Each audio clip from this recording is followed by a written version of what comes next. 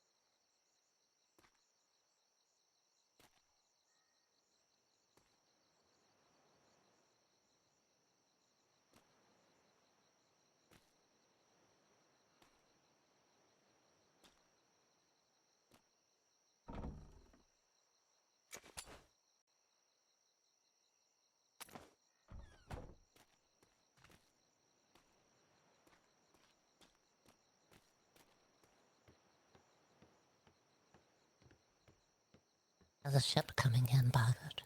Ah, yes.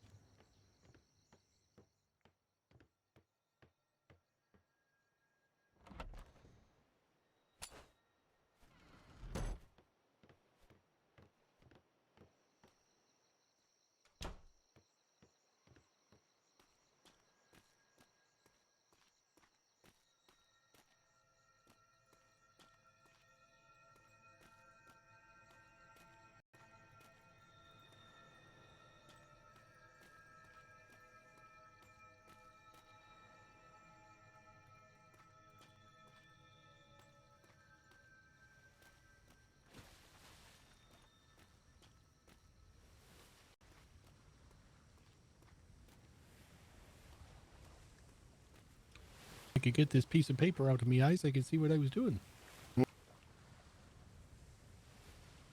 Ew.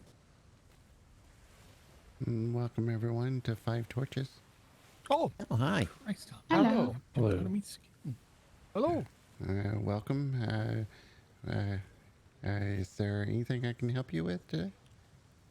Hi, we had a flyer come out about a tour around a museum stroke factory thing. Oh, yes, the BoggOdd Oddities Museum. That's the one. The home of the strange, the unusual, and odd. Ooh. That sounds incredibly enticing. I think that's why we're here. Oh, okay. The museum is just a little walk. I just need 5 minutes to turn on a few candles. Oh, right, Take sure. your time.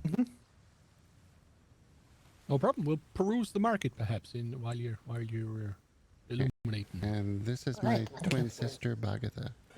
Oh, Hello. Martin. Nice Hi, to meet nice you. to meet you. Nice to meet you all.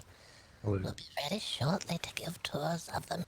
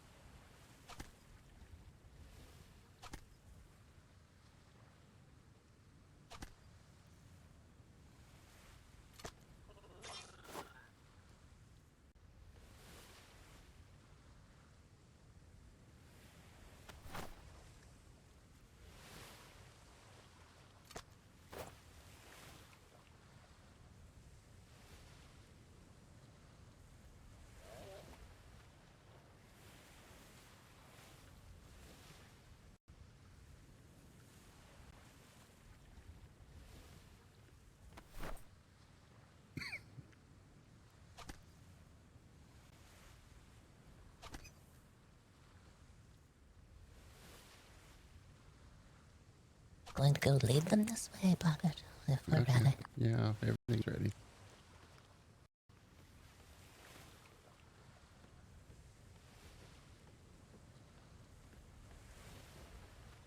All right, alas, we're going to get them. We'll be back. Okay.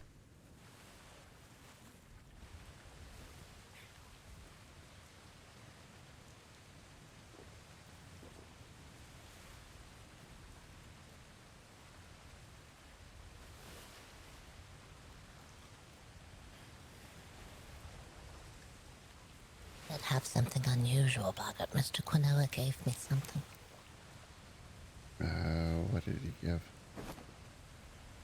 The ladder, but he doesn't want you to open it or read it. He just to look at the envelope, but that's all. He said that, he said he read what was inside there, and it made him talk like Elias.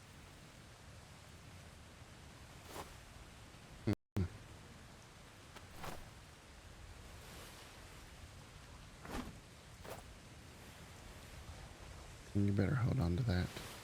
I got it. Let's go.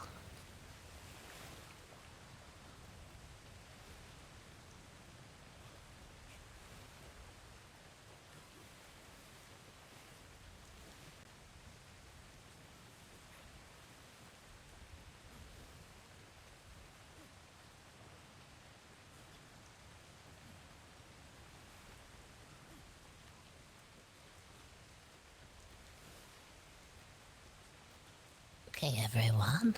It looks Picnic's like awesome. See, they shook their heads no. They shook their No, heads they no. shook their head yes. That they No, thought it they're was shaking awesome. their heads no. Let's stop upsetting the quiet people. Look, they're clearly aggravated by your approach. All right, welcome everyone. We're Well, thank ready you to so much. make our way to the museum if you're ready for your tour. Oh, lovely. Sure are. All right, right this way.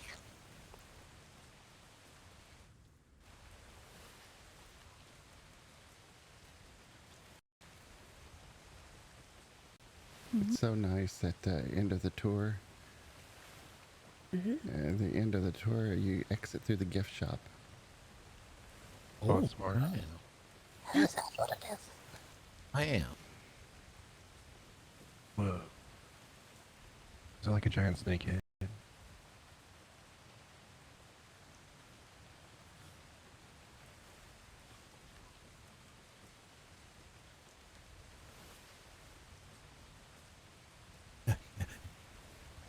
They're really fast. Yes, I'm very, very young. I'm 100 years old. Oh wow. Whoa. Whoa. There's walls missing. Look at there.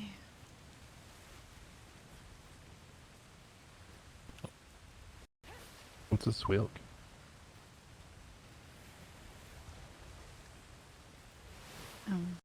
Yes.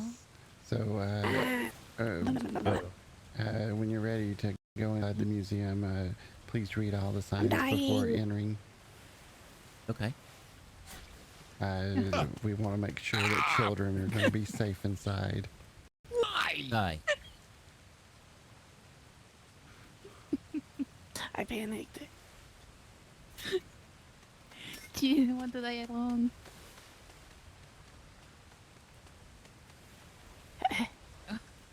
I'm okay. It's not really going to. Oh, it's not really going to like bite us, is it? Mm. Be fine. Let's go. Yeah, we'll be fine. You all ready? Did you read all the signs? I don't know how to read. Oh, right here. Oh, Yeah, can't get past him. yeah, come on, Greg, I'll read it to you.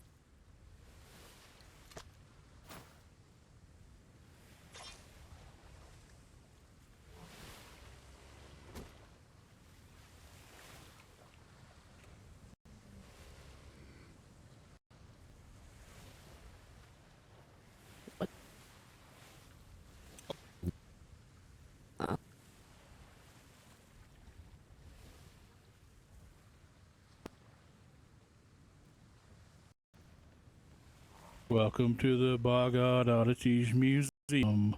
Someone will be with you shortly. Excellent. Thank you. Congratulations on Employee of the Month. I think that's you up there, right? Thank you. Yes, he got Oh, well employed done. last month and this month. Oh, Today is the first, isn't it? Yes, it is. He's already achieved Employee of the Month for this month as well. He That's protected amazing. me at sea from cannonballs. He built a nice little awning over the top of my sofa, and one of the ships of the dam tried to take us, and it didn't get us. All the cannonballs bounced off. They destroyed the poor awning, but I survived. Oh, Unscathed wow. due to Elias. Then did they were supposed to do. Wow. What a man of the people. Oh, yeah, And that's that explains how he's got Employee of the Month on day one. Oh, Much yeah. impressment. Already achieved. All right, are you ready to begin your tour today here? I think so. Leave your Oh, yeah. preconceived notions of the normal world at this very threshold and enter the world of the mysterious, the unusual, and the odd at BoggOdd Oddities Museum. By entering the museum, you agree management not responsible for any and all incidents herein, including but not limited to falling, tripping, or plunging into wells or graves, changing of hair color, or any type of rope burns. No children are allowed unless they enjoy horrors and nightmares, and then they're perfectly welcome. Sounds great. Awesome. Right this way. Please step lively into the next chamber. As you enter the museum, your tour begins here, just on your right as you enter the doorway.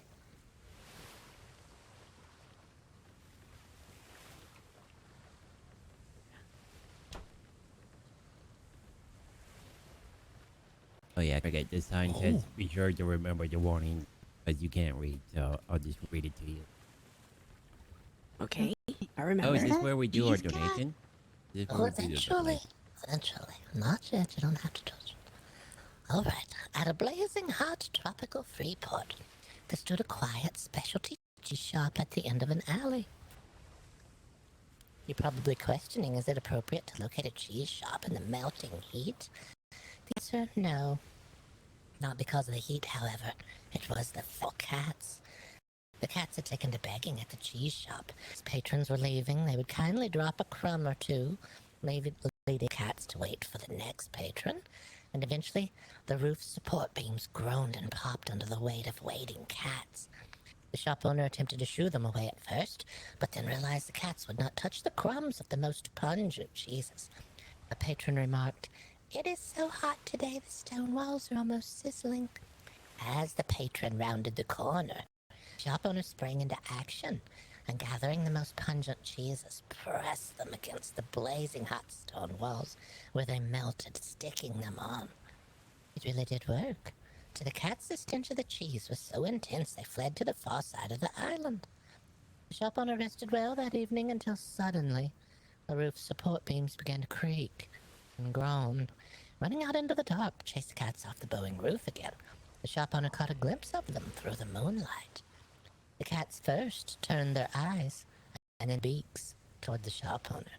It is then the shop owner realized the roof was covered not in feral cats, but in starving, hungry vultures. You're welcome to sniff all and to smell this pungent cheese. It's a very pungent. They smell a lot like a dead animal. That's what was luring the vultures. I know I can smell it from here. Good lord.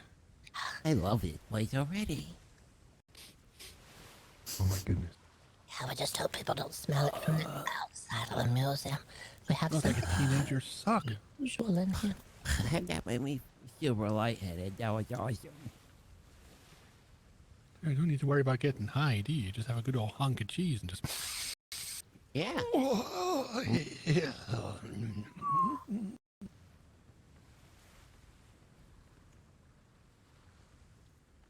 The Great Northern Factory disaster took place on a particularly cold, dark, rainy evening.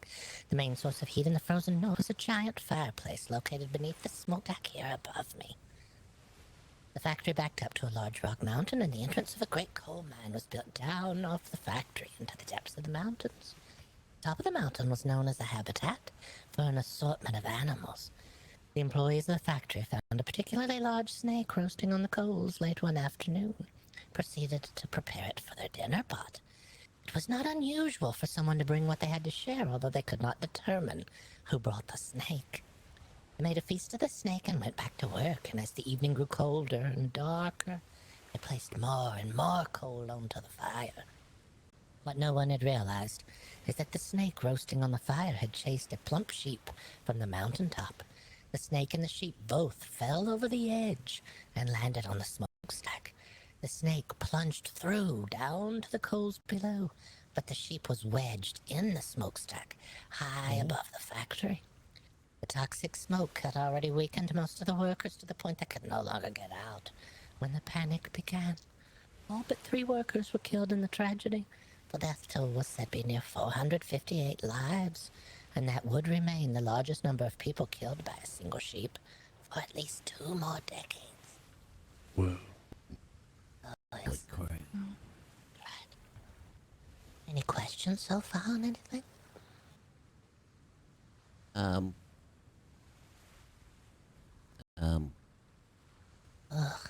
I had a question and I forgot it. Oh, I that's think all I'm right. high off your cheese. What in the world? How many times did you sniff the cheese? Like 3 times. Oh, Let's go with yes. Oh, the answer is yes. Was I not supposed to? I mean, I smelled it once. I wanted some more. Oh no. Some pretty good stuff, let me tell you. Well, it's not bad. It's pretty good. Yeah. It tasted pretty good. Yeah, that's true. We have other things you may want to smell along the way. You're welcome to. Before you hear is a certified giraffe examination chair. It has been placed here as a public service by the Giraffe Handlers Association. When a giraffe needs to be examined for multiple reasons, it's easier to inspect them from closer to their height. The doctor will climb up to the chair, and the giraffe will be brought closer for inspection purposes. But what type of inspection, you may ask? One purpose is to see whether they have the giraffe-like teeth or the less common human-like teeth, of course. But a far more common reason is to see if the ears have been laid with spider eggs again, as giraffe ears are known to be the perfect habitat for spider eggs. Laying their eggs deep in the giraffe's warm ear hairs, they lie forgotten until the time comes for the hatching. If you have giraffes, tame or wild, near your home, be sure that they do not shake their heads frequently. This is the first sign that the spider egg laying has occurred.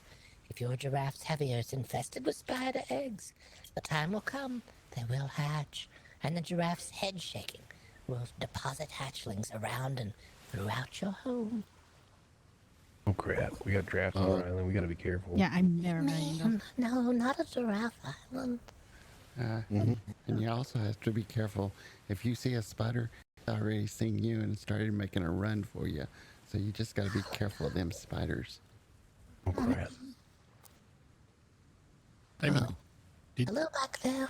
have you not ever noticed? Oh, Christ. Jesus, scared the crap out of me. Sure, I'm guess. really high. Popped up out of a hole in the floor. My goodness. We were just We doing were silent for a second. a giraffe lesson here. Looking about the giraffes and how the spiders like to lay the eggs deep in the giraffe's ear hairs so they can lie forgotten until the time comes for them to hatch. And when they hatch, if your giraffes shake their heads often, they're going to shake and deposit the little tiny hatchlings around and throughout your home. I was going to say, if you wanted to do the first couple of exhibits again for the newcomers, I'm sure we don't mind. All right, We don't yes. mind. Okay, we can circle back. Can I through. smell the cheese again? Oh, it's up to you. Oh, the cheese again. All right, you're welcome to.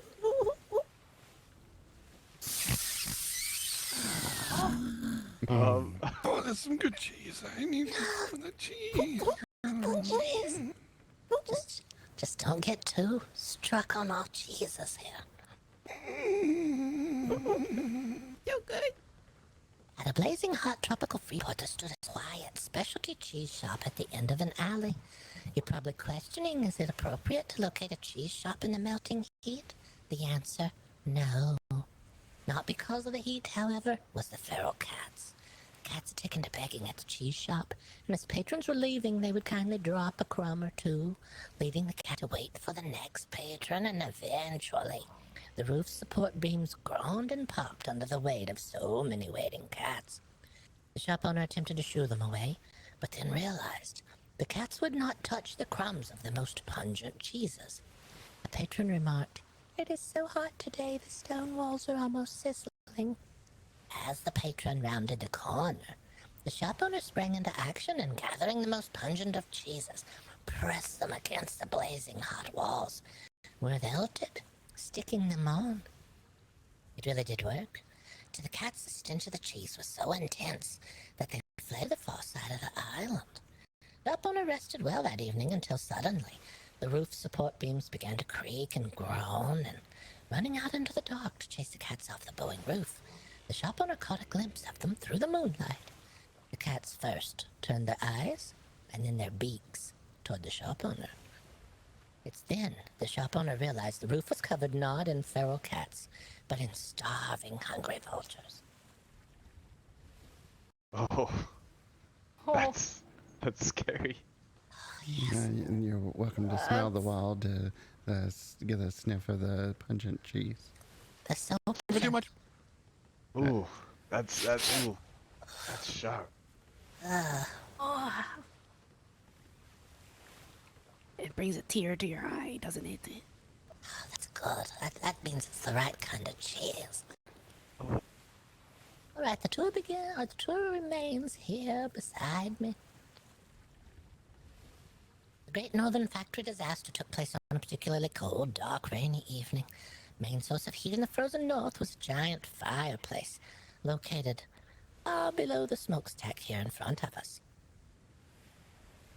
The factory backed up to a great coal mine, and the coal mine was built down off the factory into the depths of the mountain. The top of the mountain was a habitat for different assortments of animals. The employees of the factory found a particularly large snake roasting on the coals late one afternoon and proceeded to prepare it for their dinner pot.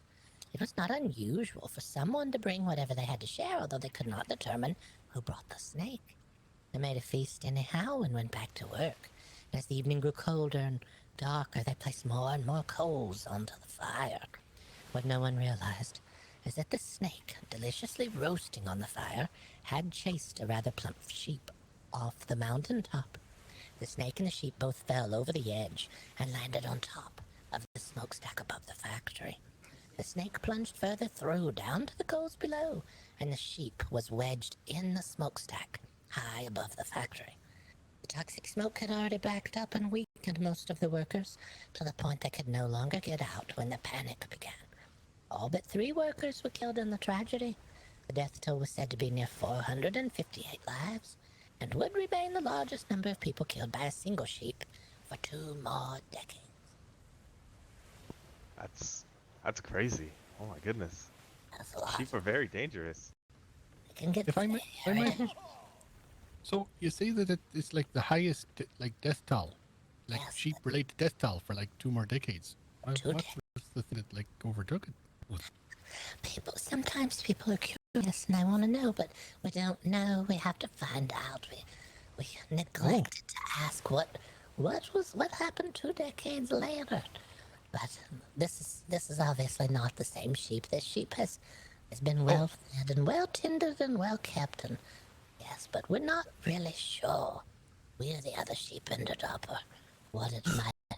There might be babies out there from that original sheep. You have to be careful around them. Right. Keep this in mind. Oh, yeah, that's right. All right. That takes us to our next exhibit. There's a baby sheep somewhere. Yeah. Oh, Beefy. Good morning. Oh, hey, Beefy. Hold on, we just got him to redo the first couple of bits, so you might have to go back for those because we can't do it again. But come on, it'll be fine. Oh, I tell you what, go have a sniff of the cheese. It's fucking amazing. It'll knock your fucking testicles into your earlobes. It's true. My testicles are in my earlobes, I think. Whatever that means. Far off kingdom, My testicles are missing. Rotten King reigned supreme. He was known to frequently decide he had been slighted and to place people in prison to be punished, or even worse.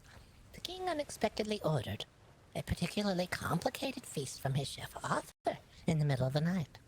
The chef and the kitchen staff worked frantically, as tired as they were, to create a culinary masterpiece. The feast was a triumph, and the king later sent word, if he may speak with the chef. Word arrived early in the morning. The king would be to the kitchens within the hour, and the kitchen staff readied themselves for his visit. The king arrived with guards and quietly toured the kitchens as he thoroughly inspected many things. Nothing was said, and then the king looked at his guards as he approached the exit and nodded. The king's guards proceeded to destroy the kitchen's pots and pans and tools, and the guards turned to the chef and said, "The king would like you to know he is displeased last night's feast. You forgot to serve sea salt instead of salt with his meal." Yes, but the chef was aghast. He knew he had served the sea salt. He prepared it himself. He only said "aye" before he was cut off. He was told he was to be removed from the king's staff and be placed in the prisons to await his further punishment. The king felt assured that mistakes would no longer be made in his kitchen, and as a test a few weeks later, he had a new feast prepared for the opening of the Knights tournament. At the end of that tournament, a victorious knight stood remaining. The king was so unhappy and felt slighted again that his favorite knight did not win, that he himself rushed the knight with a dagger in hand. But the knight flicked away the dagger and gave the king what was intended for the knight. The king now removed life and power. The knight made their way to the throne and were seated. The shocked crowd dropped the facade of reverence for the old king and warmly cheered a new powerful leader. The guards, also shocked, but no longer hiding their contempt for the rotten king, said, "All hail the new king." To which the knight removed their helmet and said, "Queen." "All hail the new queen," said the guards. "What would you have us do, your majesty?" they asked. "Firstly, bring me Arthur, the chef from the prince." Arthur approached the new queen, and he quietly asked her, "Daughter, what has happened? And are those my pots and pans you're wearing?" "There's time to explain it all, father," she said. "They sent them to me at the blacksmith shop for repairs. They did not know I was your daughter." She smiled pleasantly at her father as they waved toward the crowd over the tournament field and the cold, dead body of the former king. "You always said that your pots and pans would bring us good fortune, father. You just didn't know how right you were."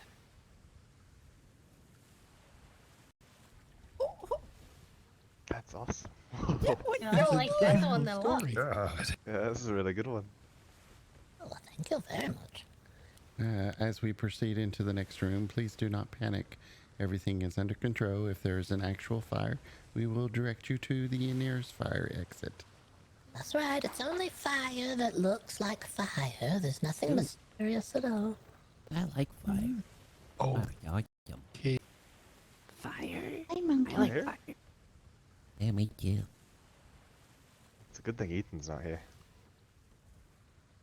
On a roasting hot desert island, it rarely rained. House fires were happening frequently, and to help combat those fires, the residents used what they had in order to craft 2 fire carts.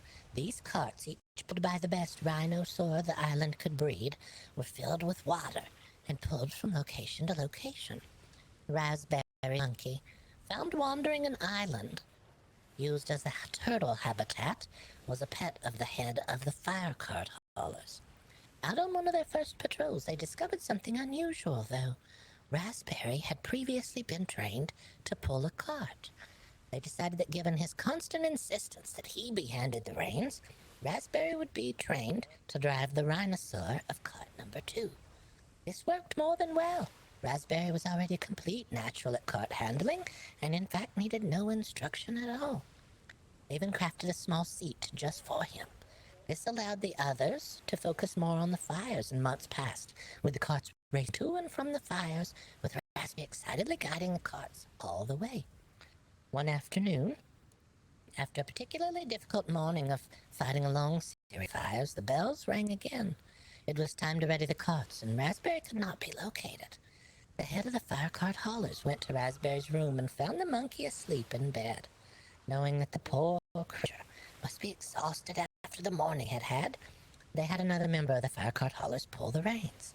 They left without tired Raspberry and headed to the fire. Along the way, they spotted an unreported house fire and slowed cart number 2 so they could put out a quick fire before catching back up to cart number 1. While spraying down the house, the front door burst open, and a soaking wet Raspberry emerged with an extinguished torch in his hand. Not believing that Raspberry could be both asleep and at the scene of the fire, they checked the bed again. Neatly shaped and arranged was a pair of trousers, made to look like a sleeping mummy. Raspberry was wise at a great many things, cart hauling and deception being among his greatest talents. He was returned to the offices of the Turtle Sanctuary, where he was found, so he could retire from his very busy life. The fire stopped overnight. The cart haulers were quiet until one afternoon a flare was fired. A representative from a neighboring island had arrived, and they wanted advice on fire carts, for they had been plagued with fires recently. They also needed something unusual, a small seat in the front, as they had the oddest thing. A monkey who knew how to drive a cart. What a smart monkey. Did you monkey have a name? It's raspberry. It's raspberry. Raspberry. That's the monkey. That's When they said raspberry, it just made me hungry, and then I started thinking about raspberries. This monkey simply represents raspberry, but this monkey's name is Margaret. Oh, hello, Margaret. Margaret. Hello, Margaret. yeah. Hi, Margaret. Margaret's She not doesn't have a burned. penchant for torches, right? So is Margaret a pyromaniacal marsupial as well? That was a mouthful, and I'm amazed I fucking got it out. Well, if you do look at her tail, it's kind of dipped in charcoal. Yeah, we get worried. So far, the museum has held, and she's not burned anything down yet. There's been a chance, so she must be pretty good, behaving herself. Oh, That's good. The tour continues this way. Please be careful. Do not fall into the pit behind you. Oh my. Oh, okay. I'll try not. Oh, I'll this get is not that, a please. tavern filled with delicious libations. In fact, if you had been here 50 years ago, you would be dead. It was not unusual a long time ago to place additives in your spirits to give them interesting afternotes, be it bittersweet or bittersweet. It was an unusually crowded evening the night before and would be again at a combination inn and tavern. The tavern keep was too busy to go for the ingredients for a top note to add to the evening. The tavern keep sibling was sent instead to pick up the rare, delicious, green sweet ingredient, Magistine. The herbologist, however, was also out, and in their stead their apprentice was working. The assistant herbologist mistook the requested Magistine for the more common pest remover maggot stem. Nearly identical in both appearance and flavor, coupled with the unfortunate similarity in their names, the switch was made. The maggot stem was delivered to the tavern and used to give the libations a smooth sweetness. As is custom with a spirit house attached to overnight accommodations, the drinks poured heavily and quickly. The hallucinations began an hour into the evening, and the vomiting began shortly thereafter. Ingestion of maggot stem was said to produce hallucinations, such as liquid running down the walls, inanimate objects breathing, skies filled with flying animals, and the mistaking of human form for animal. The chaos of their visions, coupled with their vomiting, began a putrid battle inside the tavern, where all fought for their very lives. Any who made it outside were driven back in by the visions in the skies. Those victors who survived the vomitous battle were said to have lain unconscious on these very floorboards until their hearts slowed to death. Ooh, Talk about a bad trip. this is insane. I like this story. I'm good thing that our tavern doesn't actually have any walls. No walls? Alright, so no liquid can run down the walls. No liquid running down the walls. Anybody needing to get out has 4 different directions that they can run, screaming in terror. Oh, yes. And you got nice wind flow too to take the stench. Aye. The smells with them. Oh, how wonderful. Well, Normally if the they- fleeing in terror only starts when people start singing, so, you know, good. We've heard of people fleeing in terror when the bill arrives as well. Just depends on how busy they've been at the taverns. No, only that little shit with innocence. No. Across the hall from me here is our next exhibit. I won't make my way across the hall myself, but you're welcome to gaze down into the exhibit across from me here.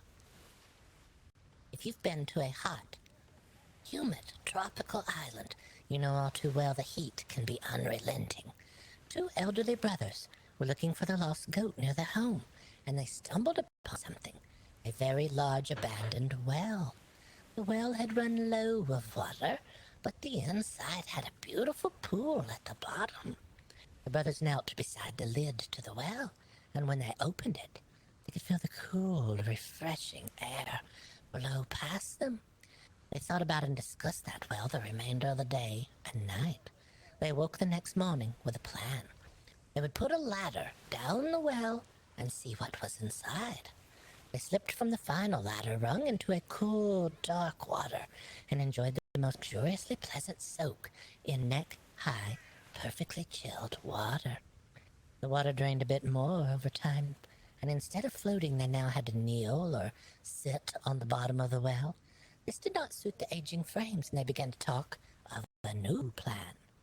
It was decided to make the well a bit more comfortable, and they moved some furniture down, using ropes and a goat who was finally found in time to lower their things through the hatch from above. This would be their final plan. Their friend, who knew of the well and having not seen the brothers for some time, began to worry and look for them. When they approached the well, they could already tell something was wrong. The scent of mold and mildew and end of life met their friend before the well. For you see, as the brothers were soaking in the cool, damp richness of the well, their furniture was also soaking. The introduction of furniture began a growth of mold and mildew and rot that first tainted the well and then outright poisoned it. As furniture was slowly mildewing and molding from the outside, the cool, damp, dark back of the chairs was growing a deadly fungus. Before that fungus could be discovered, it had already started to emit toxic spores, which filled the well and the lungs of the two elderly brothers. Where'd he go? That's Oh my god. unfortunate. Considering the amount of secret places we've got in our town, I'm starting to think I need to put a few more windows in. Ventilation is your Oh, don't friend. sniff that. Mind you, if you can survive that cheese, you can probably survive the fucking mold. No, it's good. Pretty good. Oh. Far beneath the beautiful country estate lie a strange fate for those unfortunate enough to have encountered a pair of mad noble women. They had a secret which would have run the blood cold of those in the aristocratic circles that kept themselves. The mad women had developed a very odd diet preference. Human toenails. Half-hearted soldier, drunken sailor, a sea wench, they preyed upon all of them. They went out into the dark night to round up their victims. They would wait outside the taverns and the dance halls for those inebriated enough not to put up a fight. A bag over their head and about 6 spins around was enough to knock even the stoutest person unconscious if they had been plied with enough drink. They'd be locked into the chambers here on each side of me, and they're scrubbed, cleaned, and the toenails carefully trimmed so as not to waste an ounce of that precious resource. And I know what you're wondering. Why did the sisters not just pull the toenails out at the root? After all, that's the sensible thing to do. Well, the sisters weren't monsters. They were just oddly hungry. So very hungry. Each victim awakened dumped on the outskirts of town, shoeless, sockless, pants rolled to their knees. But their feet had been beautifully scrubbed, and their toenails had been perfectly trimmed. The sisters were caught. One day they mistook a pair of sleep officers for inebriated and were overcome by them, threatening with having their own toenails pulled out at the root. It is the sensible thing to do. They confessed to the entire ruse. Afterward, they fell from grace and out of high society, and they took on new identities. They began to work in a wash house, trimming the nails of the patrons who came to bathe, thereby secretly continuing to feed their very unusual hunger. Almost sounds like a win-win. Wow. Yeah. And they worked it out in time. It all worked.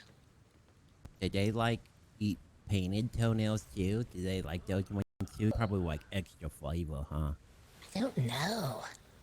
It's curious though. They call that out. Maybe it's a flavor as well. It could be extra flavor. Sometimes it comes in like a cherry toenail polish. Or like a scratch and sniff. Cherry toenail. Ooh, Like the cheese. a cheese toenail. Pungent. No, scratch. Oh, yes, a cheese toenail then. Wow. A new beautiful island Freeport. was too close to the Deepwater Ocean. Hello. The frequent ship traffic to and from the island angered the residents of the dark waters. Many different creatures made their way from the depths to investigate the Hello? new Is anybody disturbances. here? As swirling waters mix new warm water down into the formerly cool trench water. Oh, hello. Hello. I think you have some visitors here. I Oh, saw 2 ships come in. oh, okay. We're in the middle of a tour. Was you looking to do a tour? Oh no, I'm Pierre's friend. We were just camping out for the night, and then I came into town and I saw 2 ships, and I was like, oh, I should probably find somebody, see if anybody's Ah, up and okay. at 'em. Okay, let me check. Thanks for letting me know. Yeah, no problem. My name is Baked. Oh, nice to meet you, Baked. I'm Boggert. Boggert Slime. Oh, cool. Yeah, this is my monkey. He's my companion. His name is Potato. Together, we're Baked and Potato. Oh, a potato. Oh, that's nice. Baked and a potato.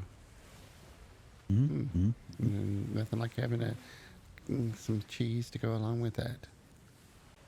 Actually, I like bacon. Oh, you're in luck. We're starting to raise domestic pigs. Oh, nice. Yeah, that's awesome. Yeah, you should go check before they leave. Okay.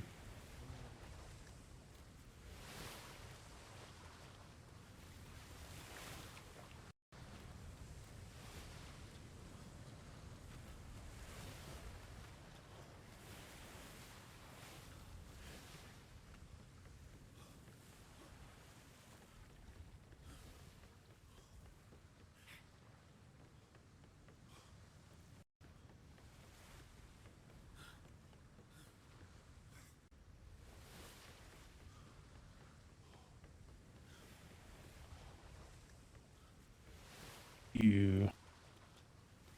Ah, thank you. There's another group looking for a tour. We can start. We're about halfway, and can double back once we get to the end, if that's okay. Okay. Is Oh, it Gary. we're waiting on one more. okay? Gary.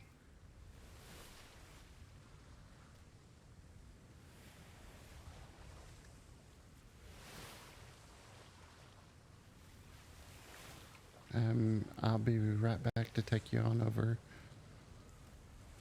Oh, hello. Oh, the man is leaving. Okay.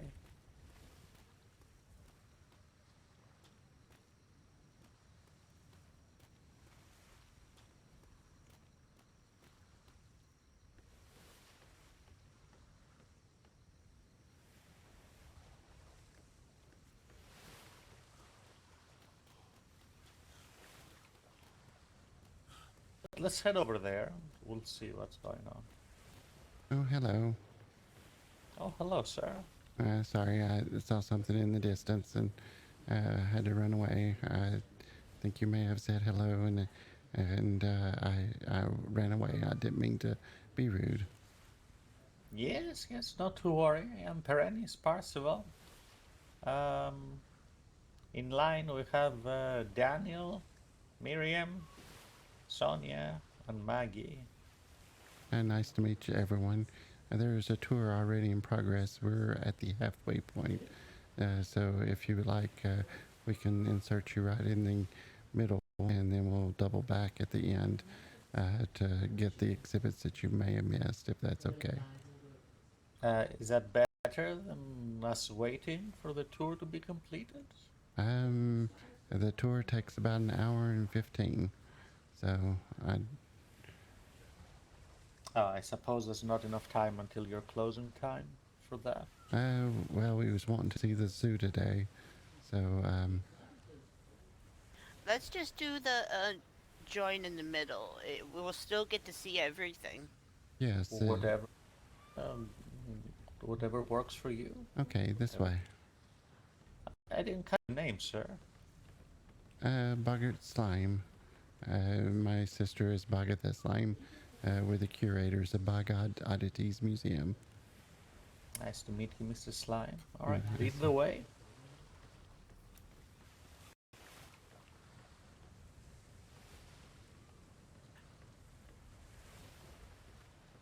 Leaning Hurry to up, our you're cheese. ruining the thing. They've spotted the cheese. There was so much cheese. So fast. How's he so fast on these tiny legs? I don't know. Everyone seems to be faster than me. I never understand it.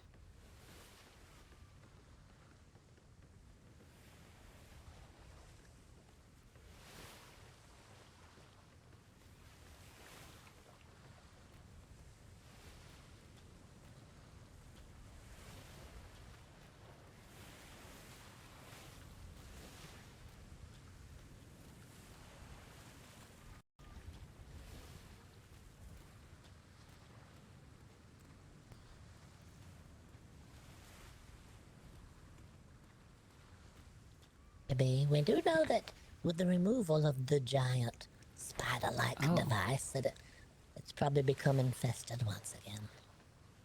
If we had to guess. Bagatha, there's another group here. I told them they can meet us in the halfway point here and join us. Yes, they can go ahead and join you now if they like. Please come on in. Make your way inside. We've just made it to the grazing point on our tour. Hello. Hello. Hello. Oh, welcome. Hello. Name's Bagatha. Giving you the tour here today. But at the moment, we are halfway through. We'll have to circle back around. Right now, we're heading to the dining area. If anyone's hungry or thirsty at all, we'll give you a break here so you can have a little bite to eat or drink. Popcorn? Popcorn? Anybody for popcorn? Oh, Or this place Pop-Tart? already. Oh, Popcorn? Popcorn? Right here? Delicious popcorn. Oh, we have a little Popcorn. tubs Get up your there. We popcorn, you. have foods and beverages available. There's a few little treats in there as well. I think there's a chocolate bunny in there and a cookie and those sorts of things. If they're not gone already. Well, you don't go ahead. My belly's full. Yeah, mine as well. I could snack, yes. Thank you very much for the meal. Thank you, thank you. Oh, you're very welcome. We like to make sure everyone's comfortable for the full tour.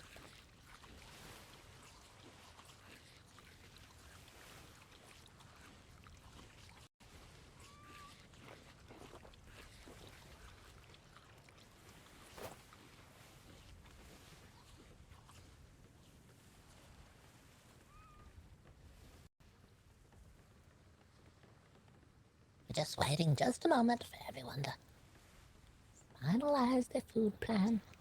Is that an organ? Just a moment.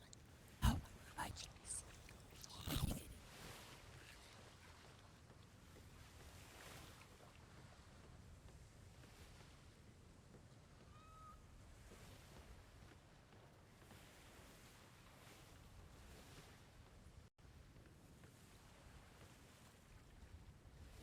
Here is what was once a beautiful, marvelous circus organ. The organ was a modern wonder. It needed no one to play it, and in fact it didn't even have keys. It produced sound through steam and a series of reused water and stovepipes, and could play the most beautiful melodies. It was pulled on 3 carts behind 3 elephants as the circus parade arrived in town. Playing all the while, it let the residents know the circus was arriving. The circus fell to ruin after the death of the ringmaster and owner. The ringmaster was thrown higher than the high wire act one evening by a pair of elephants looking to escape circus life. The audience, watching the tragedy unfold, sent out warnings to all they knew: avoid the circus at risk of peril. The organ was purchased at an auction of items from the circus by a group of ne'er-do-wells who had a plan. They would travel with this reassembled pipe organ on their ship, port to port, playing friendly melodies for tips throughout the day. They would quieten as the shops closed and the people headed to the neighboring homes. Then, in the late hours of the evening, they would stoke the fires of the steam heater until they were raging. The beautiful music, produced with gentle steam pressure, became a howling, screeching, clangorous noise. This caused the residents to flee their homes in terror, and the horses and animals to batter their stalls, not knowing what beast was capable of such noise. The ne'er-do-wells would slow the fires eventually, but only so they could issue a proclamation. The fires would be stoked repeatedly, unless the township was able to come up with a predetermined fee to pay the ne'er-do-wells to leave their port in peace. The ne'er-do-wells landed in a port as usual one afternoon. They played the beautiful music, collected tips, and then the shops closed and the residents began to go home, and they waited. And they went to the box on the top deck to get more wood for the fires. Instead of the residents being quietly asleep, however, the entire town was standing row after row, lining the edge of the harbor, staring at the vessel. The water was already flowing into the ship by the time the ne'er-do-wells could react. The residents had been made aware of the approaching ship 2 days prior, and the residents had already formed a plan of their own. The pipe organ was dismantled, trod upon, and resulted in the warped and discolored remaining pipes you see behind me here today. Serves him right. That serves him right. That's right. That's what they did. The tour continues this way. It continues to the next area. Be careful not to fall into the grave. Oh my. What, grave? I'm too young for a grave. No.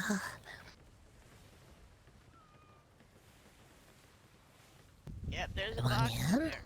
below us here, lies the coffin of the final husband of the widow of Shallow Creek.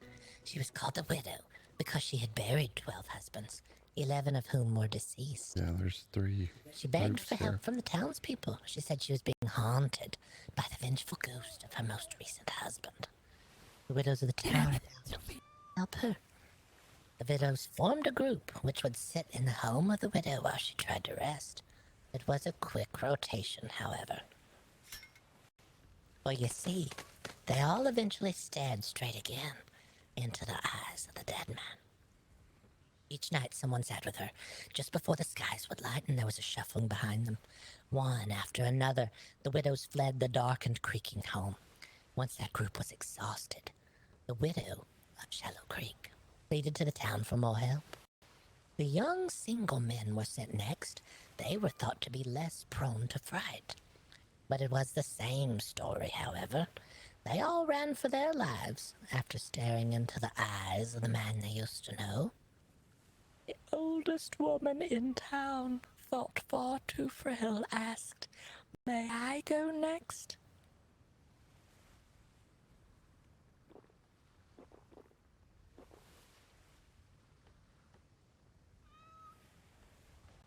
She sat slumped forward, next to the warm fire in a chair, with her eyes closed, her back to the room, when the ghost appeared. His long bony fingers reaching and clawing slid up over the back of the chair and around the woman's frail, thin neck. From outside the home, a blood-curdling scream that could chase wolves to their dens was cut short. The townsfolk, worried for the frail lady, but humoring her, had kept their ears open in case she called. A number of them reached the steps of the cabin at the same time, and they clambered to the front door and flung it open. Standing tall over 2 bodies was the frail old woman. What no one realized is that the oldest woman in town was the wisest. Unable to sleep well in the cold nights due to her old bones, she would sleep in the warm daylight hours. But every night, she would watch the supposedly dead husband of the widow of Shallow Creek creep into house after house through town. For you see, as people went to sit with the terrified widow, her very much alive husband was stealing from the houses of those who came to help her. He would arrive later and scare the people so that they would go back to their homes, and he could show what he had stolen from them to his wife. The oldest woman, however, went prepared with a rolling pin in her sleeve to expose the ruse of the widow of Shallow Creek. Oh, that's awesome.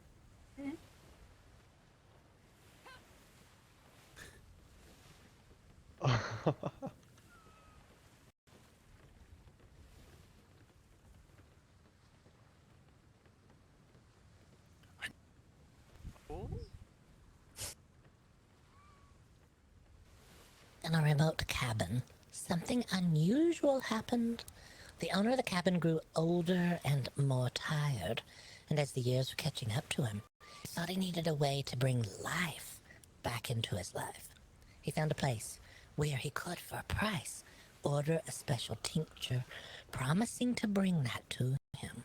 He placed an order, gave his address, and was told, wait 6 nights, and he would hear a loud bang on his door. He was not to look for the courier. He was only to wait for the 6th night. On the arranged night, he sat patiently waiting, and a loud bang was heard at the darkest portion of the night. Nearly jumping from his body, he realized only then that he was a bit stronger still than he realized. He waited a moment, then he opened the door and retrieved a package bound in hides and tied to a large stone. He thought the bottle was unusually shiny, until he realized a portion of the shine was coming from inside the bottle. He swirled the bottle through his fingers and he stared at the cork topper. He thought of his new plan and he glanced up at a portrait of his loved one, but he realized this bottle may hold more than he bargained for. What if it turned back his aging? Or what if it stopped him from aging at all? Could he decide when he was through with this powerful elixir?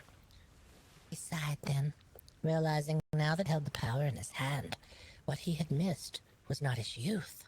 It was that was part of his youth. It was not coming back. Angry mostly at himself, he flung the bottle into the fireplace where it coated the back of it. The fire grew and changed and roared like a tiger and spit flames across the room, but eventually settled back into a normal-looking fireplace once again. But it left him wondering what type of magic was in that tincture, and he vowed to himself he would never again try to recapture that which is meant to be left in the past.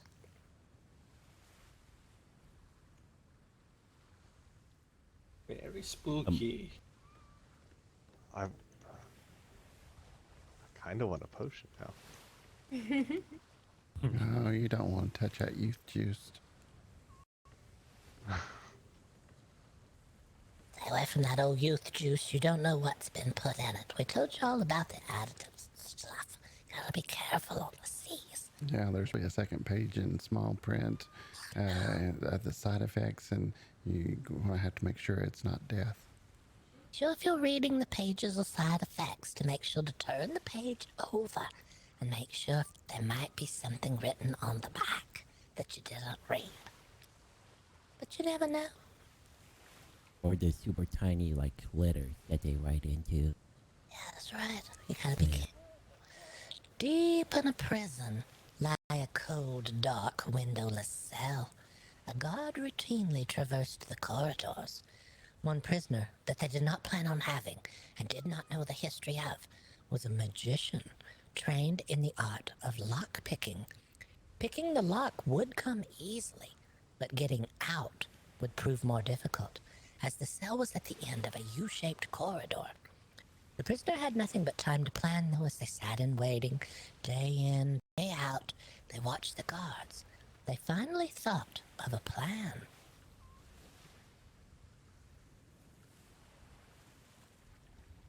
The gods always took the same pathway through the loop, and they realized they could never go towards the gods, or they would be seen. But if they could go ahead of the gods, they may make it out ahead of them. One problem, though, their bed would be found empty, as they were on their way toward the exit, and the gods would be able to raise the alarm bell.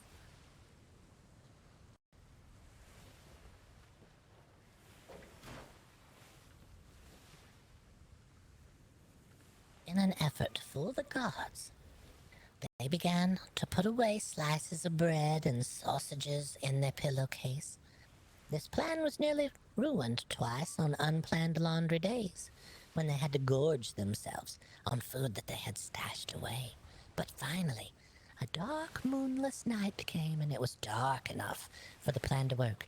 They neatly arranged the old bits of bread and sausages to form a vague figure, just enough for the gods to see something sleeping in the bed and to give them time to slip away.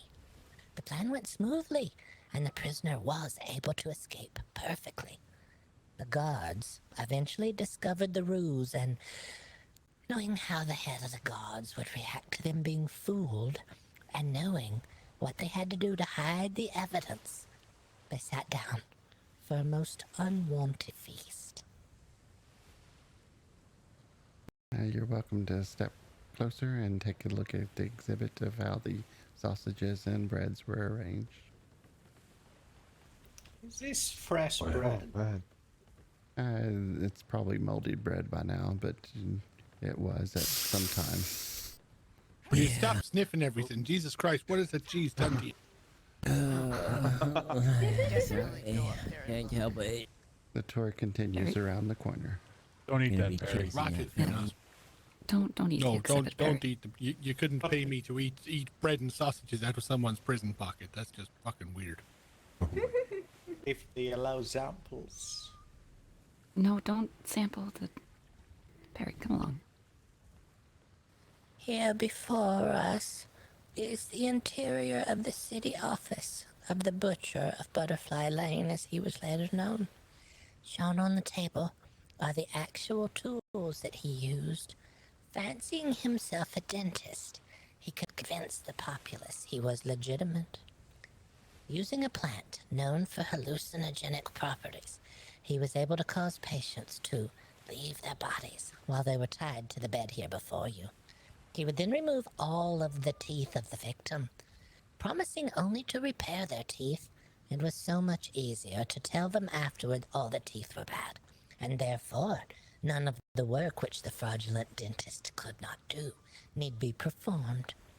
Human teeth were a prized form of carotenoid, similar to bone, but with a much sturdier structure once refined properly. The fraudulent dentist would often leave his office early in the day, and that was thought odd by the community, considering how many of them needed dental work. But he had a nefarious reason for always leaving early. He was tainting the town's water supply with ground-up squid innards. The squid innards still contained a powerful acid that the squid uses to break down sharp shells that it ingests in its feeding cycle. Even once ground up, dispersed through the town's water supply, the innards had enough acid to weaken the teeth of the city dwellers to the point they needed dental work, and thereby supplying the dentist with the teeth he so needed. Oh, God.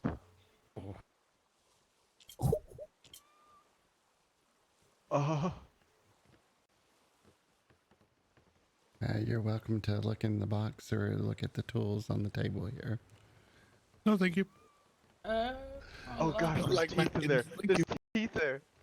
You're welcome to take a teeth if you like. Yeah, if you need a pair of teeth, there's plenty in there. You can take one. Oh, sure. Thank you. Oh my. If I could use them, it'd be a different story.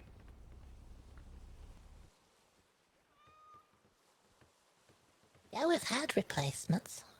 If someone's missing a tooth, you can always push one in, we've heard. We don't know the legitimacy of that, though. A packed cargo freighter named the Sea Slicer sailed through a fog-shrouded sea.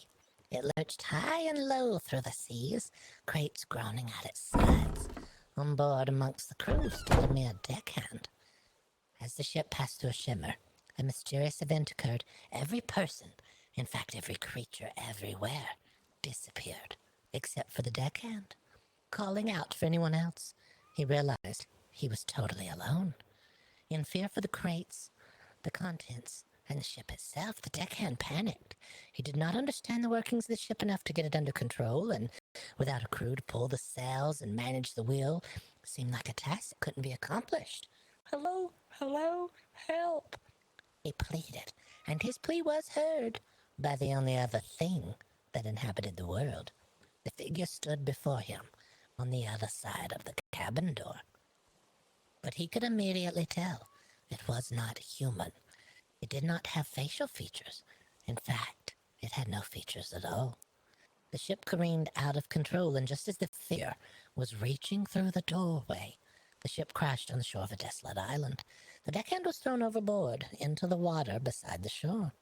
While running from the ship, the deckhand began to realize he wasn't breathing normally. With every breath he took, it grew shallower and shallower. The further he made it from the figure, the less he could breathe. The world grew darker and darker until he finally went unconscious. The deckhand awakened to find himself all the way back where his voyage began. But the crew, the ship, and the cargo were never seen again. They say the shimmer figure waits just over the shimmer for its next crew. Will you be the only one it spares, or will you never be seen again? That would give me chills. Oh my goodness. We did have a report. I live here now. We did have a report recently that a crew went through the shimmer, and on the other side they saw a duplicate of themselves. We've heard of a ship passing through the shimmer, and on the other side they found a ship that looked just like theirs, and they found a crew who looked just like them, only they were sleeping, and they were left wondering, where did this other ship and crew come from? And were thinking it may be the shimmer figure, working again now, trying to duplicate people so that there's even more crew available on the other side of the shimmer. We've also heard the shimmer figure hungers. It's very hungry, and it wants to eat shoulder pets and any animals that may be left on board your deck of your ship. It's known to snatch the animals off of your ship for devouring them.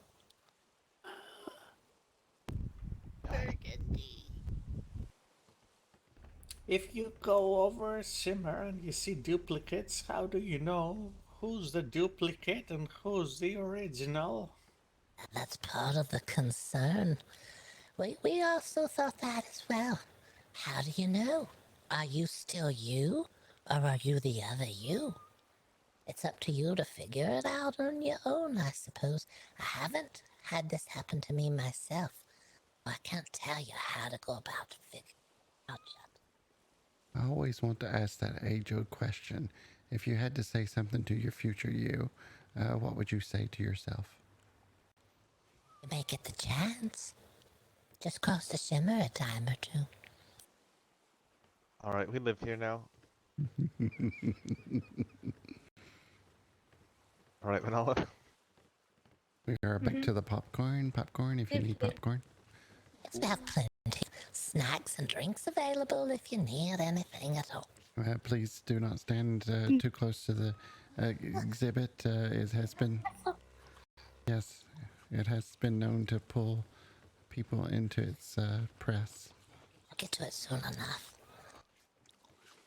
Wait for everyone who's having the snacks.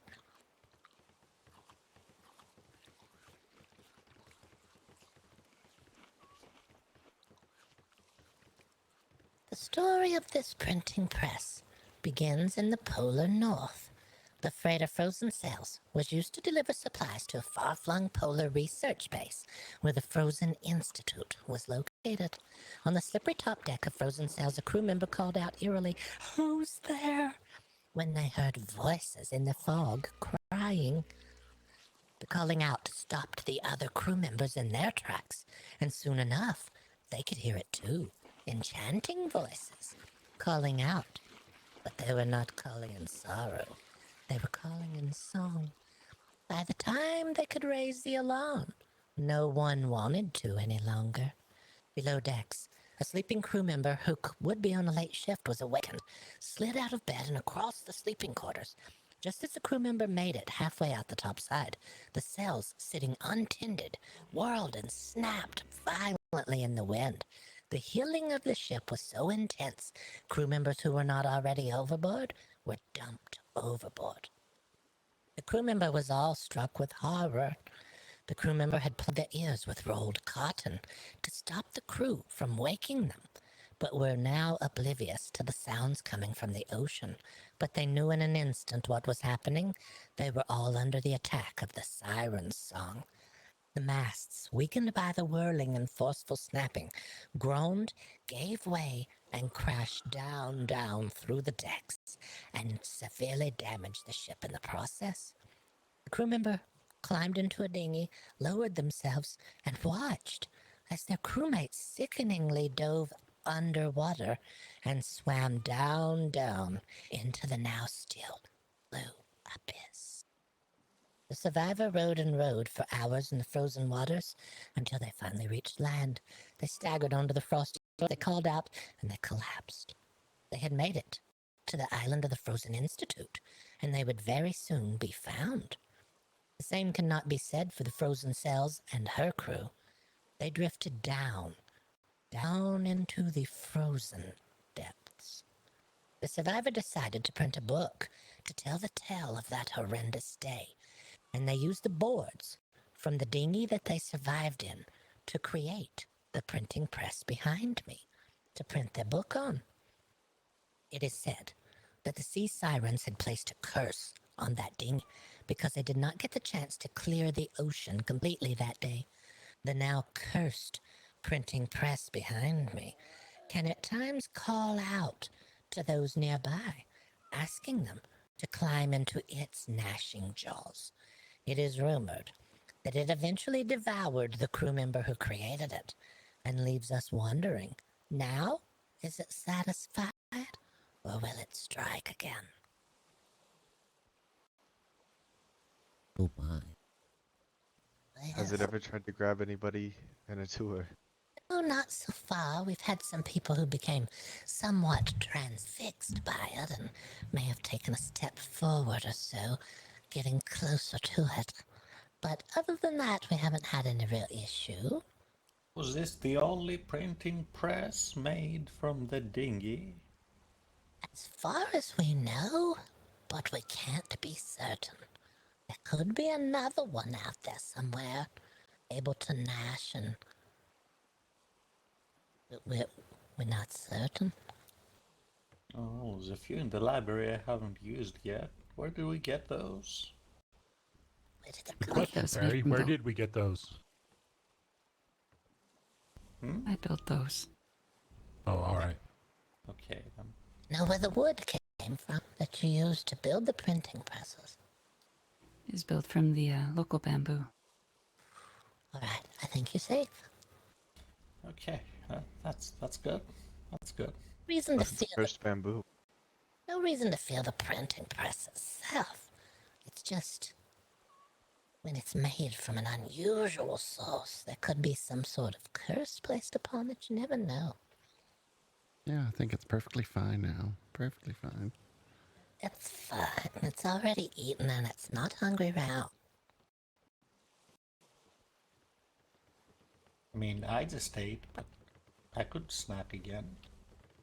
The next exhibit is the clockworks. If you're scared or terrified of clockworks, you may want to exit the room now. And we're going to show you a little bit of the inner workings of the clockwork. We don't know if any of you have any of these clockworks in your area or not. We had them ordered for the museum, and they were supposed to just be some sort of standard mannequin. However, they have some sort of machinations on the inside allows them to move around and take on different positions. It also allows for certain sounds to come from these supposed mannequins.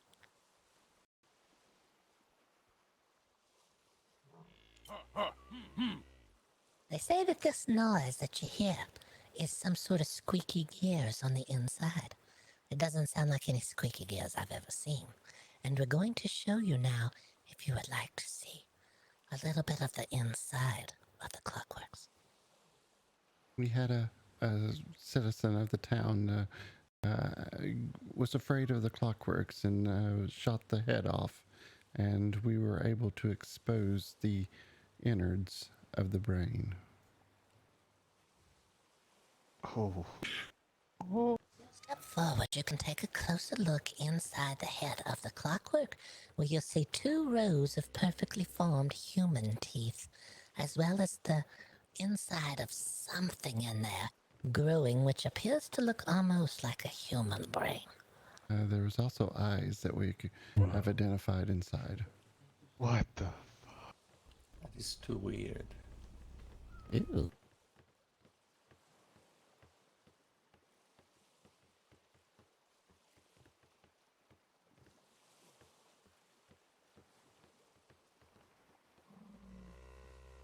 It looks gooey. Just imagine all those clockworks bobbing up and down in the water as you go through the shimmer on a foggy evening. I'd rather not. Nope. That leads us to our next and final exhibit here, unless you're circling back. Please come stand in front of the double doors.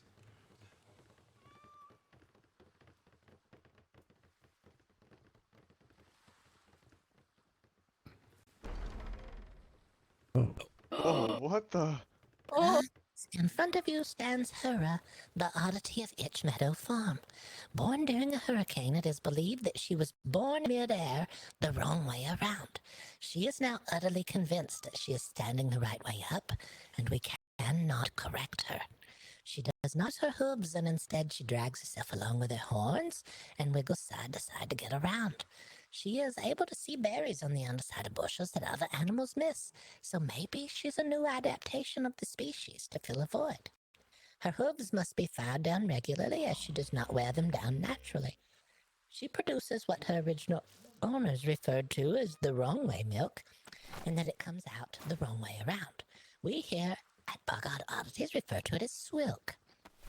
It is said that by not hanging down into the udders and cooling, the milk is able to stay hotter for a longer period of time and produces a sweeter, more mature milk with a caramel flavor undertone that is prized over regular milk.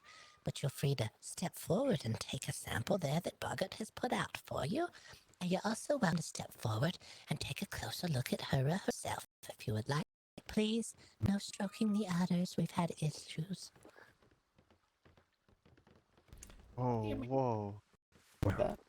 You said this is called swilk? Yes, it's swilk. Oh, can't believe you drank that. It's milk, Daniel. Swilk. It's swilk. Warmer than usual. I am amused. It had a smoother mouthfeel. Also, if you're using the regular milk at all, you need to be washing your milk. We've had a lot of people on the tour who are forgetting to wash their milk. We just want to make sure people know to do so. Thank you. James, did you do that, James? We've made it to the end of our tour here, and you're welcome to leave us a comment here at the desk if you would like a review or a comment or whatever. And we're also accepting donations if you have anything you'd like to leave. If not, that's perfectly fine. We're happy to take any and all, or nothing, whatever. Oh, Christ, and he became part of the exhibit. Oh, we almost had. There are blank letters inside the desk here if you'd like to leave a review, and you can deposit those in the deposit box in here or outside the front doors. Would you be upside down if you did become a part of the exhibit? Oh, that's a good idea. It may be spreading, we don't know. If I was upside down and part of the exhibit, I'm reasonably certain that my udders would not point up. Did we have someone faint in the... Except on Fridays. Are you alright, sir? Oh no. Harry. Oh. Got a bellyache from the drinking the swilk. Drink it too fast. Yeah, it's warm, but it gave me brain freeze. No, not brain freeze. What in the world? Yes. Oh. Toes feel okay? Can you feel your toes? I think so. Right, well that's good. I think things are alright, surely. Yeah. So You better take that hat off. Take that hat off, Barry. Yeah. Get Anything on fresh you? air on your head. Yeah, let's give him some extra room, extra oxygen in the room. Daniel, stop. Did you leave our donation? Up with the hat and help me up, will you? Okay, good. Right.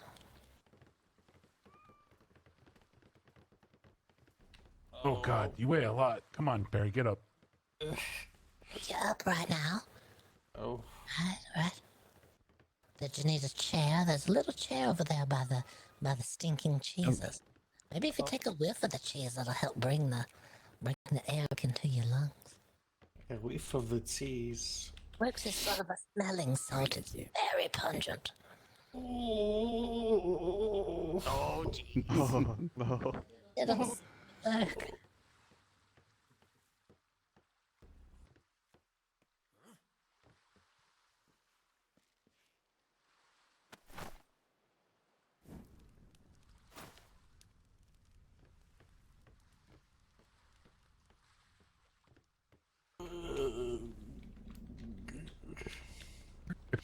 A privy. No, not on the Brendan. Oh, right, not the printing press. Maybe the dentist area? No, not the dentist bed. You don't want to sit in there. That's the actual dentist bed. Make you feel light, for sure. Good to see employee appreciation. I need to get one more sniff before we leave. There's one more for the road. Oh, that's Letting you good. back, yeah, make sure you feel alright. Oh. Oh, a little too much. This is a lot. Is Did you like suck the cheese up into your nose or something? It's good cheese. Just sniff it real hard. Becoming one with the pungent odors. You're gonna carry some of that odor with you for a little while. goodbye. Hopefully wash off.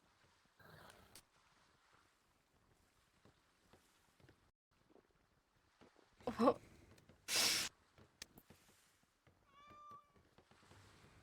It is good, yeah. Oh dear.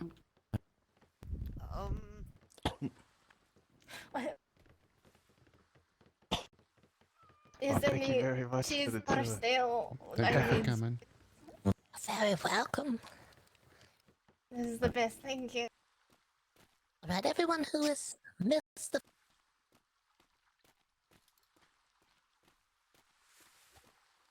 Thank you for coming. Thank you much. That was Thank you. very... God. Thank you for coming. Yeah, the cheese was very pungent. It was very good. You're quite... I guess it's a good thing.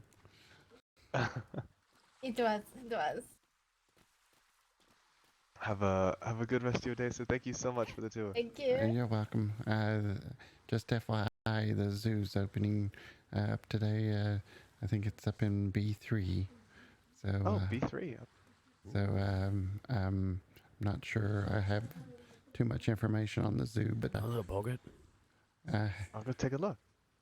Yeah. That will be wonderful. Yeah. Thank you very much. And thank you for coming. Smell the cheese. It's wonderful. Thank you for the good Yeah, time. cheese is so That was good. wonderful. I wasn't aware you had company today. That's good. Yes, we've had 4 groups, I think, at the moment. Oh, excellent.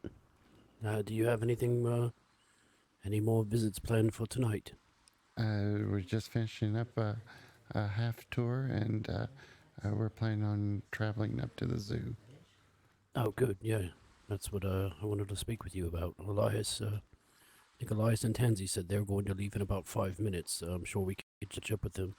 Yes, I told them if anyone needed to head up, they could go early if they need to, and we'll catch up to them. Right. Yeah, I'll just tell them go on ahead, and I've got just a couple of straightening You out think you to might do in get the like barn, and then I'll be performance ready. anxiety or something? Like stand Okay, behind perfect. Him.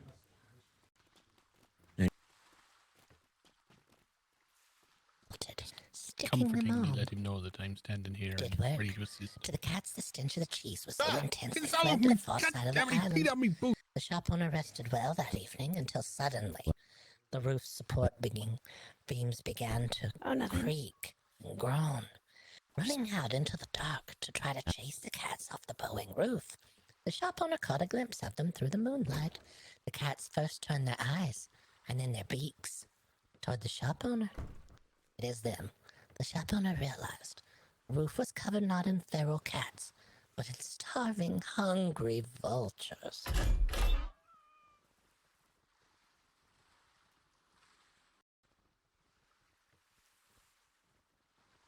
Oh, my. For the story being what it is, it did make me feel snacky. Oh, well, that's all right. You're welcome to have a snack if you like. Yes, we were telling the group before it can sniff the wall and still smell the pungent cheese. Oh, I tried that. Don't do that again. We've already gathered you from there. Don't, no, not again. Great Northern. Why does that say spiders may fall from above? Don't worry about that yet. Not yet. We're not there yet. I didn't cover it up in time. He read it too fast. Too fast. Gotta be quicker, Boggert. I know. The Great Northern Factory disaster took place on a particularly cold, dark, rainy evening. The main source of heat in the frozen north was a giant fireplace located beneath the smokestack here in front of us. The smokestack backed to a large rock mountain, and the entrance to a coal mine was built off of the factory down into the depths of the mountain. The top of the mountain was a habitat for an assortment of different animals. The employees of the factory found a particularly large snake roasting on the coals late one afternoon and proceeded to prepare it for the dinner pot. It was not unusual for someone to bring whatever they had to share, although they could not determine who brought the snake. They made a feast of the snake anyhow and went back to work. As the evening grew colder and darker, they placed more and more coal into the fires, and what no one realized is the snake roasting on the fire had chased a sheep from the mountain top. The snake and the sheep both fell over the edge and landed on the top of the smokestack. The snake plunged down through the smokestack onto the coals below, but the sheep was wedged in the smokestack high above the factory. The toxic smoke had already backed up and weakened most of the workers to the point they could no longer get out by the time the panic began. All but 3 workers were killed in the tragedy. The death toll was said to be near 458 lives, and would remain the largest number of people killed by a single sheep for at least 2 more decades. Wait, so you're saying that this has been beaten? Yes, beaten by something else, but we're not sure what. We have had people ask on the tour, what was it that replaced so many deaths from one sheep by another sheep? Thanks for coming. But we don't know. We don't have that answer. We're missing that small part of the tale. We tried to update it. We'll try throughout asking the around season, and so see if we can find out. We'll try to get new exhibits in soon. Before you here is a certified Giraffe Examination chair. It has been placed here as a public service by the Giraffe Handlers Association. When a giraffe needs to be examined for multiple reasons, it's easier to inspect them from closer to their height. The doctor will climb up to the chair, and the giraffe will be brought closer for inspection purposes. What type of inspections, though, you may ask? Well, one purpose is to see whether they have the giraffe-like teeth, or if they have the less common human-like teeth, of course. But a far more common reason is to see if the ears have been laid with spider eggs again, as giraffe ears are known to be the perfect habitat for spider eggs. Laying their eggs deep in the giraffe's warm ear hairs, they lie forgotten until the time comes for hatching. If you have giraffes, tame or wild, near your home, be sure that they do not shake their heads frequently. This is one of the first signs that the spider egg laying has occurred. If your giraffes have ears infested with spider eggs, the time will come that they will hatch, and the giraffe's head shaking will deposit tiny hatchlings around and throughout your home. Jesus. That's right. You have giraffes near your home, do you? We are never getting a giraffe. Oh, that's good. That's the wisest route. Giraffes are banned on the island, I've decided. That's good. That's a nice thing. Put that in writing somewhere on a plaque and put it up on the wall so no one can forget it. Yes, put it in writing. Put it in writing. Also, we probably need to warn you, if you see a spider, it's already seen you a mile away and started running, so be prepared. Oh dear. So, there's no way to eradicate the eggs or flush out the giraffe's ears? Well, that's what the inspections are for, and if you do the inspections frequently enough, you may be able to catch the eggs before they hatch. That's when the good time period is. After they've done the hatching, it's already too late. You see, the little spiders will skitter their way down the giraffe's neck and all around your area. Oh dear. But there's always a chance that if you check the ears, there may not be spiders in there. Sometimes they're not in there. In a far-off kingdom, a rotten king reigned supreme. He was known to frequently decide that he had been slighted and to place people in prison to be punished or worse. The king unexpectedly ordered a particularly complicated feast from his chef Arthur in the middle of the night. The chef and the kitchen staff worked frantically, as tired as they were, to create a culinary masterpiece. The feast was a triumph, and the king later sent word, if he may speak with the chef. Word arrived early in the morning. The king would be to the kitchens within the hour, and the kitchen staff readied themselves for his visit. The king arrived with his guards and quietly toured the kitchens as he thoroughly inspected a great many things. Nothing was said, however. The king looked at his guards as he approached the exit and simply nodded. The king's guards proceeded to destroy the kitchen's pots and pans and the kitchen tools. The guards turned to the chef and they said, "The king would like you to know he is displeased with last night's feast. You forgot to serve sea salt instead of salt with his meal." The chef was aghast. He knew he had served sea salt as he had prepared it himself. He only said "I" before he was cut off. He was told he was to be removed from the king's staff and to be placed in prison to await further punishment. The king felt assured mistakes would no longer be made in his kitchen, and as a test a few weeks later, he had a new feast prepared for the opening of the knight's tournament. At the end, a victorious knight stood remaining. The king was so unhappy, however. He had felt he had been slighted again, and that his favorite knight did not win the competition. So he rushed to the knight who had won, with a dagger in his hand. The knight flicked away the dagger and gave the king what was intended for the knight. The king now removed from life and power, the knight made their way to the throne and were seated. The shocked crowd dropped the facade of reverence for the old king and warmly cheered a new powerful leader. The guards, also shocked, but no longer hiding their contempt for the rotten king, said, "All hail the new king."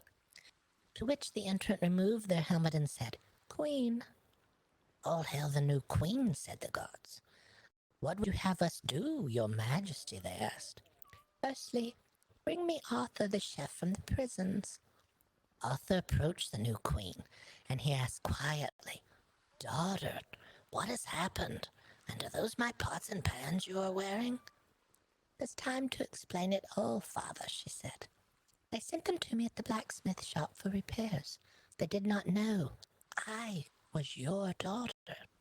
She smiled pleasantly at her father as they waved toward the crowd over the tournament field and the cold, dead body of the former king. "You always said that your pots and pans would bring us good fortune, father. You just didn't know how right you were." Thanks for the follow. I like that story. I like the moral of that story. Yes, pots and pans can get you anywhere. And that's an absolute truth. Look at this. Who would have thought? All just from pots and pans, and so shiny as well.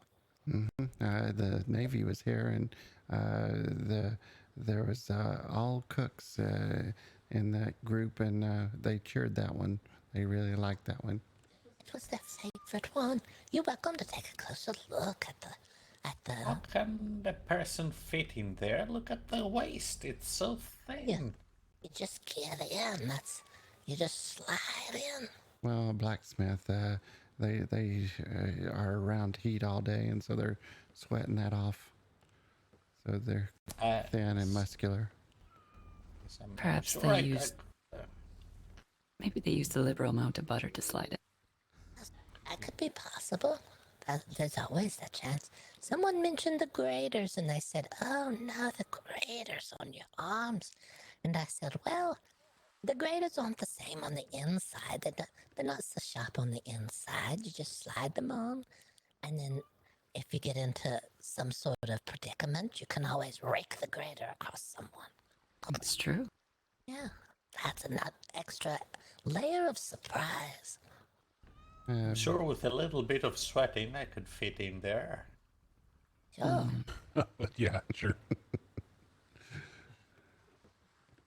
Before we enter into the next room, just a word of warning, do not panic. Everything is under control. The fire is under control. If there is an actual emergency, we would direct you to the nearest fire exit. Right this way. It's only fire that looks like fire. Nothing mysterious whatever in here. Oh, good. I thought it was fire, but it's only fire. That's good to know. Only fire that looks like fire. Fake fire. On a blazing hot desert island, it rarely rained. The fires were happening frequently, and to combat them, the residents used what they had to craft 2 fire carts. These carts, each pulled by the best rhinosaur the island could breed, were filled with water and pulled from location to location. Raspberry the monkey, found wandering an island used as a turtle habitat, was a pet of the head of the fire cart haulers. Out on one of their first patrols, they discovered something unusual. Raspberry had previously been trained to pull a cart. They decided that given his insistence that he be handed the reins, Raspberry would be trained to drive the rhinosaur of cart number 2. This worked more than well. Raspberry was already a complete natural at cart handling, and in fact needed no instructions at all. They even crafted a small seat just for him. This allowed the others to focus more on the fires. Months passed and the carts raced to and from the fires, with Raspberry excitedly guiding the carts all the way. One afternoon, after a particularly difficult morning of fighting a long series of fires, the bell rang out again. It was time to ready the carts, and Raspberry could not be located. The head of the fire cart haulers went to Raspberry's room and found the monkey sleeping in bed. Knowing the poor creature must be exhausted after the morning they had another member of the fire cart haulers pull the reins. They left without poor tired Raspberry and headed off to the fire. Along the way, they spotted an unreported house fire, and they slowed cart number 2 to water it before they could catch up to cart number 1. While spraying the house, the door burst open, and a soaking wet Raspberry with an extinguished torch in his hand emerged. Not believing that Raspberry could be both asleep and at the scene of the fire, they checked his bed. Neatly shaped and arranged was a pair of trousers made to look like a sleeping monkey. Raspberry was wise at a great many things, cart handling and deception being among his greatest talents. He was returned to the offices of the Turtle Sanctuary, where he was found to retire from his very busy life. The fire stopped overnight, and the fire cart haulers were quiet until one afternoon a flare was fired, and a representative of a neighboring island had arrived. They wanted advice on fire carts, for they had been plagued with fires recently. They also needed a small seat in the front, as they had the oddest thing, a monkey who knew how to drive a cart. Oh my. Pyro monkey. The monkey certainly knew how to keep his job secure. Yeah, that's right. Create your own job for yourself. Yeah, this monkey that's in front of us is not Raspberry, but it's actually Margaret, a stunt double. But it's a monkey that we... A paid actor, one might say. Yeah, a paid actor. But then again, the tail is very suspicious. It looks like it's been dipped in charcoal. Part of the costume, I'm sure. No, this is not a tavern filled with delicious libations. In fact, if you had been here 50 years ago, you would be dead. It wasn't unusual a long time ago to place additives into your spirits to give them an interesting afternote, be it bitter, sweet, or bittersweet. It was an unusually crowded evening the night before, and would be again at a combination inn and tavern. The tavern keep was too busy to go for the ingredients for a top note to add to the drink for the evening. The tavern keep sibling was sent to pick up the rare, delicious, green, sweet ingredient Magistine. The herbologist, however, was also out, and in their stead, their apprentice was working. The assistant herbologist mistook the Magistine for a more common pest remover, maggot stem. Nearly identical in appearance and flavor, coupled with an unfortunate similarity in name, the switch was made. The maggot stem was delivered to the tavern and used to give the libations a smooth sweetness. As is custom with a spirit house attached to overnight accommodations, the drinks poured heavily and quickly. The hallucinations began an hour into the evening, and the vomiting began shortly thereafter. Ingestion of maggot stem was said to produce hallucinations such as liquid running down the walls, inanimate objects breathing, skies filled with flying animals, and the mistaking of human form for animal. The chaos of the visions, coupled with the vomiting, began a putrid battle inside the tavern, where all fought for their lives. Any who made it outside were driven back in by the visions in the sky. Those victors who survived the vomitous battle were said to have lain unconscious on these very floorboards until their heart slowed to death.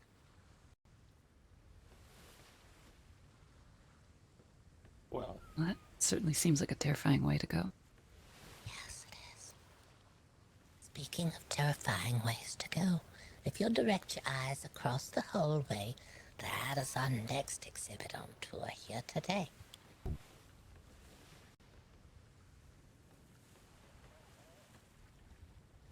If you've been to a hot, humid, tropical island, you know all too well the heat can be unrelenting.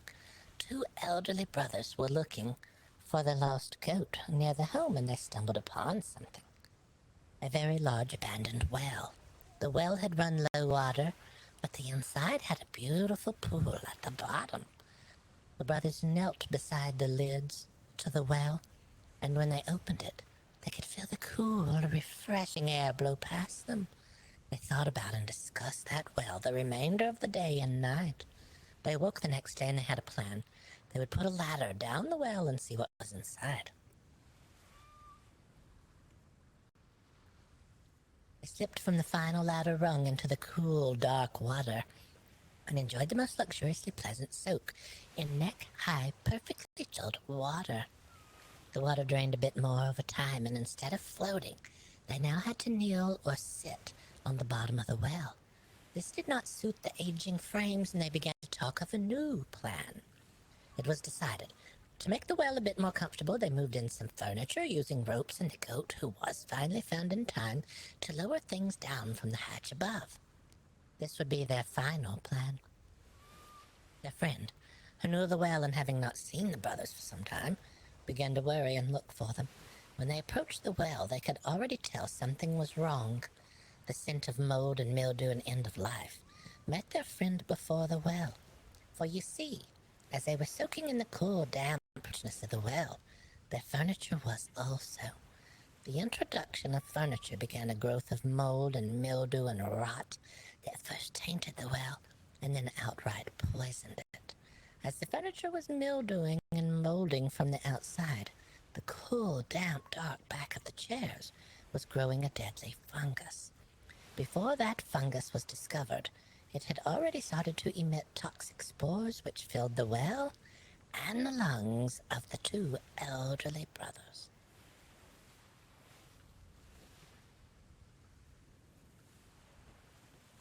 Well, that's an unfortunate way to go.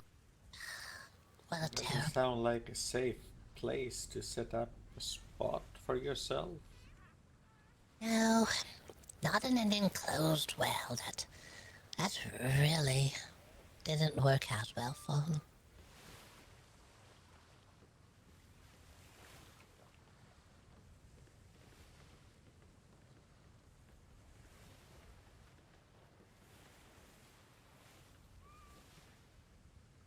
Far beneath a beautiful country estate lie a strange fate for those unfortunate enough to have encountered a pair of mad, noble women. They had a secret which would have run the blood cold of those aristocratic circles they kept themselves in. The mad women had developed an unusual diet preference. Human toenails. Half-hearted soldier, drunken sailor, or sea wench, they were all preyed upon. They went out into the dark night to round up victims. They would wait outside taverns and dance halls for those inebriated enough not to put up a fight. A bag over their head and about 6 spins around was enough to knock even the stoutest person unconscious if they had been plied with enough drink. They would be locked into each of the chambers here beside me, and the feet scrubbed, cleaned, and the toenails carefully trimmed so as not to waste any of the precious resource. I know what you're all wondering. Why did they not just pull the toenails out at the root? After all, that's the sensible thing to do. Well, the sisters weren't monsters. They were just oddly hungry. So strangely hungry. Each victim awakened, dumped on the outskirts of a town, shoeless, sockless, pants rolled to the knee, but their feet had been beautifully scrubbed, and the toenails had been perfectly trimmed. The sisters were caught. They mistook a pair of sleepy officers for inebriated, and then were overcome by them. Threatened with having their toenails pulled out at the root, that is the sensible thing to do. They confessed to the entire ruse. Afterward, they fell from grace and out of high society, and they took on new identities where they began to work in a wash house, trimming the nails of those who came to bathe, thereby continuing to feed a most insane and unusual hunger. I just want to know, I was not wondering that at all. At one point, no, I was not.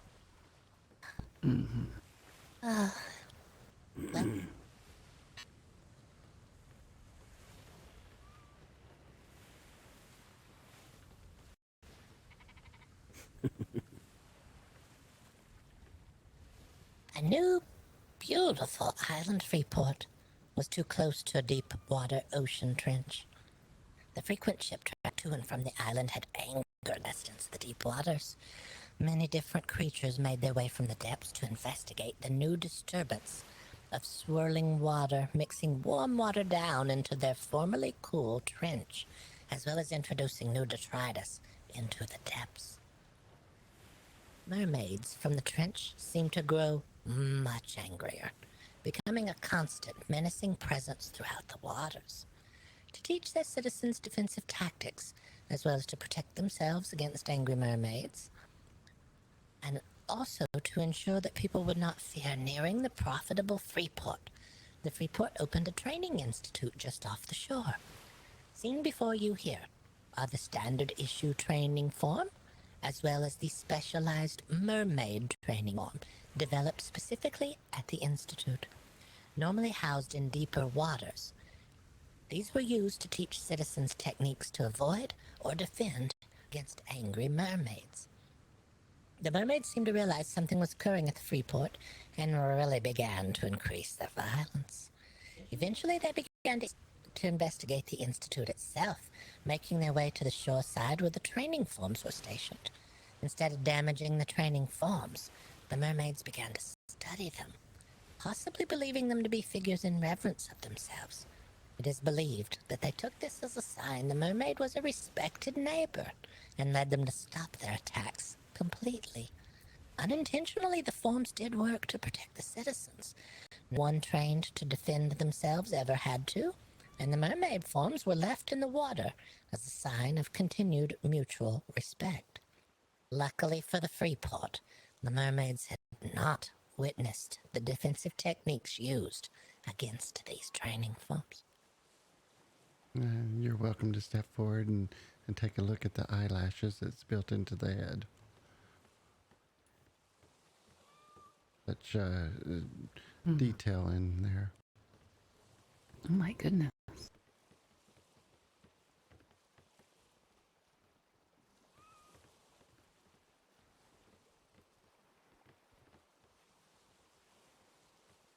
Any questions at all? Those spatulas. Oh, we're not sure. We didn't put it together ourselves. We're only showing you what they had put together. You know, they kind of look like spatulas now that I think of it. I do believe they are, possibly. That could be. I mean, maybe that's what the mermaid eyelashes look like, spatulas. Perhaps. There's No, no I have up close. have to check and see. Right, that brings us to our next exhibit, and I believe the final one for everyone who's had the remainder of the tour. A skilled blacksmith made a fortune on board a ship, repairing the broken old wood stoves in a frozen polar region, a fortune that he intended to keep. Looking around his one day, he realized he had a dozen wood stoves that no one had claimed after they had been repaired. Needing to both remove the extra weight from the ship and also find a more suitable place to keep his treasure safe, he left the polar region for his home on a warm elephant island. He owned a small piece of the island, which included a swamp. The swamp was home to many horrendous beasts, the least of which were an endless amount of spiders. He knew the perfect location for a hideaway for his treasure was a well-hidden cavern on the edge of the swamp. You would never see it unless you had fallen into it. Covered in vines and growth, it was the perfect place, except it was home to thousands of very fast spiders. But he knew that spiders fear one thing more than all others, a larger, faster spider. To attempt to stop the spiders from living in the cavern, as well as to add an additional shock, should anyone be unfortunate enough as to stumble into the caverns, he carted the old forgotten wood stoves down the mouth of the cavern and created this monstrosity before you. Welding the stoves together and carving a stone plinth from the cavern's rocks, he successfully created a spider to frighten all spiders, and the others fled in fear, leaving him the freedom to place his treasure deep in the now delightfully spider-free caverns. He went back to making more and more treasures in the northern seas. Then eventually he readied himself for return to his cavern. Upon his return, he was looking forward to the spiderless cavern, after having fought his way through so many of them through the swamp. He arrived at the cavern, and he found it filled with elephants, bursting at the seams with elephants. They chased him away from the entrance back to his ship over and over. For you see, the only thing that kept the elephants out of the cavern were the spiders, and the only thing luring them down into the darkness was the new multiple-armed scratching post that someone had placed there for them to scratch themselves on. Oh dear, that is both terrifying and delightful in so many different things. Oh my goodness. Ah, yes. I'm not sure what to think about a spider that opposes other spiders. Very conflicting feelings. A larger, faster spider. Yeah, well, I didn't need to sleep tonight. That's fine. That's okay. Right. Well, that brings us to the end of your tour here, as you have been through the other half of our tour today. Can I interest anybody in some popcorn to go? Or is there an exhibit that you would like to revisit? I definitely know I need a snack. All right, snacks are just around the corner. We also want to ask everyone to leave a small review for us if you have the time, and to also drop a donation if you have anything at all, as well as visit our neighboring town, where we have an art gallery by Tanzine. She's a wonderful artist who has a great many different portraits available. She can do custom portraits of yourself or a favorite animal of yours, as well as she has some original artwork and some less expensive prints available. I left you some coins, that as much as I had on me, and a review that you know, I want my review to be reflective of the experience, and I'm not up to that right now. But I would definitely like to take the tour again, and on the second through, and I'll have my thoughts a little bit more together. Hopefully, be less tired and leave you a suitable review for this experience. That's me. The others might be more inclined to leave something right away. We understand that the seas make people very tired sometimes, so you're welcome to come back another time. I wish I could do the seas, but no, I'm just old. I get tired quickly. Oh no, it happens. I'm a Boggert here is over 100 years old at this I'm the point. oldest, but my twin sister is younger by 15 minutes. You have to tell them we're twins. No one's gonna realize or understand that I'm as old as you are. Well, yeah. you don't look a day over 80, both of you. Thank you. That's a marvelous compliment. Well, that was mighty sweet. Did I hear someone say something about a library? Oh, yes. We operate a library over at Storywise Cove. Yes, yes. Where is Storywise Cove located? You can find us in D6, St. Lisa Island in the middle. There's lots of stories and of various categories. I will admit, Miss Boggert, I couldn't help but notice how well your stories would go in the written form. Oh, Definitely the visual aspect cannot be understated, but the stories themselves are powerful. oh, thank you very much. Yes. Well, we like for everyone to come here and take the tour so they understand everything. Gotta see it all in your own eyes.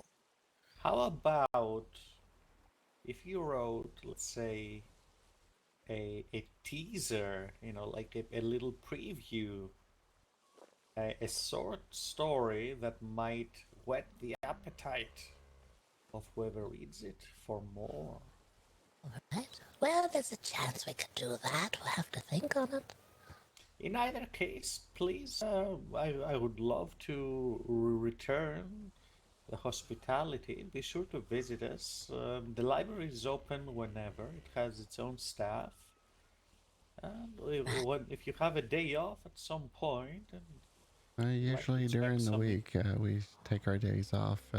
That's why we're open on Fridays, Saturdays, and Sundays. The other days, we kind of want to get out and explore. So, that's true. be Well, sure please to do come come back. for the library. And well, we have a lot of interesting things on the island. Some very nice shops and pretty buildings. The library has a wide variety of books. I'm sure you'd find something to your liking. yeah. So we still have a couple of more exhibits that we need to research before we unveil them. Oh, yes, yes. Excellent. Perhaps some of the books in the fiction section could give you inspiration. Oh, interesting. Or in the religion section has a lot of stories of similar nature. Oh, all right. Yes, yes. But I understand that it is well past your usual closing time. Oh, you're perfectly fine. We was just going to go up to the zoo. If you hadn't heard about the zoo, the Royal Society up in B3 is opening up the zoo today. It's a grand opening. Ooh, lovely. Interesting. B3, you say where exactly? Do you know? Do you know Stanley? Let me just look here. I got a flyer back in town. It's got all the information on it. Should be the southeast island, just on the southwest side of the island.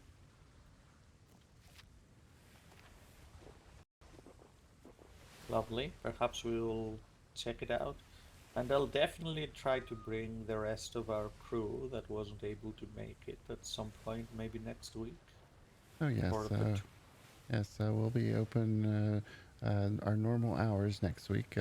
Unfortunately, we were closed on Saturday for Remembrance Day of a loved one. Excellent. Any questions or anything to say from the rest of you? Did you leave your reviews? Of course. Left mine. Well, thank you very much for your visit here today. We're glad you could hear all the warnings. Tell others to come and hear the warnings as well. We want people to be safe on the seas. Indeed, indeed. And thank you so much for going back through all the exhibits you had gone previously. Very much appreciated. Oh, you're very welcome. I'm just glad you got to hear them. Yes, I'll certainly never look at a pot the same way again. Yeah, you just have to be careful of those clockworks too. There's one hiding in a creepy, cold, dark woods just north of the Freeport port in B6. Really? We did run into one in the woods. It has little knobs or buttons on its back. And there's a button on the left side and a button on the right side. And there's almost like a little arrow behind each button. It's very unusual. Looks very similar to an actual person. It's been painted to look like a person. But it behaves like a clockwork. Never sleeping, never leaving, never eating. Just standing.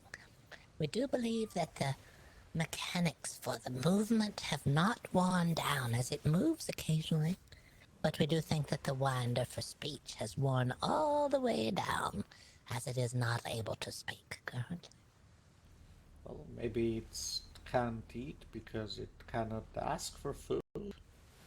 That's a chance, yes. Edgar did push a button on the back of it, and it honked. Yeah, it made a sound. It's unusual.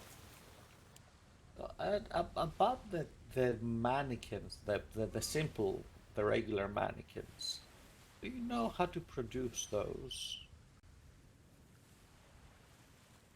Produce them?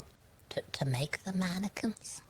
Yeah. Make or acquire. I'm looking looking for our shops. Obviously, we don't need anything such as the clockworks. That'd be horrifying, but just a simple mannequin. Simple mannequins? I may be able to craft a simple mannequin for you. How many are you interested in? Oh, I don't rightly know. Maybe 4 or 5 for. That should be all that we need between our shops. Could maybe buy like a dozen, so we have a few spares. I don't know what they require for production, if they're very expensive to make. They're expensive, I think, in fiber, and we have silk on the island, but it's probably a little patch here, a little patch over there, a little patch way back there. Well, perhaps just a few then, and maybe we'll come back with materials. Let me see what I can put together for you. Oh, it's very nice of you. Would you like to head back into town? That's where Boggett is heading. Sure. Sure. Thank you very much for the tour. I really like the story of the pot, the night with the pots. Yes, the Queen story. That's the fan favorite right now. The pot. Yeah. It's really nice when you hear a story about a gluttonous leader that gets what's coming to him. It's always a favorite. Yes, yes. They're very important morals. I didn't notice the front of the thing kind of looks like a shark. That's... Yeah, I noticed that when we got here. I think it looks like a chomping turtle. Yeah, I was about to say that. And then it's got a tongue sticking out. What's that? It has a tongue sticking out of the front of the mouth. Oh, the dog. Very nice. It's very clever. I very much like.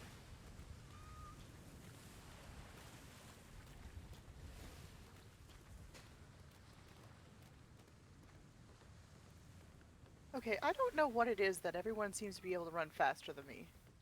How much is in your pockets currently? Not too much.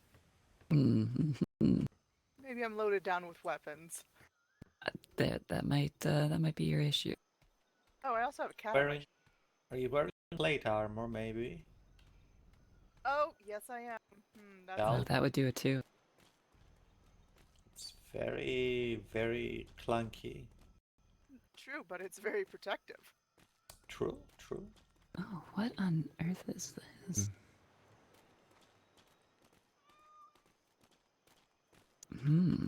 Oh, this is just our reflection garden. You're welcome to walk through. We have a couple of greenhouse glass houses. Well, I was more wondering this building piece. I'm a builder over at Storywise, so I'm always keen on architecture. Oh. I'll ask Boggett. She was the one that crafted these. She might be able to tell you what they're called. That's a lovely little house. Well, I don't know about little. Well, you know what I mean. Where did we park? Somewhere that way. This is Tansy's art gallery and home. She's gone to the zoo. I would unlock the door, but she's not here at the moment. So next time you come to visit or something, maybe we can stop by and see her art. Absolutely, I'd very much enjoy that. She has quite a few paintings, and she does commission. So if anybody likes to have a painting on the wall, she made Elias's painting in the entryway and so forth. Yeah, I certainly wouldn't mind getting my hands on a piece or two, especially for the library. We have a couple of blank canvases yet for, artists of the seas to have their work displayed. Oh, perfect.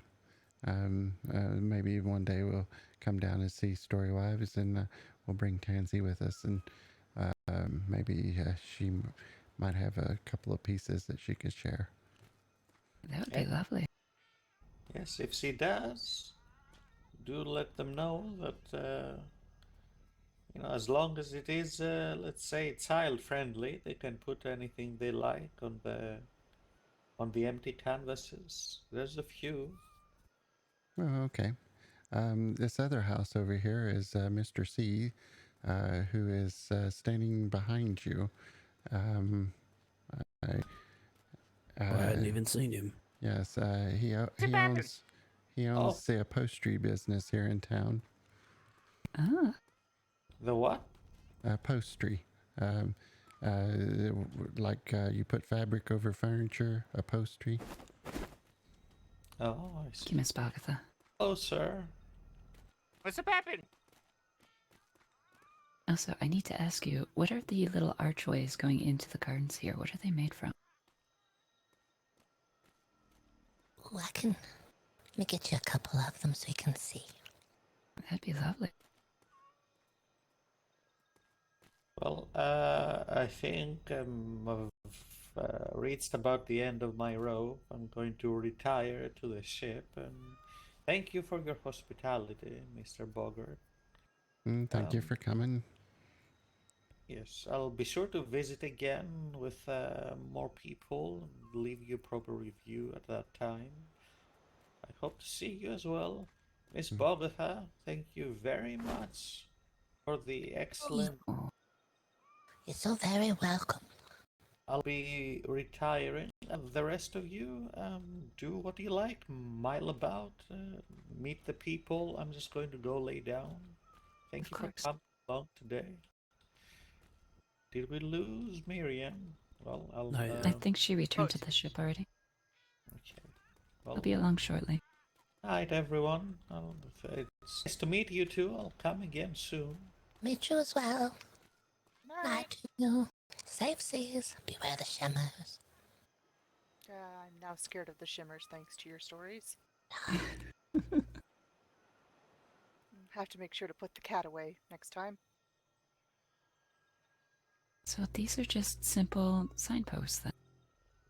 Well, they're a little bit taller than a signpost, but they're very similar, yes. Interesting. Well, thank you. Also, how much do we owe you for the mannequin? Oh, don't worry about it. We had plenty of materials. We had more than I thought. Well, thank you. Very much appreciated. I have been searching high and low and whispering in people's ears about needing mannequins for about a month now. Oh, so thank you. Yes, there's a strange person at the Freeport. Sells that particular mannequin book. He's not with Carpenter, but he's more of a vendor within the town. I will have to try to keep my eyes open for him, since I can make a good number of things, but I could never figure out how to make mannequins, so thank you. I believe it's a book on tailoring.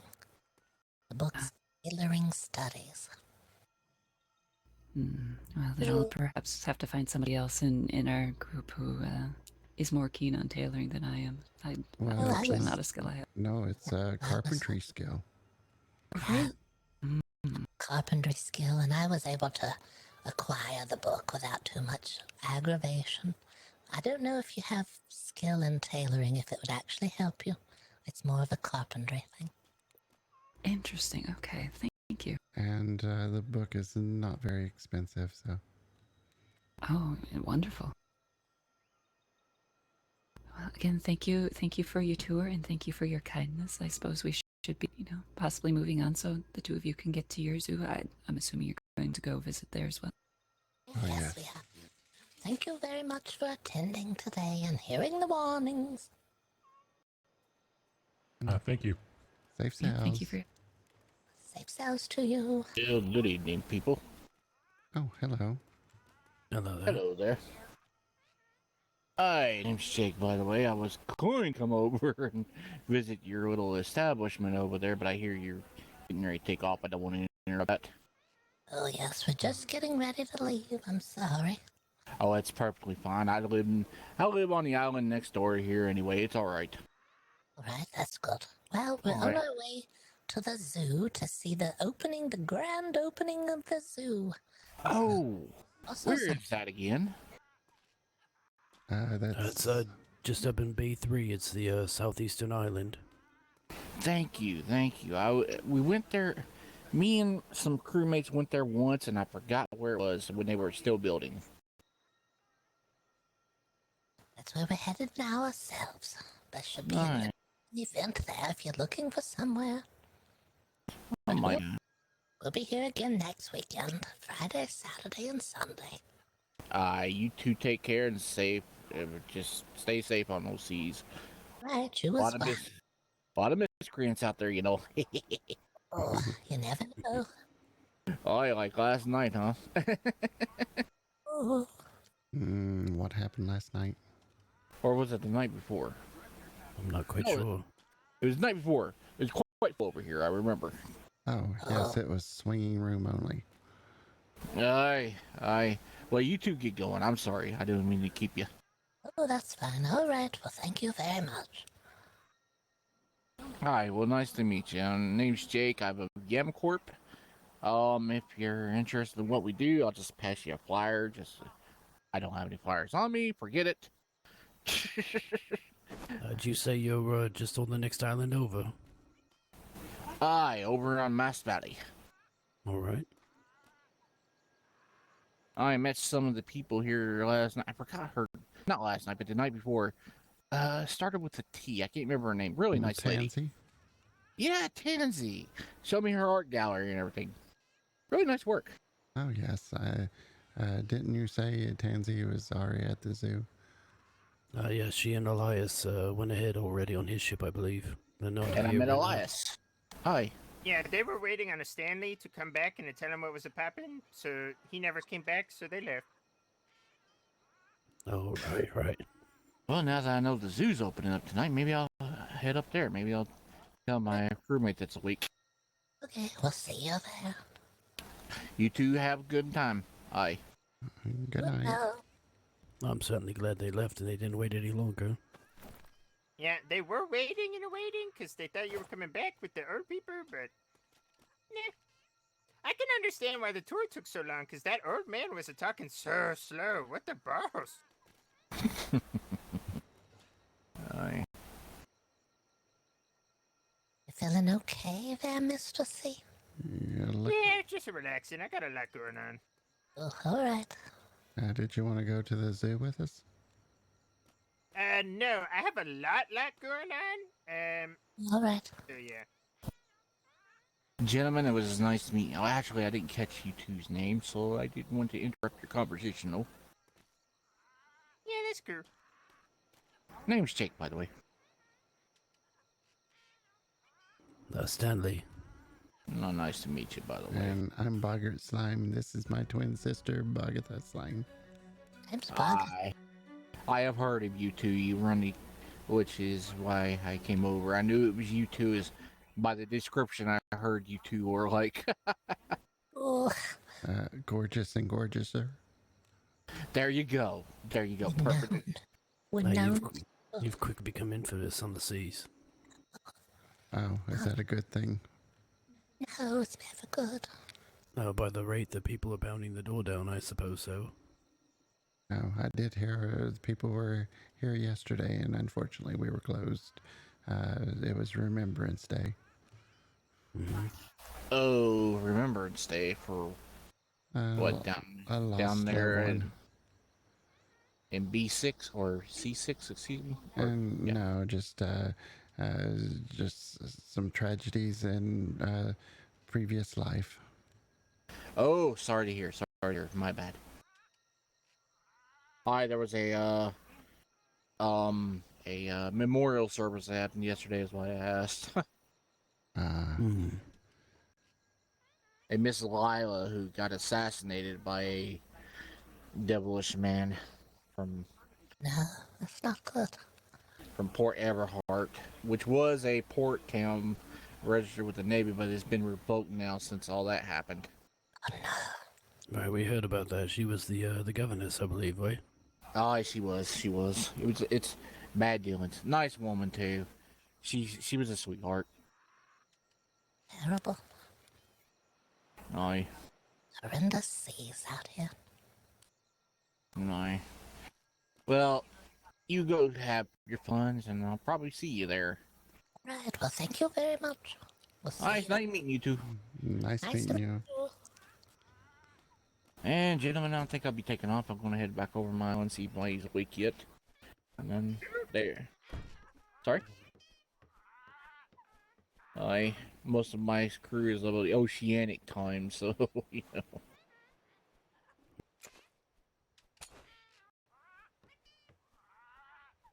Me and another crewman, Mr. Fernando, we're pretty much the only ones ever awake around this time over there. Except Mr. Haster sometimes wakes up to who's the president. You won't forget him once you meet him. He is a silver-tongued devil and a salesman to boot.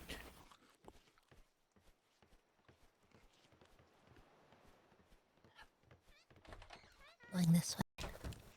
We're on this side of the island, actually. You can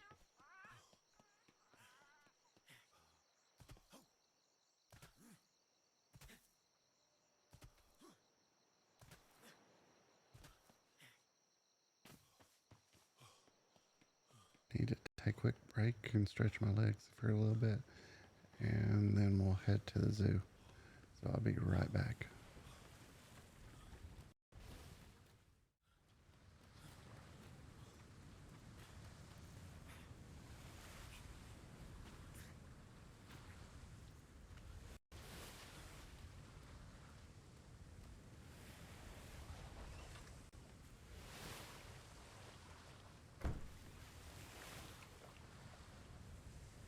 Actually,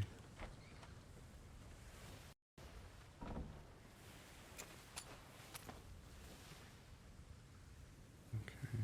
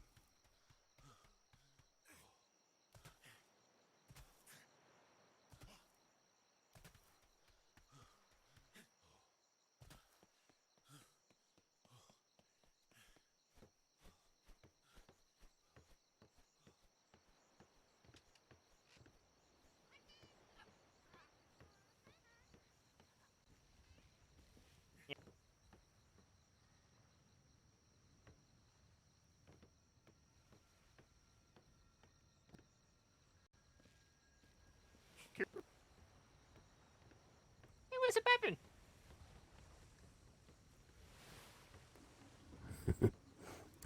Have a good night, sir. Good night. Got a special tour tomorrow, Boggert, about 6:30. Oh, perfect. About 6, I would say. An hour and a half before now. Are we all ready? We're ready. Yes, If we're ready. I'm gonna lay my head on the couch and rest for a little second. Who did he say he was going to bring along? He doesn't say. He doesn't mention anyone.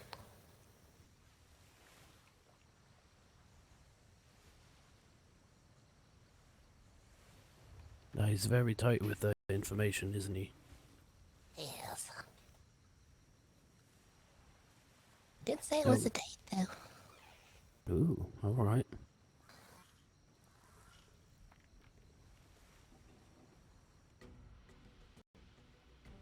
Hoping the lighthouse would help light the harbor some here. Seems to be doing all right. It certainly does. Much more light than before.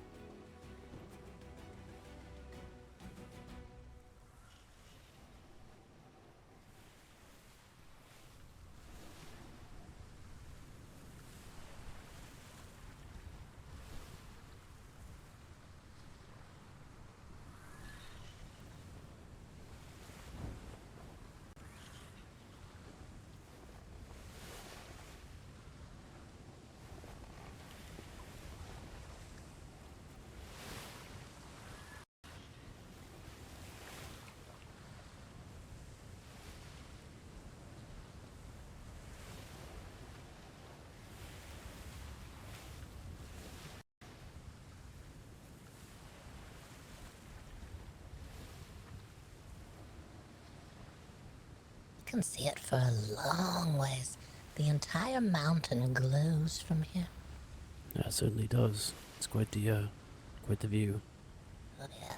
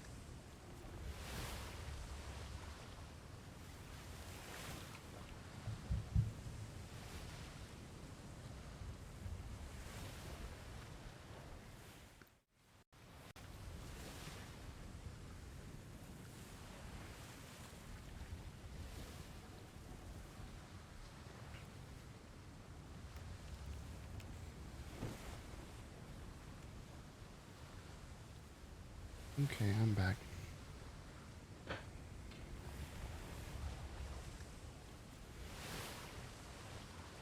Was there an admission fee?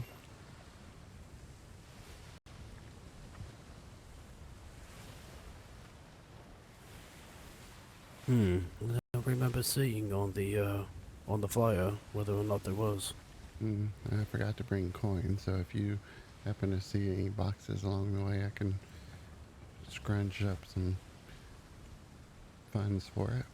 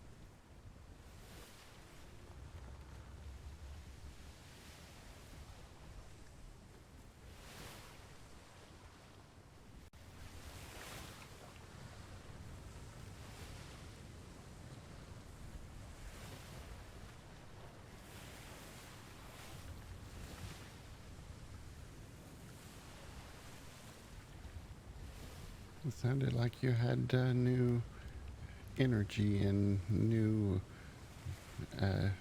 spirit about things earlier today when we were around the cattle.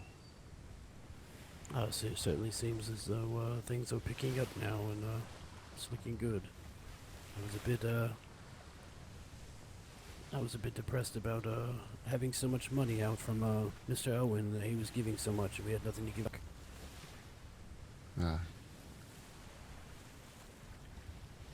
I'm pleased that I'll be able to provide some more revenue for the town as well as pay back the debts that I owe to him.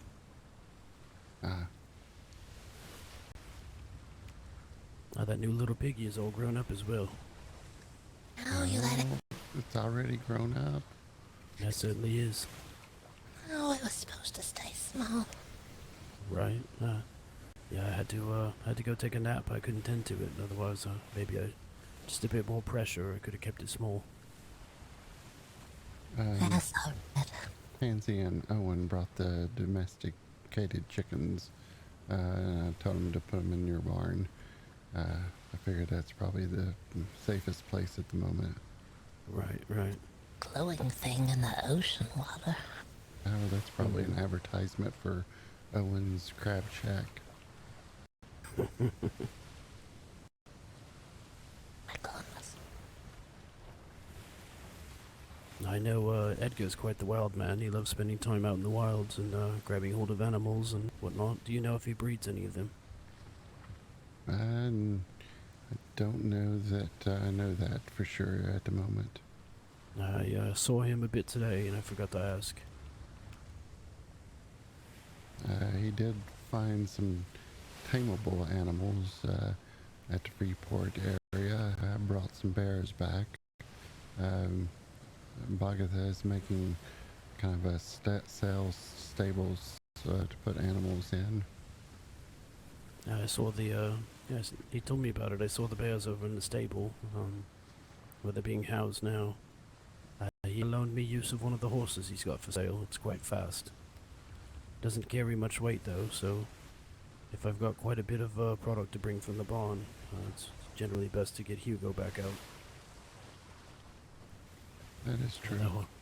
That horse definitely makes short work of the trip. In between two locations though. It's so fast. I think you can also put those animal crates down and sell from that, Bogatha. Forgot about those. The animal crates that you can put on ships. I think you can put them on land as well, and people can buy from those. Oh right. Yeah, if you, it's going to need from what I've heard from other people who've had problems, we just need a bit of room around it for the animals to come out of the box too. They can't be really stuffed inside of a building or something. Not sure how that works with animals. People want to see what they look like. It's kind of hard to see what they look like. That is true. Sometimes you can get a bear that's got really neon colors to it.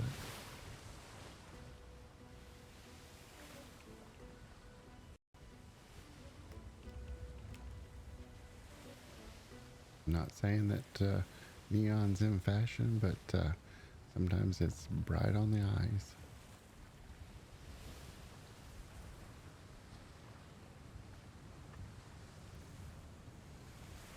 So you think someone there is breeding bears with bright green colors on them? It's very possible. I saw a turtle today. Guess what color it was? Oh no. No, was it green or brown? No, it's a dark blue. Ooh. Now, wasn't that odd? Not a color I've seen. I did see a blue monkey the other day. I thought that was unusual. Evolution certainly does some strange things. I suppose that turtle must have adapted through the years to camouflage itself from sharks in the water. It was near the neighbor's house, so maybe it accidentally knocked over the dye box and stepped right through the blue paint. Did you see a bunch of tracks leading from their house? No. That certainly doesn't Doesn't mean it didn't happen. Box on the starboard.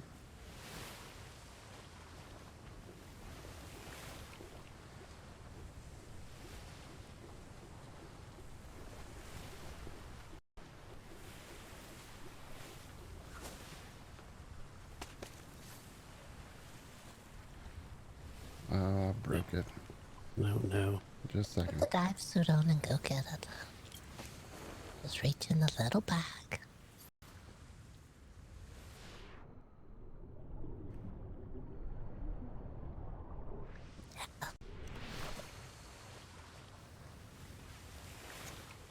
Oh, fragile.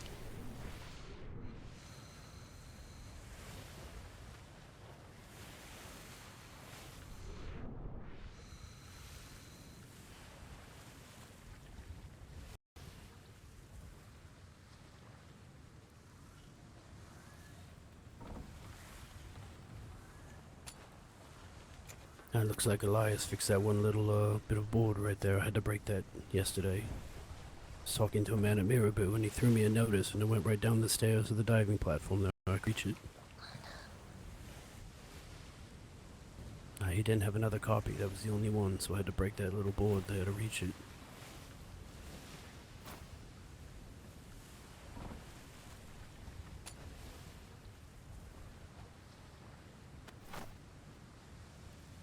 There's a box on the ports. Good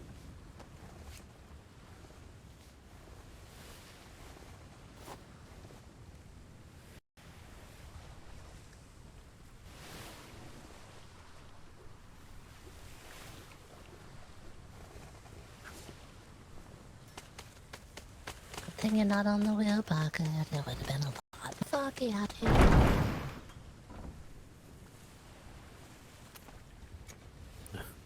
Don't tempt the weather today. It's been quite mad already.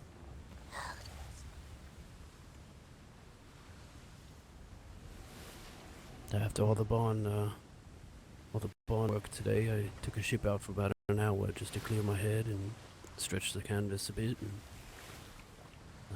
that whole hour, I found maybe 9 silver total. Wasn't a very good day for sailing and fishing. No, that's not good. Seem to be quite a bit of those aggressive ships out here as well.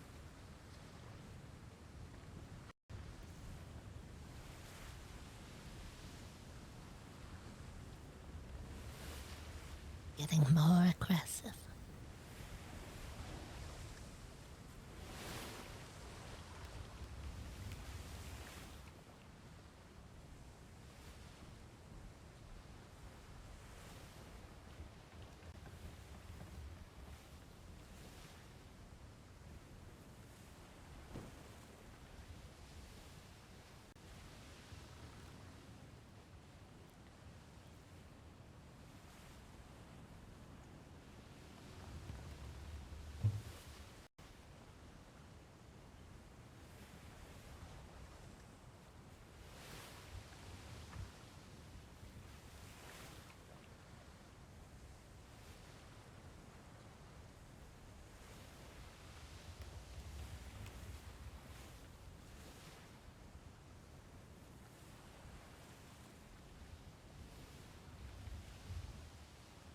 You're becoming known, Boggert. That's not good.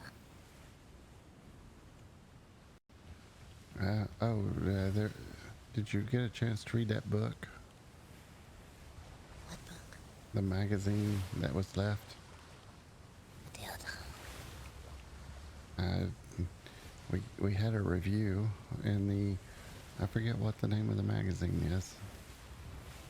It's doing an expose on you already. Yes, I think so. Called The Sip. The Sip? Yeah, it looked more like an ad than a review. To me. Unless I'm looking at a different book. Are we in two books now? How much did you have to pay for this ad? Nothing, I don't think. That's the best kind of advertising then. Oh, they took a tour and they said, "Oh, you're definitely going in the next of our magazines." It's a magazine of some sort.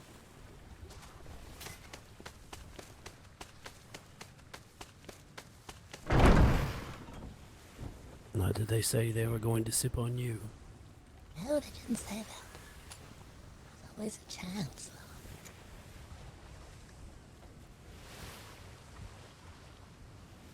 Got a backpack out of that, Boggert, if you needed a backpack.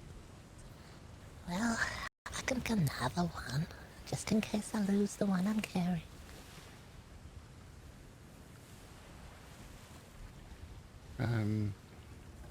For some reason my hair turned red again.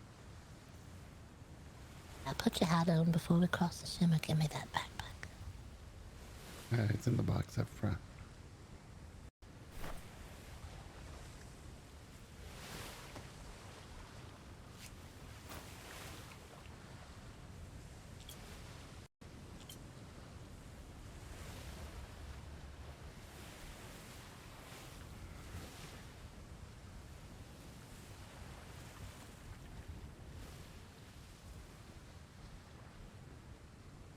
Appears to be a raft up ahead of us here, just before the shimmer. Yeah, look at that. Did we need to see if they need a ride to the zoo?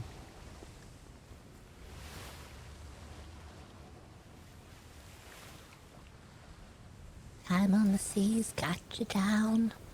You need a ride to the zoo. Oh no. It looks like some must have already given them a ride. Yeah, there's no bed, there's nothing. They're all gone now. They're creative with the name. They called it Raft. That's a very good descriptive name. So no one mistakes it for one of those tubs they're selling at the Freeport. One didn't get very far. Left without. I wouldn't want anyone confused to think maybe they were riding a door with a sail on it. Look like one.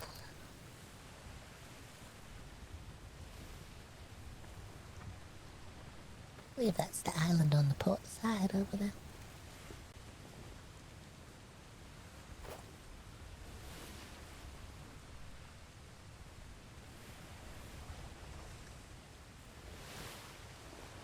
I feel so young. What do you feel like, Agatha? I don't know. How do you justify how young you feel? Like less than 42,000 years old.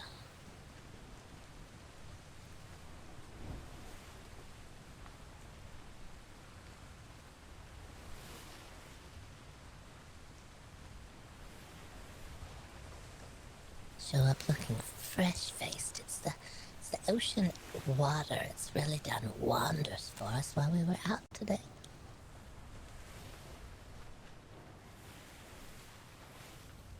The does for us.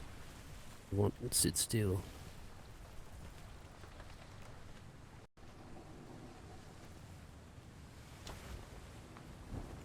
Here we go.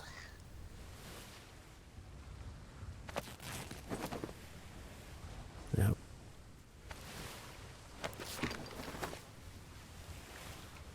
Alright, we'll use it.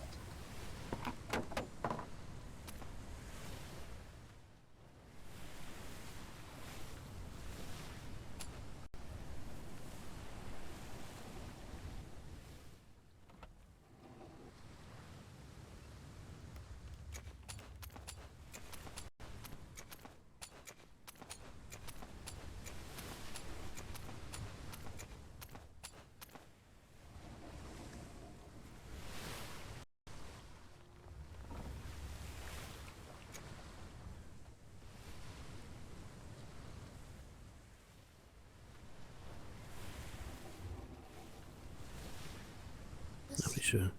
We'll be passing the Royal Society here in just a second. Right, I see a lighthouse out here. It's got a fog around it, though.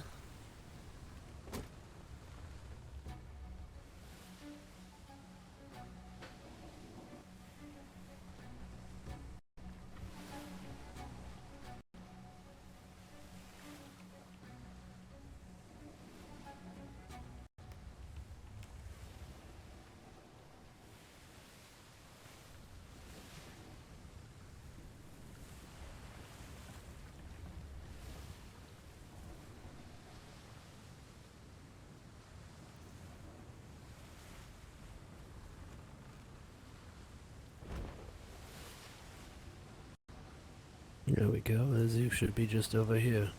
Alright, sounds nice. I'm excited to see things. Oh my, look at all the ships.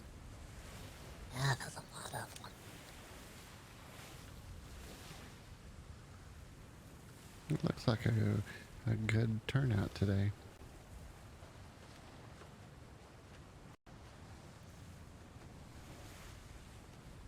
I hope so. A nice turnout is always nice. Is that Elias' ship there? Oh, it's very bright. It could be just sitting by itself there.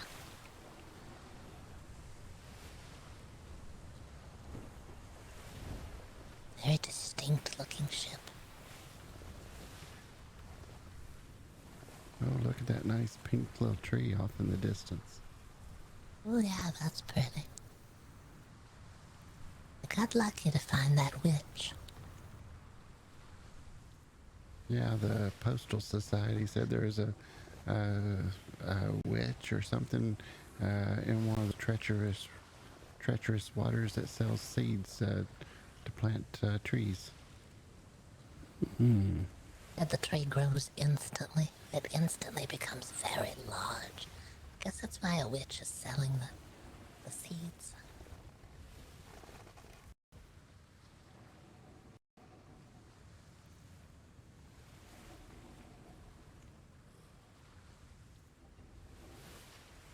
See a big sign back there says zoo. I think we're here. I see all sorts of animals over there as well. Maybe so.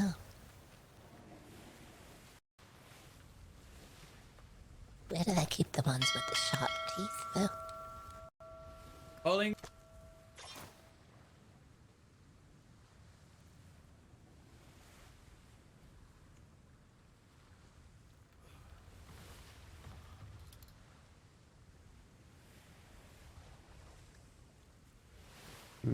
Careful, Stanley.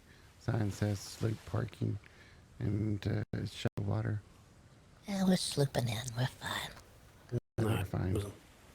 No, good. Because I was having problems seeing anything. Couldn't keep my eyes from blinking.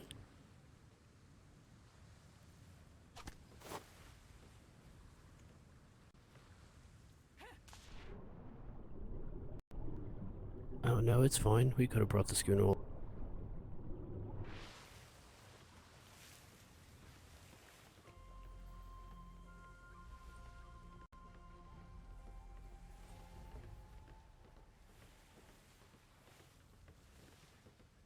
so excited. I just can't hide it. That is a lovely zoo sign. Yes, it's very pretty. Oh.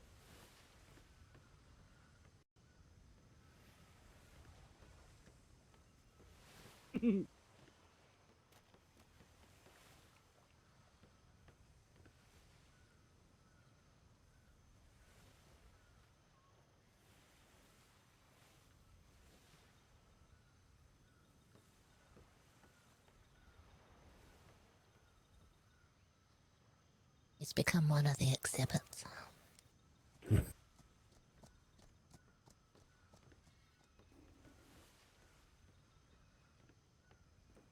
So what are you offering? Hi.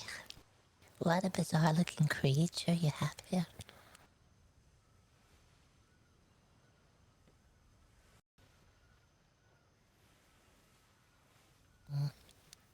I think he's thinking about something, Stanley.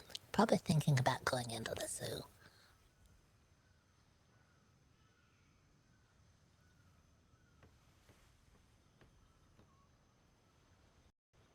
Oh, well, he said he was so excited he couldn't hide it.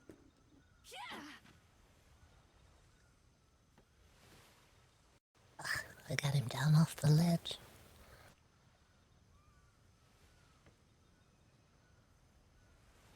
My ledge. Now I'm on here.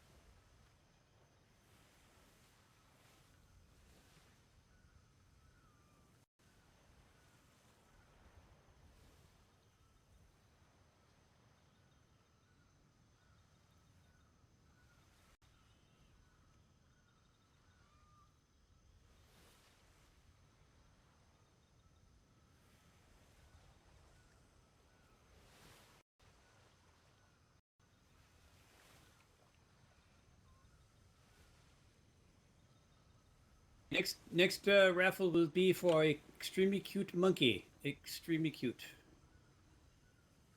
Who won the first one? I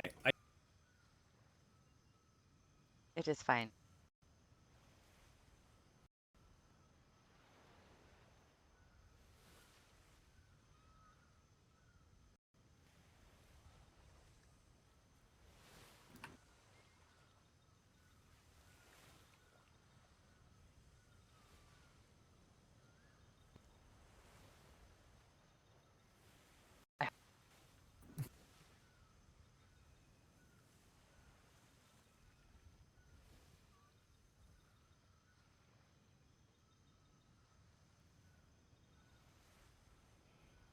Ah! The world is ugly. I need more drugs.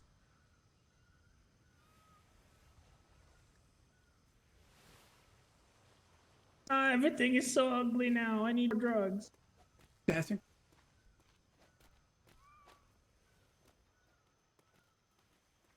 The world is so ugly. Yeah. We're here and somebody needs drugs. That's all I've heard so far. And that's about it as well, yeah. Really upset about that. Loudly upset about it. Did you get your horse on your ship? Yeah, I did. That's It went good. crazy there for a minute. Now, did you win a horse on the raffle? Yeah, I did. Oh, Oh, excellent. Only I guess only 13 other people got in, but then I paid in copper. He got confused, I think, because the amount of copper that I gave him, he gave me like 10 tickets. Have you talked to Mr. Owens? He's looking for a jockey to race horses with, so he might be a. Oh, there he is, the Godfather himself. Kanoa got a horse, and so he might be able to help you with horse racing. Oh, a racing horse? I don't know. It was from the zoo. Oh, I think that was a Shire horse, not really built for racing. Yeah. If you do purchase a racing horse and you'll be sponsored by Mr. Owen, I recommend you don't get too attached to this horse. Yes, Maybe I can he sell might a horse shoot you for or the a better horse. horse. Mr. Owen doesn't like to lose the races. See, this is all rumor. None of this is true. He gets pretty angry. Nothing happened to horses. Nothing happened to jockeys. Everything is perfectly fine. I'm glad you all came. I'm happy to see you, Boggert and Boggert and Stan. Yeah, I didn't think you. Well, didn't you want Boggett to be the jockey because they're small? Oh no, Boggert. But no, I wanted him to consider it because he's normal size. I'm not small. I'm average size. All right. Exactly. Well, you're jockey size, which is average. If you say so, but it's not true. It's a very lucrative business. You could probably expand, become that, do that, expand the museum. Oh, he's got the experience. You should see him racing the horse around the island already with the cart behind it. Mm-hmm. Oh. I'm watching that giraffe in the distance and it's shaking its head. Yeah, I noticed that earlier too. There's a couple of them out there. I don't believe Felicity's been to the Oddities Museum, so she probably knows nothing about it. Probably isn't warning people properly. You should let her know. She'll have to come and listen to the warnings. How's the? And hopefully now that they've finally got this opening going, they'll have more time to go out and about. Hopefully so. I'm sure it was fairly all-encompassing for some time now. Yes, it was a few weeks of hard labor, really. I can imagine so. It took over 1 million thatch, wood, and fiber to build the museum. No, it didn't. And over 3 weeks. That certainly felt like it in my bones.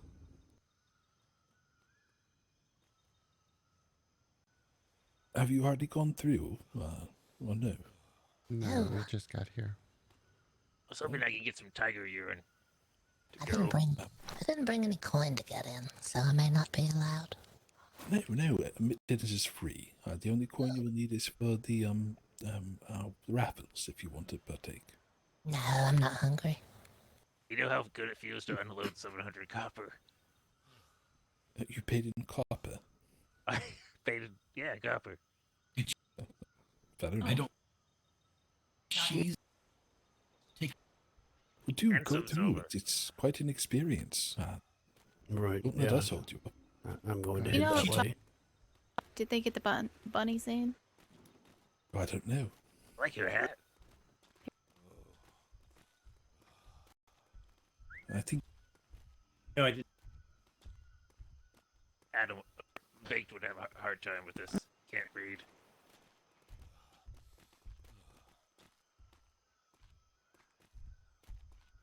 No, pardon me, sir. Okay. Good evening.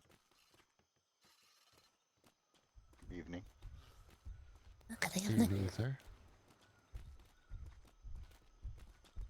I'm here for the gala. I want to know what it tastes like. Oh, look, it's Mr. Owens.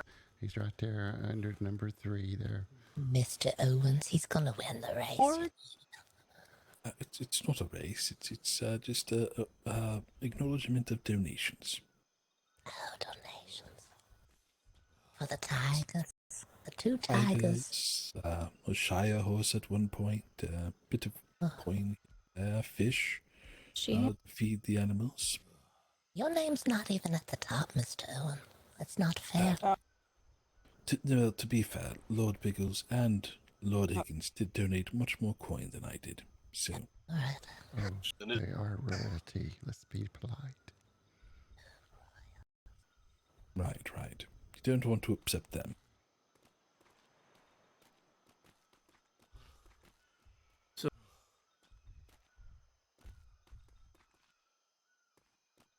Who is that? What's that? Now we're at 2, so it's good again. Oh. Here you are, sir, if you want to take them. Now, I will tell you that the natural habitats here, the natural habitats of these rabbits... Not that. The natural habitats of these rabbits would be in a tall grass somewhere, a beautiful lush land, a beautiful lush field, perhaps throwing chickens to them or something. And Yeah, that's a good point. I'll have Felicity put some plants in there for them to sort of frolic and nibble upon. So we'll take it. It'll be well taken care of. Very good. Well, then I will leave you to it. And goodbye, my beautiful little rabbits. Be safe. Enjoy your time. Visit Bye, anytime. little guys. I will. Thank you, Madeline. Thank you, Morgan. Let's go back to the zoo. Puss Jack. Do you have any pudding? It's been a rough day. That sounds like a bingo item. Of course I do. Really? What's Look, wrong, there's so Morgan? much pudding. Thank you. Professor, here's the monkey. Watch a beheading. Let's go. Extremely cute monkey will be in a little under an hour. Here's the monkey. Throw him on the ground. I can't pick him up. Throw him on the ground, please. So if you wish to buy a raffle ticket for an extremely cute monkey... The rabbit has ears up. Well, that's an... Its ears That's cute monkey. down. Who won? Which rabbit did you want? Yep. You got a rabbit's Are ears they? up and rabbit ears down. Who won the Shire? The one with the ears up. Hello, I never met him before. He was Yeah. Excellent. Governor Higgins, I should introduce you here. This is Boggert and Boggert, the owners of the Oddity Museum. My absolute pleasure. I've heard so many good things about your music. Bagatha, you're in presence of royalty. Bow. No. Absolutely no royal blood here. No royal blood here. No need to bow. Thank you. What a pleasure to have you two here. Thank you for coming. Thank you very much for having us. It's a wonderful place you have here. Who is the topless lady on the photo outside? That's a good question. Our zookeeper is also the artist. So she's Sorry, painting. I think she may be doing... I cannot answer that. All right. Are there any other topless pictures throughout the zoo? Is that a thing? That's a good question. I don't recall any topless people. The sign behind you, I think.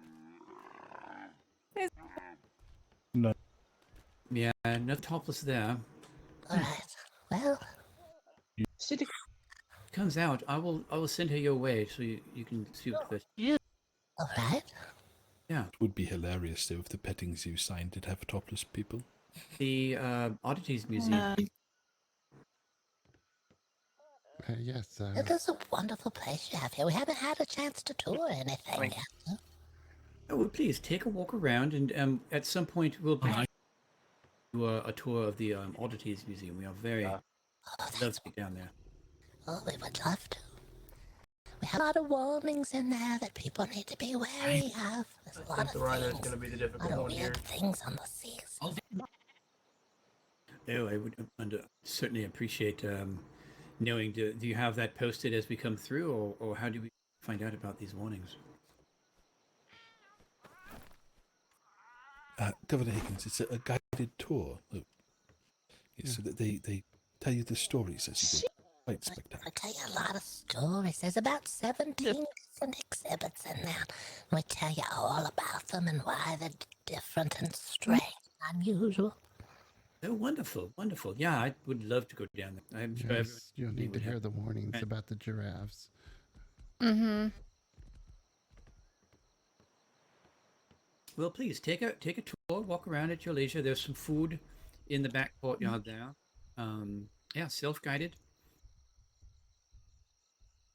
Thank you very much for us.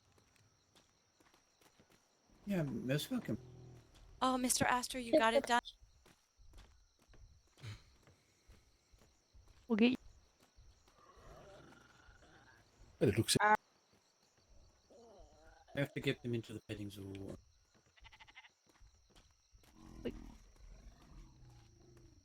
Extremely cute monkey here. Or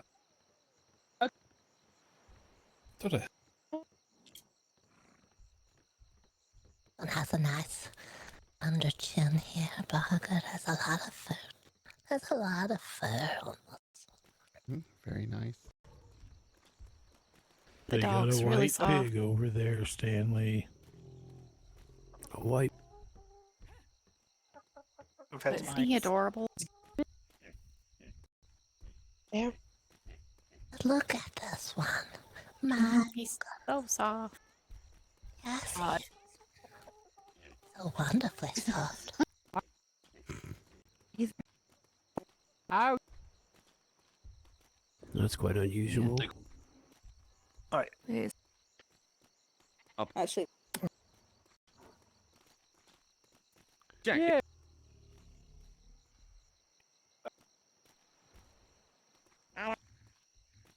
Are you talking about how? What? Uh, Come I assume there were different, Not a thing. different shapes. What?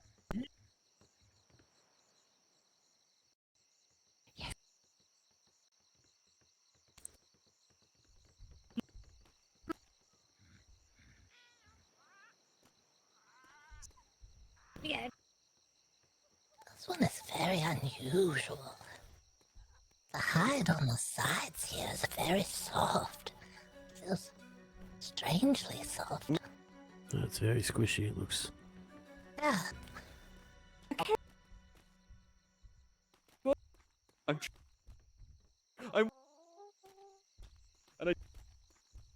Boggert, Wait. there's a snake over here on display. A lot of eggs here. That was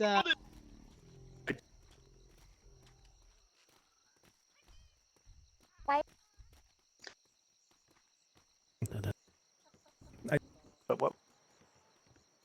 What? I know. Me and Felicity and. Hey, Goodbye. you might-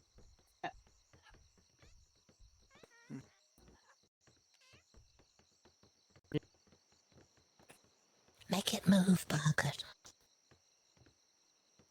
I don't know if you saw, but the guy that was stealing the entrance with a mask on. He had a snake around him. A snake around him? Oh no, if it was a snake, it would have bit us. Do you think he needs help? No, I mean, he seemed to be, not even noticing. He seemed to be enjoying it. Was he able to call out at all? Did he? I mean, he had a mask on, so I couldn't really see his face, but he seemed okay, I think. Maybe. But I was wondering if he was one of those monks with the python or... Yes, I wonder as well now. Did he ask for blessings? No, I didn't hear him say anything. Throw anything towards you? Mm-mm, he was just standing there real still. Alright, maybe it's not. I don't know. Maybe he was trying to play dead so the snake would leave him alone. Maybe. Bill? Yes. No, we've all certainly seen this before. Did they find quiet parrots? Oh, I can hear them now. They're chirping. No, I don't. No, I've had enough of parrots. Mr. Owen, I've had enough of parrots. What's wrong with parrots? Too loud, Mr. Owen. I certainly understand. They're always stuck in the rafters. They get stuck all inside the warehouse for no reason. Yeah, well, the next you should go over to the owls and listen to them. They're quite relaxing. Oh. Well, all right, we'll try it.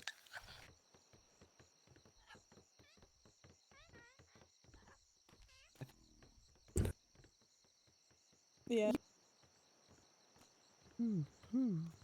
Can't hear anything in there, Bug.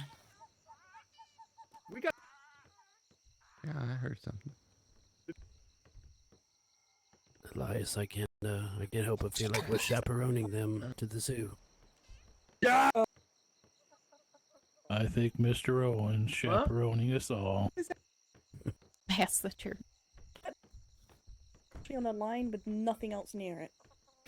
I mean, I would have won then if you'd believed me in the OPTB, but I do see why it seems suspicious. It genuinely was a slip, but I'm gonna make sure. Do they put wolves in with the bears? Why are they in there together? Is that all right? Are the wolves not going to get angry at the bears eventually? That's very odd. Are there...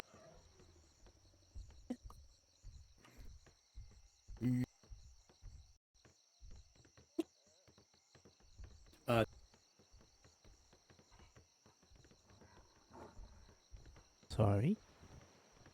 You're fine. Do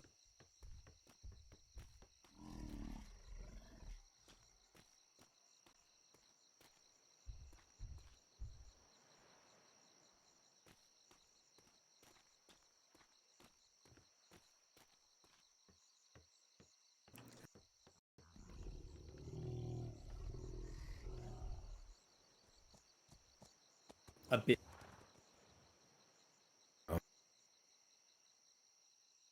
But they...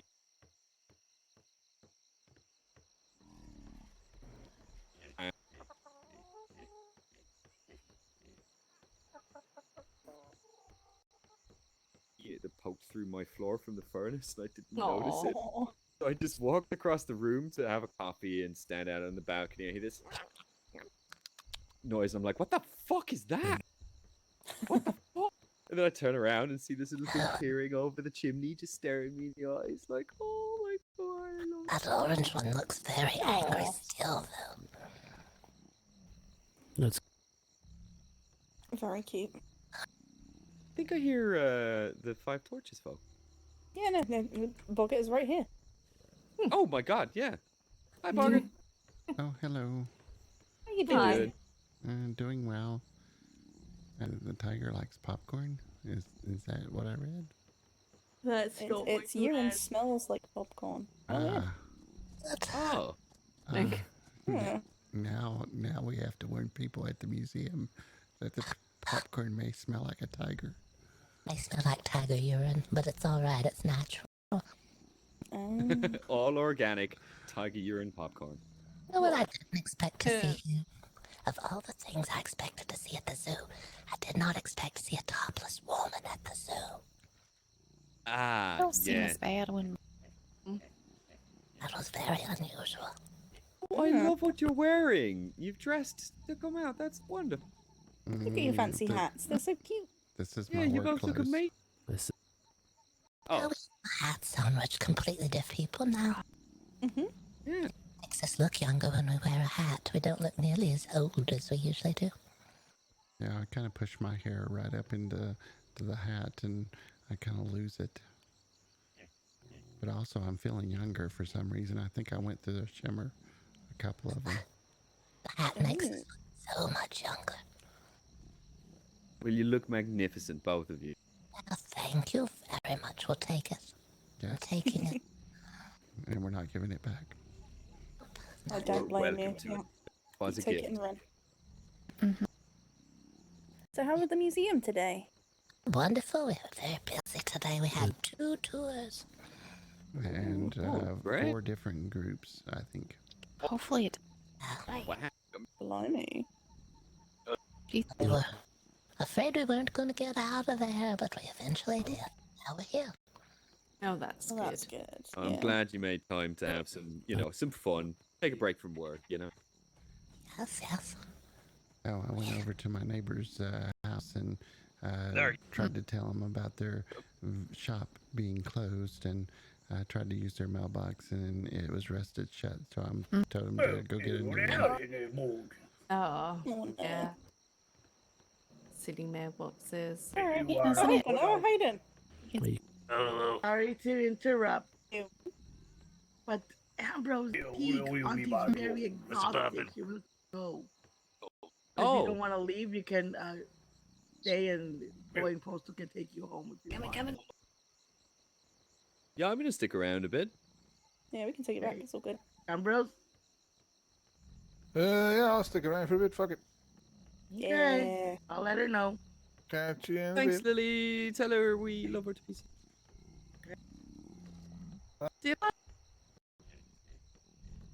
If you're really tall now, I like.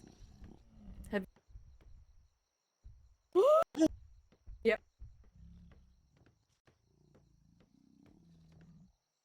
Isn't it? She did. What? Probably with the tigers over there, but I wouldn't try getting it. Yeah, they're very hungry.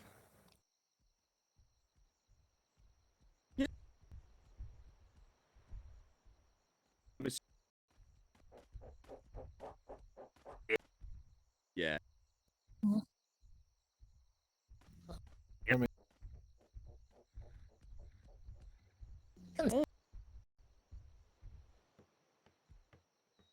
Do you reckon? Not supposed to have a party. You could.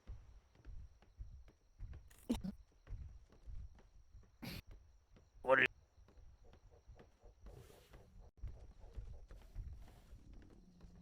Oh, you can help.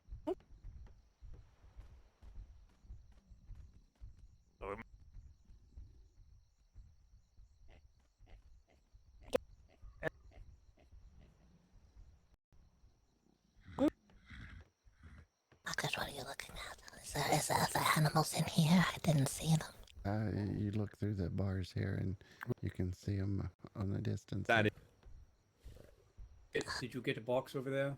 Just make sure it doesn't shake its head. God, I would. It's too late. It's already shaking. I don't like it.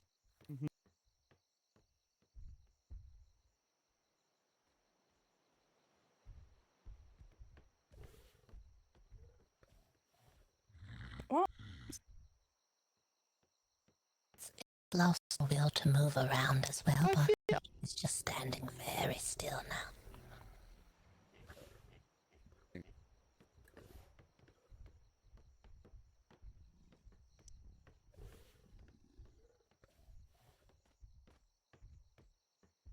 I'm glad they converted that into a camel. Ah! Where do you? Looking at the camel over here.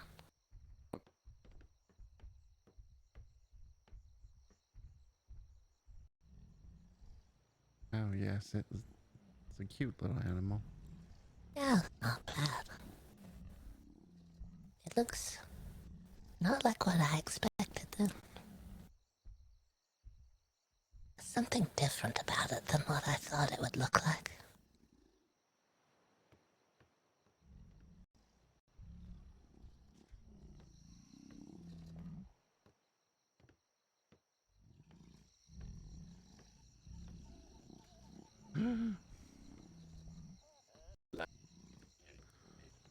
Gonna have to. Thanks, man. Gonna have to report that. That's a safety hazard. You're all. Did you slide on the steps? Jack. Don't you get in there. That might be an exhibit. Look, there's a wild Mr. Owen in there. Ooh, it's definitely wild, Mr. Owen. This is Owen enclosure. You fell in with an Owen. Was that euphemism?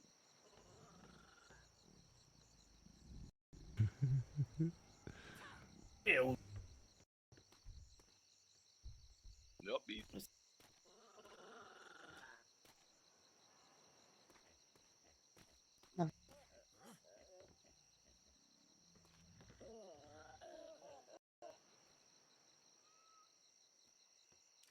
Ew. If you... Well, there. Definitely not seeing a raspberry in that group. Uh-oh, there's one moving. What? I said raspberry and it moved toward me. No, don't do that. Get away from that thing. Could be raspberry by now. We don't know where he ended up, you know.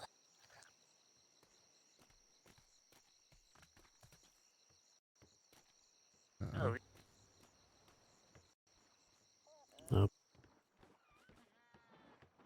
This very scientific information photo over here says that a raft is made of otters. No. It's the wood is alive. My goodness, look at that. Right. Oh, I don't believe that. Oh, that's what it makes sense about the penguins now. That they waddle away. A big group of them. Is it penguin or penguin? I thought they were called penguins. I heard them called penguins and pinglings. Yeah. I don't think anyone knows quite how to pronounce that word. Panugan. Maybe. Yeah. Is it...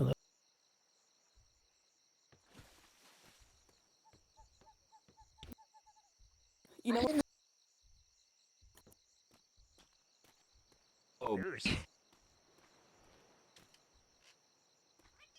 Do we know if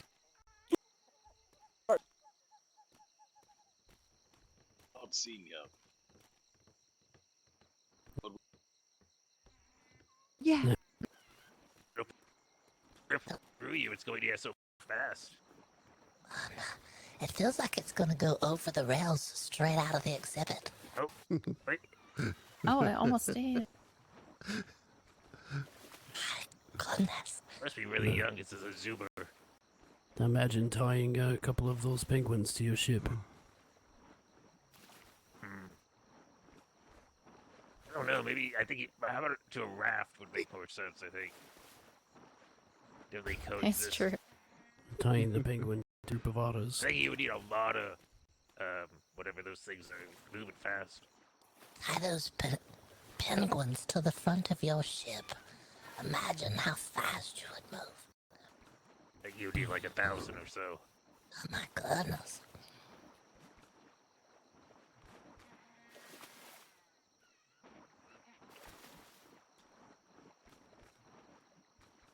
Don't forget to... I'm kind of a cheapskate, so... I brought a bunch of gift wrap. Ooh, was there snacks here? Was that?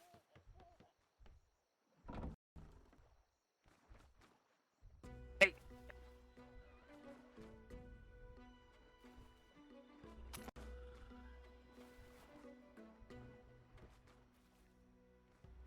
Anyone I Yeah.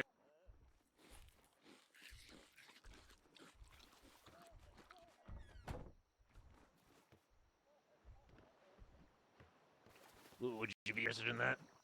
I would send an elephant poop to Boggert. Oh yeah, there you go, you little prank. Yeah. I heard It that. it would be funny when he opened it, and then also he could use it because he makes fertilizer.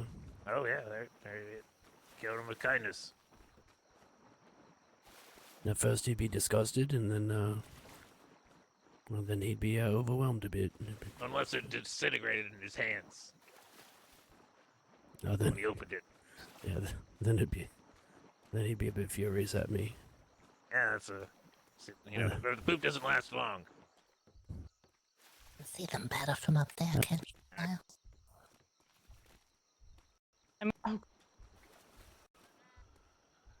Yeah, I can't find poop. I don't know.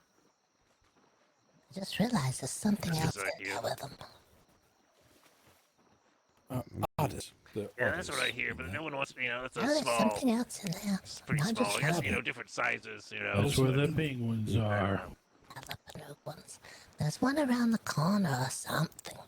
See something moving Yeah, that's what. over to the That's left what Peter. side. That's what Mr. C said. Sneaking in.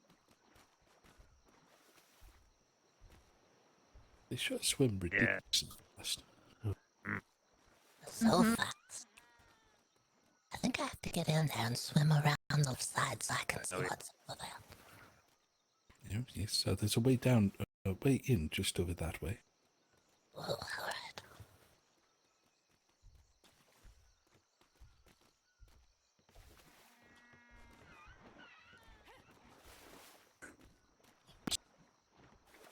Inside voices if we can, please. Inside voices if we can.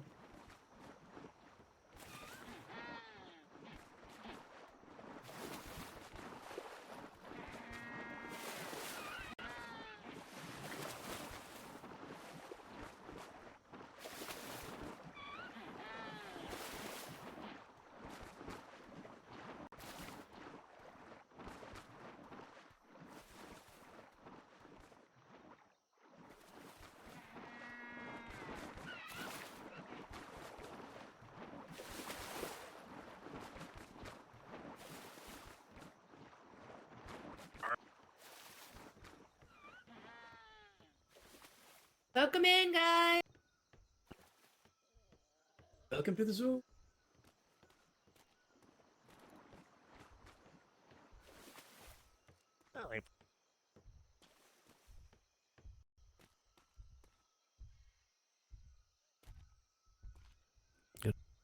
What's in here?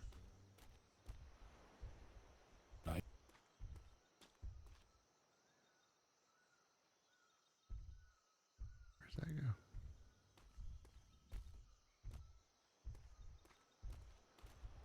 The memorial for Tiny's pretty nice if you want to see it. Is it one? Yeah, which way is it? Look, Boggert. Follow the growing me. plants in pots here. Look at this. I told you they could do it. I can always ask. Yeah, we'll figure it out. It's this way.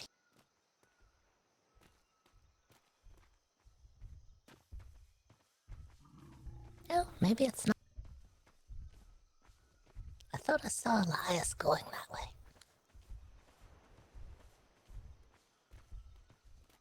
Looks like Excuse me, sir. Did you see a guy in a purple striped shirt run by you? A what? Did you see a guy in a purple striped shirt run by you? No, I'm afraid not. Is he your leader, or should I? He was looking for Tiny's memorial. Oh, it's up here. I can show you. Hang on.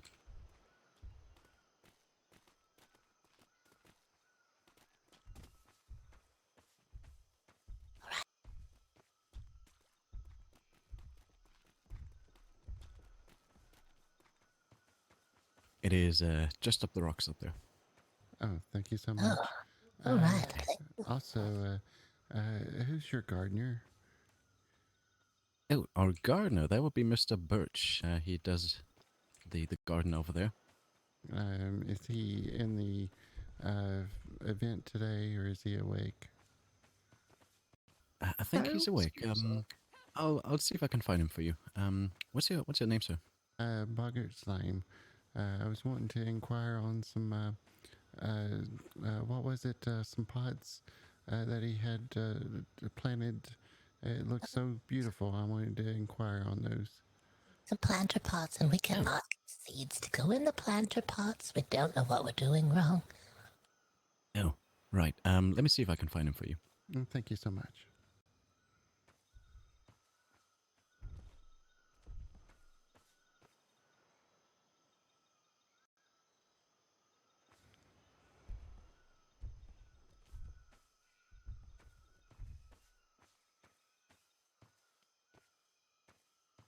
Well, I'll better read the signs. They say stay out of the south side. Yeah, there's tigers around here, so be careful.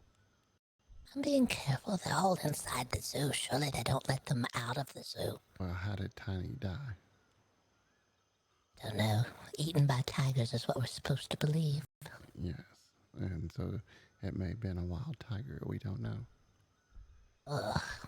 They pointed to the tiger and they said it's that one right in there, the big, tiny, the orange one. Oh, now it's tamed. Yes, that's what they say.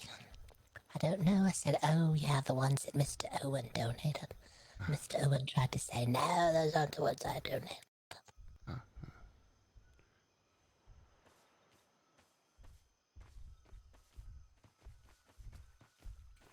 Hi, Mr. Slime. This is Mr. Birch, our gardener. Oh, hello, Mr. Birch. I'm kind of a master gardener. Well, not really master yet, but trying to inquire on mastery. But I noticed you had some pots and some flowers and stuff in them. I was wanting to inquire on how you achieve that. Well, I wish I could say that by my crafty hands, but unfortunately the plants themselves we've had to acquire from traders. Is it that witch? We heard that there was a witch selling seeds. I don't know. I didn't come up with that word myself, but someone else said that. Yes, we found a trader south of here, but I believe she has moved on from her location. I don't know if we know her latest. Oh, all right. Well, it's good to know that. Yes, keep an eye open. Trying to put seeds in our pots, and that we just could not. You can't get the food or not the dirt, and I didn't know why. Yeah, I spent many frustrated hours trying to do the same. And, Well, thank you very much. That explains it. It's one of those interesting scenes. And I do have to commend you on your excellent plantings.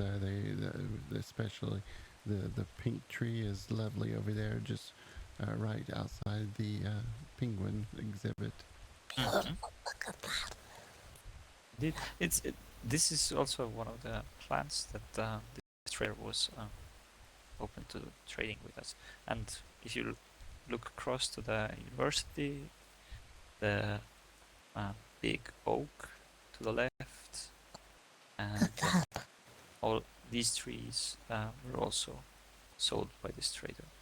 So they are offering both small plants, also large trees. So definitely something worth looking out for. I am hoping to find a way to, of course, plant these on my own, but so far no luck. Eventually. Eventually, indeed. Well, you've done an excellent job with the grounds. I do have to commend you for it. Oh, thank you. It's my how to say. He does have a talent for it. Yeah, it's the reason why I wake up every day. It's wonderful. It's a blossoming type of profession that you're in. I'm sure your own garden is quite lovely. Nice. Someone who has a passion and is following their passion, though. I believe we've visited you quite a few weeks ago. You had museum planned, no? We have an oddities museum. It's already up and running now. I can give you a flyer. Oh, please do. There you go, sir. It has our hours on it, so we operate more on Fridays, Saturdays, and Sundays. Usually during the week, we like to travel out and see the other sides of the world and travel. So. Oh, that's very reasonable. I'm definitely gonna have to make my way over there. I know we were there maybe a couple of weeks before we were planning to open, but it's glad to hear that you're open, and I will definitely make my way there. Perhaps I'll grab somebody from that also with me. Yes, absolutely. Time for the oddities to be delivered, but they're there now. We're ready to give out warnings. We notice you have a giraffe here. Someone who tends to that giraffe needs to come and hear the warnings about them. Yes. There was a monkey also. I mentioned the word raspberry, and one of them came walking over to me like it knew his name. Oh no, not raspberry. You gotta hear that warning as well. Oh no, they might have a plague. Plague going around. Oh no. Oh no! Don't use that word. That we have too many people here to use that word right now. Mm-hmm. No, I need to raspberry enforce a quarantine. never did anything nefarious as that, but he did try to. I won't say it. Can't give away. They have to come hear warnings. Yes, the warnings. The odd, the unusual, the warnings. Strange, the unusual, and the odd at BoggOdd Oddities Museum. 17 exhibits. 17? Yes. That's a lot of odd things. Yes, yeah. and it takes, I think we need to take a look. It takes about an hour and a half to go through. Oh God! Do you do tours? We do. We have. Yeah, I can give you a flyer as well. Right. Sure. Sometimes the paperwork gets a bit mixed up in our company, but thank you. It's fine. The more, the merrier. Aye. So maybe we could make it next weekend, or the one after that. You said Friday, Saturday, Sunday is best for you. Yes. But we know you've been busy here. We know how it is to try to get everything put together. Mm-hmm. It's been 2 weeks also, of construction. You can also arrange a special tour. You need something during the week. Usually our times are listed on Mondays through Thursdays, but we like the kind of a notice ahead of time, so we're not set out and seeing the world. Oh, very, very nice. Yeah, that's on the house. Thank you. I think we'll come by at a weekend, most likely. All right. We'll try that, yes. Aye. That would be wonderful. Well, it's nice to meet you both. My name's Boggert. Hello, James. James. I'm James too. It's James too. And Yes, James 1 this is and Mr. James Birch. 2. I'm Mr. Hadley. 2, he said. James and James 2. Gotta put the 2 on the end. No, not two as a, I mean, I'm James. He's James. All right. Just James. So it's just James now. James and James. It should be easy to remember. Aye. All right. Well, it's nice to meet you both. Hi. Feel free to take a moment if you know Mr. Tiny, and enjoy the view up there. I'm sure that he's smiling upon us today. All right. Yes, we'll make our way up. Thank you very much. Enjoy your stay. Thank you for your time.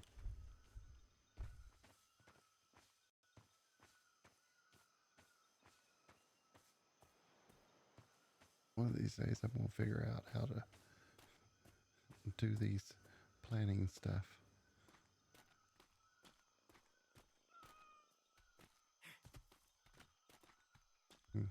Careful, Boggert. The steps are tricky. All right.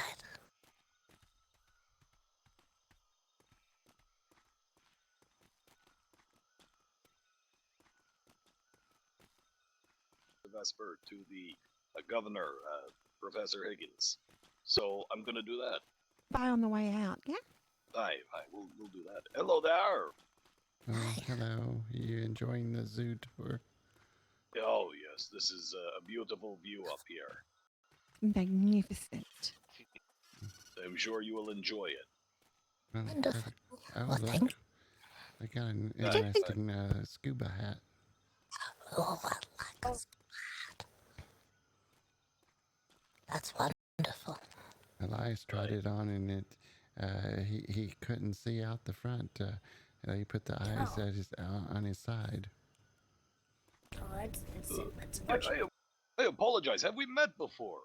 I think we did. We did at the I remember laundry the place. voice. On Not April 1st, you know. Ah, yes! You were there at the parade. Ooh, the parade. Yes, we were.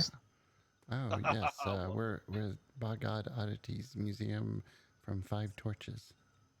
That's where I recognize you from. I've been meaning to stop by your museum. I actually have this flower. All right. Well, there's another one. Just in case you're able to stop by, we have 17 different warnings to give you and the exhibits that go along with them. And it takes about an hour and a half to go through the museum and hear everything we have to tell. I would love to come and get the tour actually sometime.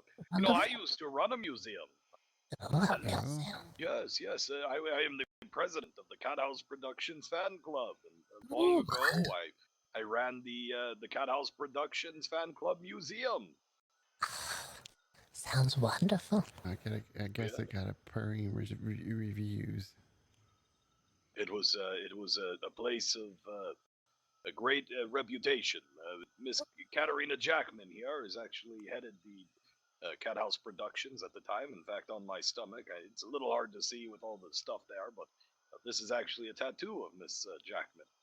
You see, the Cat House disbanded in the year 1722 and reformed under the name Deckflix, and that is her organization now.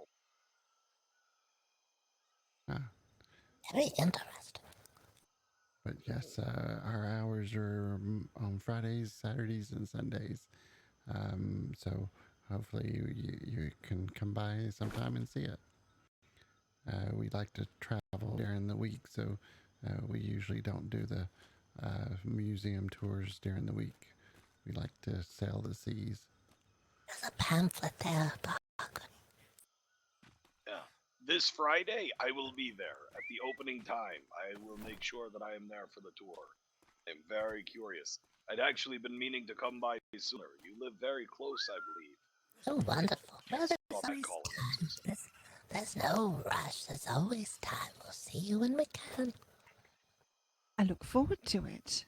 I've heard good things. Ooh, we look forward to it as well. We had 2 tours and 4 different groups today that went through. Oh, wonderful. Business is booming. Yes, it is. Good.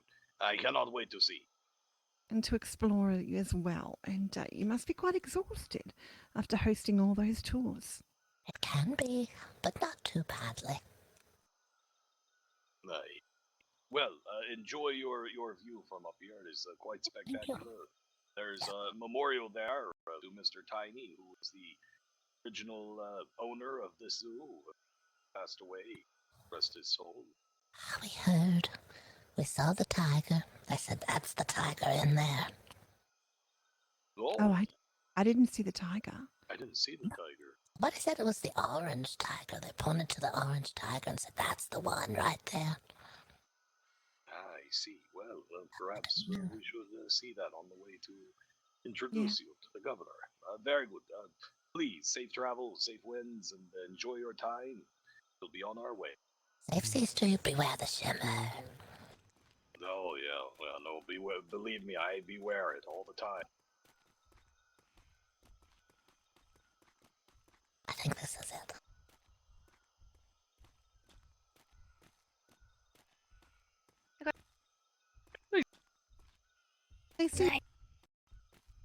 Thank you, Tiny, for all you did to create what we have here before us today.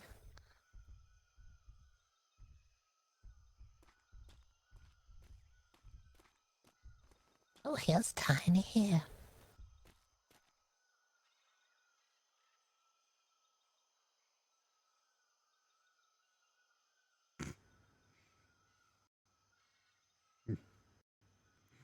Black eye. It looks like he's got a black eye. And I'm assuming that's Tiny. yes, it most certainly is. Think that was painted right before? Yes, I think so. All right. You could say it's a burial auto. So, look up. That's all, everyone, for raffle. Where's she running off to? What is that on the top of the mountain up there? There's something up there. Is that another memorial?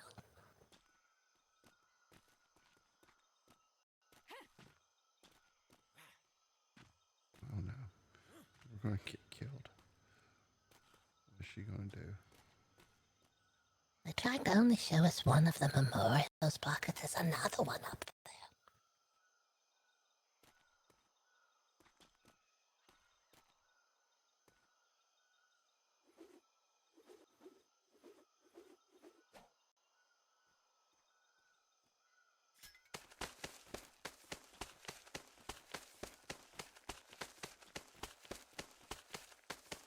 Oh, it is something.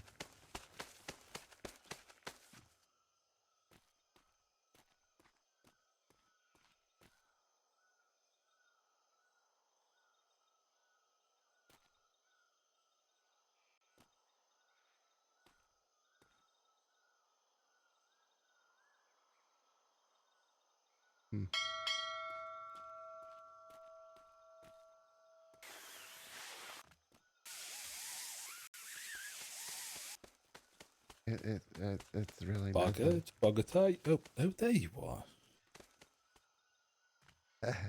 Hello, Mr. Owens. What are you two up to here? There's a memorial at the very top, tippy top. No, the more, sir, the memorial's this way. Follow me. No. There is another memorial at the tippy top. Are you certain? Yes. A memorial for what? There's a sign that's blank on one side and zoo on the other side. I think the only memorial here is the one just down this way. Oh, hello, Tansy. Hi, Boggert. What you doing with that grappling hook? Hi, Boggert. Hi. Did you see the memorial at the very tippy top? Yeah, there's something up there. No, I didn't go up there. There certainly seems to be something up there. What is it? How would you describe it? Well, it's just a pole and some signs. Pole and signs. And a light. You forgot the light. Oh, There's yes, a light up there, too. Yes. What do the signs say? One of them was pointing. It was a bright red sign, and it's pointing this direction, and it said something zoo on it. Royal Society Zoo? Interesting. Maybe it was RSOL. I don't know what the OL is. Yes, Royal Society of London Zoo. Of London. No one's told us that yet. We had to go all the way up there to find that out. However, this shorthand is usually just the Royal Society. Did you see the picture of Tiny? Yes, right over there. It's quite moving, really. Yeah. It's an excellent place. I'm sure he would approve of being there to oversee everything, Right. including the tiger.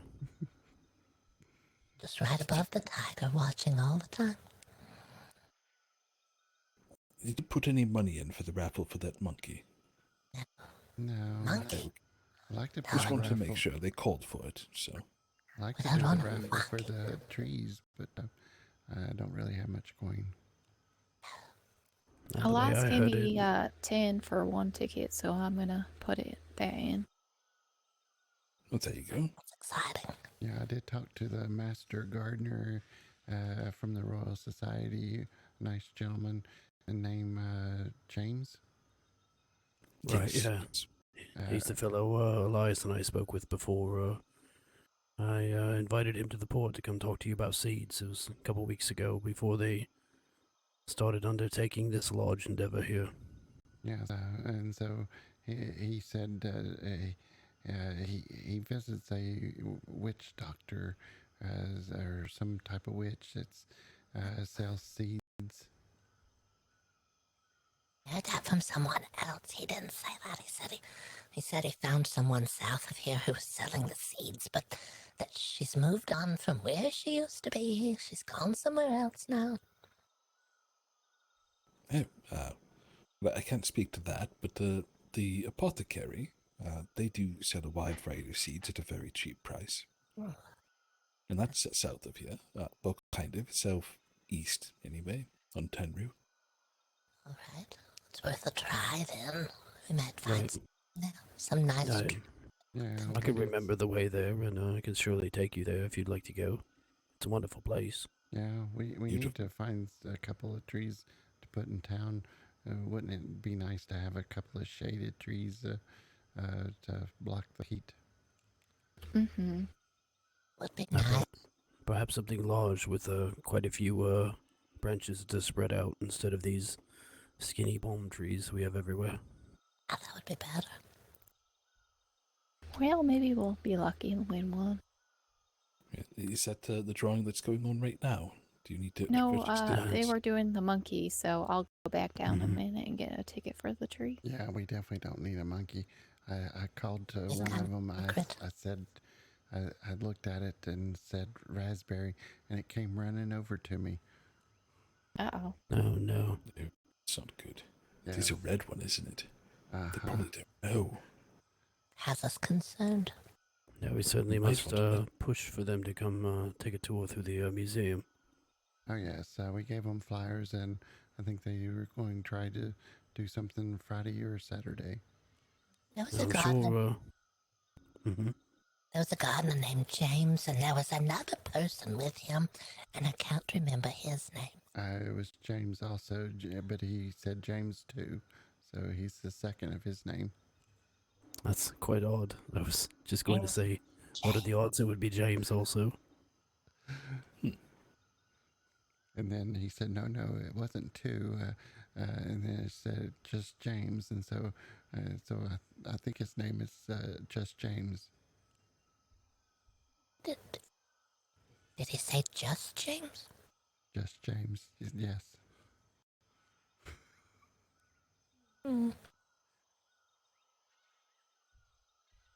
It could be more confusing. You could say his name is just James with an O or something. That'd be even worse. Or Larry with an H, yes.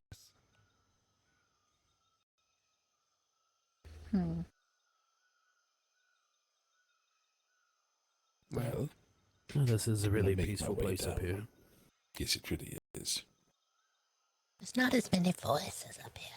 Oh, we did run into some people that we met at the Schooner Club. I think you were there, Mr. Owen. Some nice, friendly people that came in on a ship on April 1st for the event at the Schooner Club. The laundromat. Oh, are you talking about Jack? Laundry opening day. I believe it was a Jack, I'm not sure. Yes, Jack with the weird tattoos. Yes. Oh, yes. Is that Jack Morgan? Yes, the one that Pierre tried to kidnap last night. It's a good thing he didn't Right. come, really. Oh, it was that guy? Yes, that was Jack Morgan with the rabbits. Yes. Oh, I didn't realize that. Yeah, I'd met him at the laundry and didn't quite realize that was the one that Mr. C was going after. He's gonna try to come to the doors. Well, hopefully Pierre won't be there at the same time. Well, who knows? It sounds like he got escorted out of Twin Rivers after that. Yes, forcefully. Mm-hmm. Who? Mr. C or? Yes, Mr. C, as you know him. Where's Pierre? They're one and the same. Sorry, I've heard a few of his names now. Yeah, there's also like is it Nelson? I already forgot again. So, And then seems he has a the different first name is Ama, and the last name is confused. Yes, right. Next thing you know, he's going to be going by James just to blend in with everyone. There was a man asked our names in our town, and we all gave our names, but Mr. C stood quietly in the corner.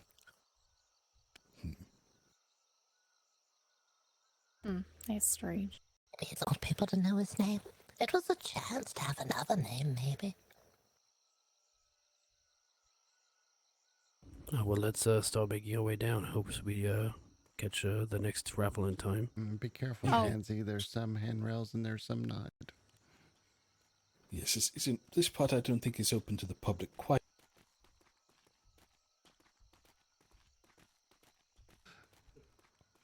Bagatha. Careful, Boggert. Follow the path. Missing a handrail right here. I almost fell to my death. There's another one right ahead. It's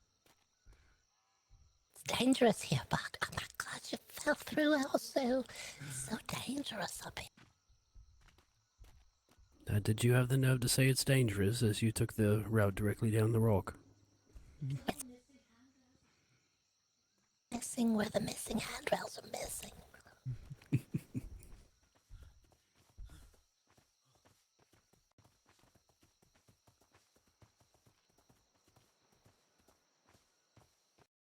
No, it'd be nice if we could take some of this grass and just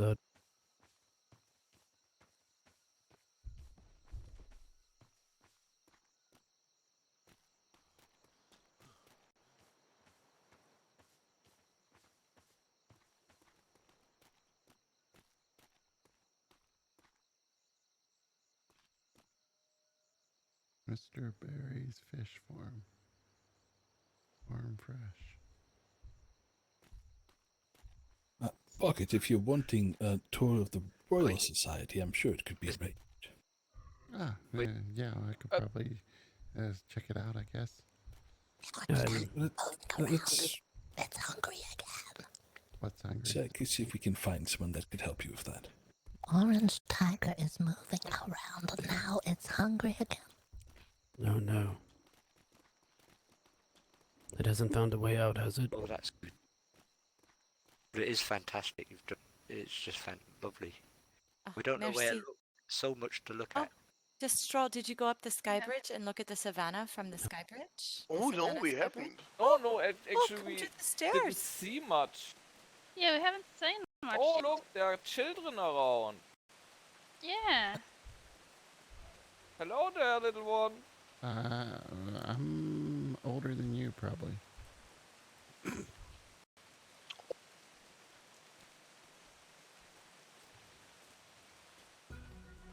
Someone call me a little one. I'm not little. We're normal size. Everyone else is gigantic. They don't understand. It's very hungry. But It's going for someone, but I don't know who. I'm not going up there, I'm afraid. Stanley, you got a lot of meat on your bones, and I fear for your life right at this moment. Hi. Owen told me that Mr. Tiny was a large man, and it does have me a bit concerned. Yeah, look. Oh.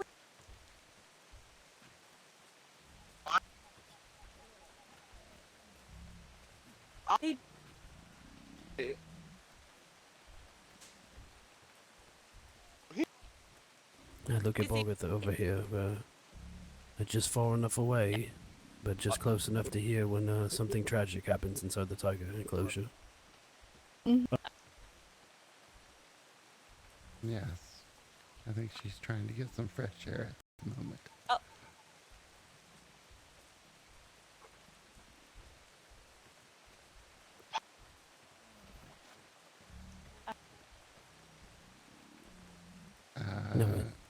Elias, Just do They that won't really miss just one from the pen. It's really cuddly. You can't just come in here and do that. They've got a few. I think it'll be okay.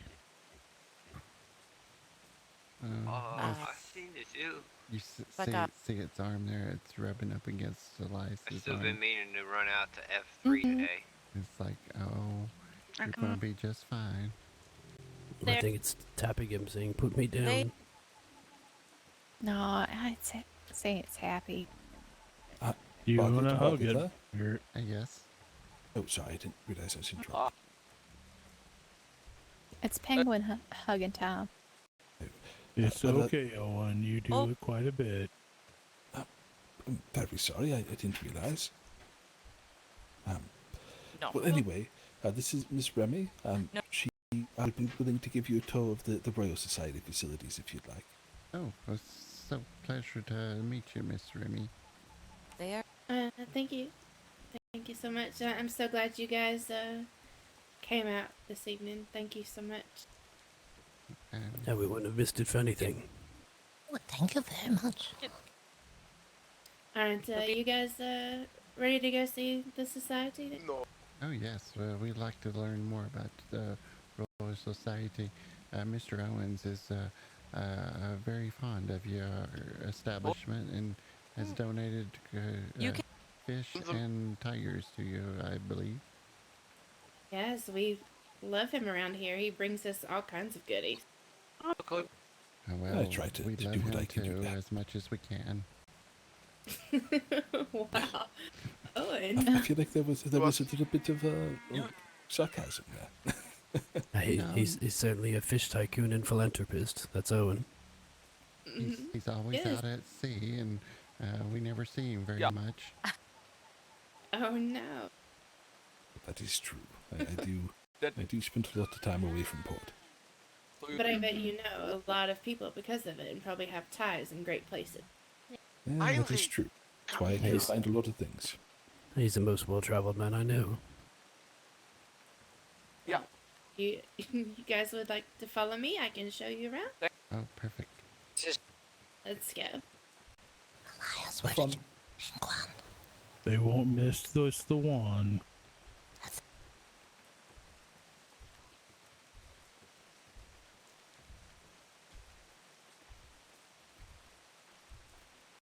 Are they coming?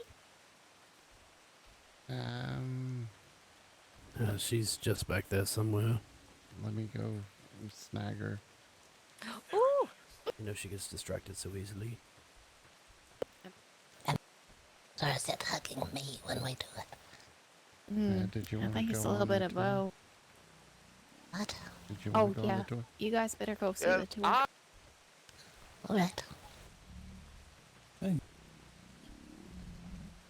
And the sunsuit's gonna come on, and they're just gonna. You know what? You know what? The Navy is not here. The Lords are not here. Like, you know what I say to that? Many things in French. But, you know. Stanley, I fear for your life at this moment, since you are a, well, beefy type. Oh, no. My baby Henri is fed. He has meat in his pockets. He will not eat your friend. It's very, very feisty looking. It's been following me around as I walk the wall. I think he likes your hat. Probably something in your pocket. Did you wash that hat before coming over here? Because he works with cattle all the time in our barns. Oh! Oh no, you are like, so you are like the catnip to my tiger. I suppose so, yes. Of course, I think all the animals are mine, even though I am like the zoo mistress. They're not my animals. They're everybody's animals. They're yours and mine. How are you the animal keeper then? I am the menagerie mistress, yes. Oh, that's quite the title. Was you the But of one course. in the picture that didn't have a top on? Yes, that is one of my friends from London. She is a harlot of London, and she graciously let me paint her. I thought she was fabulous for the donation poster. She draws the eye. Yes, she certainly does. Of course she should. Hopefully she will draw the coin. Alright, are we waiting on others, or...? I don't know. What are we doing? I think it's Well, I was just gonna us. come on about it. On a tour of the zoo or the society? We were wanting to check out the society. Oh, go for it. Alright, I'm I gonna think go. Okay. No, I was gonna go have a moment in my head on the Lido deck over there since nobody's up on the lounge. Okay. So I can. Alright, well, I'm gonna take them and show them. Oh, your kitten? Yes. Yes. Alright, I'll be back. Okay. Okay.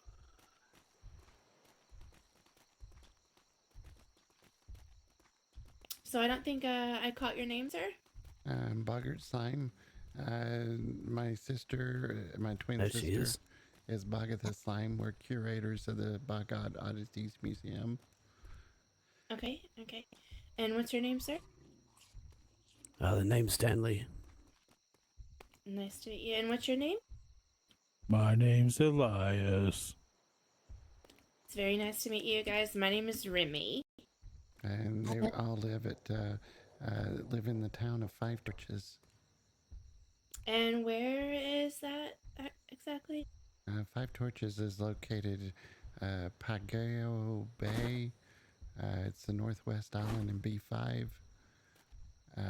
Some people want to call it Gao Bay because we have so many pigs. So many damn pigs. A lot of pigs there. Not much else, but a lot of pigs. We don't have much that has the sharp teeth there, you see. Oh, okay. You have the occasional elephants, but we try to make sure that there's no elephant eggs left around. Did you say elephant eggs? Yes, elephants, they give birth through eggs. Okay, let's go look at the society.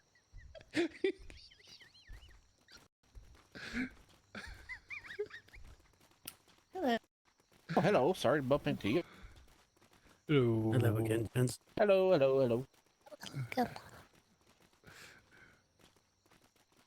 Now this is much better. Elias, when you and I were here before, Really, I'm we so had to swim glad you across. guys joined us this evening. Well, thank you for having us. Yeah, of course. We wouldn't have missed it. I'm gonna be totally honest, and at 8 o'clock, I think we're all gonna do a happy dance. What kind of dance? A happy one. We have worked very, very hard up to this, and we've all been super stressed out, so we're actually going to be really happy when it's over. You've done a wonderful job. Yes. Thank you, Wyatt. I told the governor last time Elias and I had been here, it was just a shell. And you can see the wonderful changes that are made, and I'm sure everyone's responsible, and it was quite the undertaking. It was definitely a labor of love, but we're happy that it's done, and we share it with you guys now.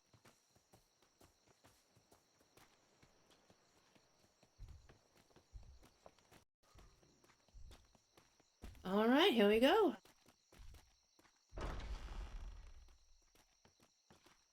He's our greeting committee over here. Hi there. This is Minka. Oh, what a cutie. She's cute, isn't she? Alright, let's go this way. Actually, Who's let's in the go this pain?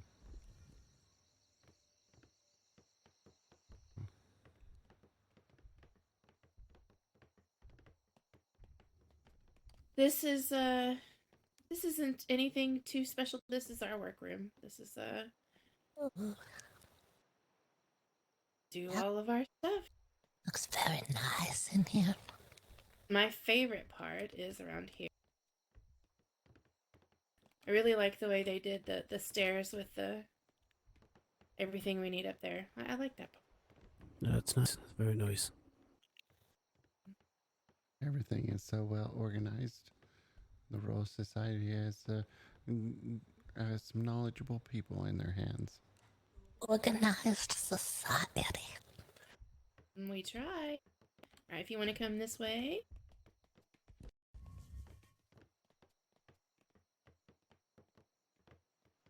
Ooh, this must be the lecture room. Right, this is what I was telling you about. When I spoke with the governor before, I told him what it is that you folks do. He expressed interest in perhaps having two of you come here and give some sort of a lecture on different oddities and whatnot. Well, the problem is, if you want to hear about the oddities, you gotta come to hear about the oddities at the museum, so we can show you the oddities.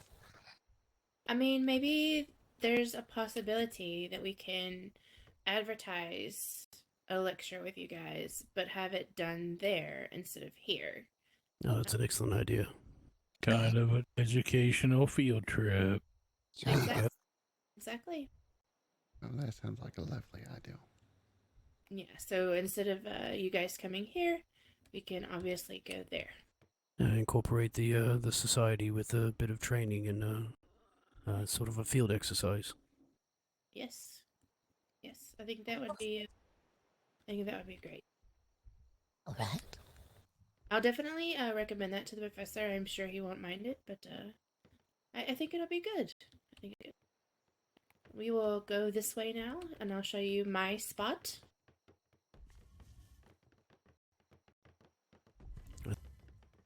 Nice. Oh, look at this. It's beautiful in here. Mm-hmm. Oh, wonderful. That was certainly shaped up quite a bit since the last we were here. Wow, look at this. This is lovely. Thank you.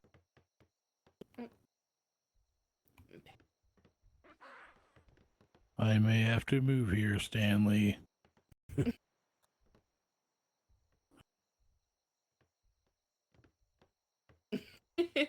You can come. You're welcome. Just showing them around, bro. Oh, great. I'm heading back before Felicity kills me. Oh, okay. Quite impressive. Did you see all the food barrels there? How it's well organized? Tansy needs to see this. What an organization. Oh. You're going to have to build a bigger kitchen, Boggert. My goodness.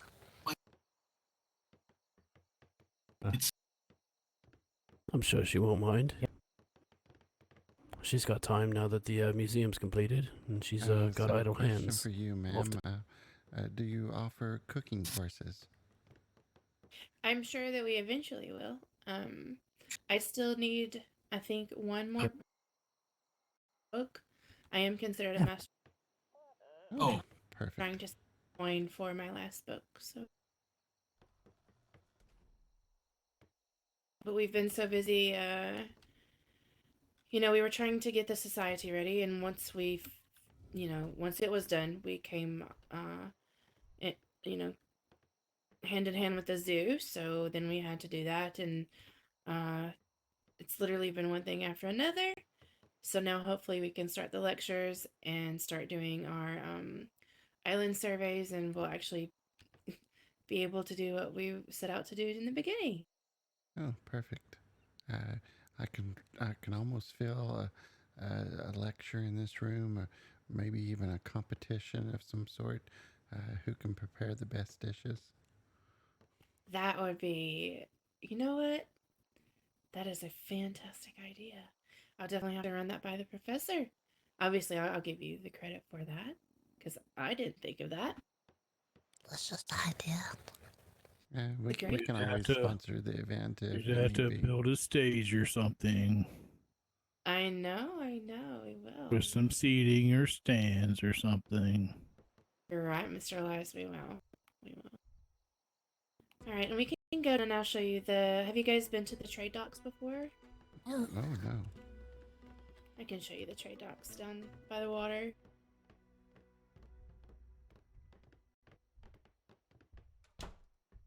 Alright, we'll go this way.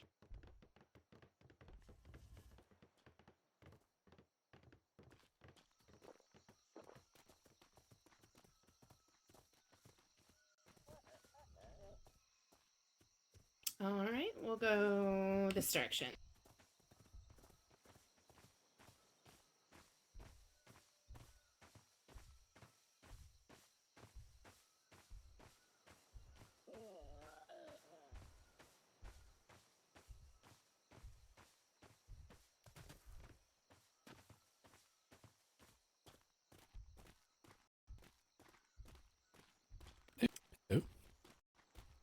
There you are. You found us.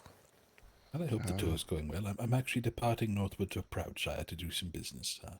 But Tansy's waiting for you all. She's still waiting on a raffle, so no rush. Okay. All right. Okay.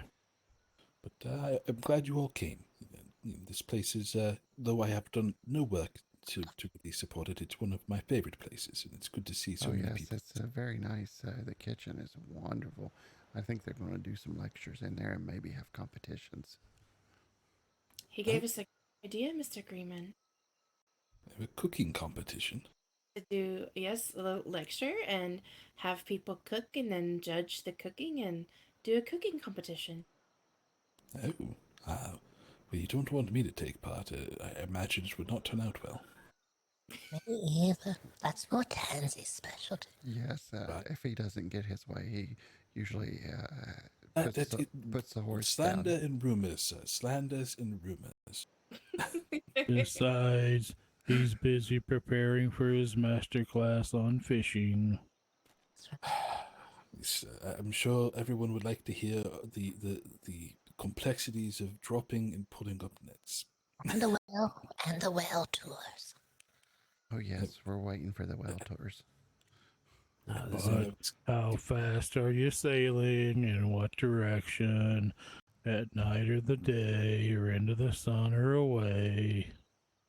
A lot of layers. It's sure it's more complicated than you think. I suppose. The front or the back of a ship. Oh, and are you going to be giving whale watching tours? I hadn't really considered it. My ship isn't really set up to be a cruise ship, you know. I think it's more whale hunting tours, Stanley. Yes, Oh, well. we're going. We've been invited. I suppose to hunt them, you've got to sight them first. Right, and sometimes that can be dangerous. Yeah, especially if you put the harpoon on the front of the ship.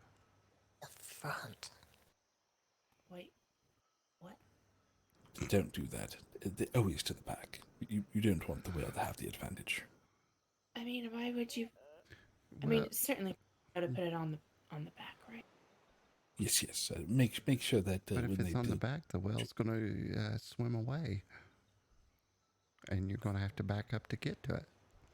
A lot of layer to it. But the whales get aggressive and they'll come at your ship. So if you put it on the front, you're just asking for it to smash into you and damage your keel. But you have the wind to your advantage. You can move the ship to the left or the right.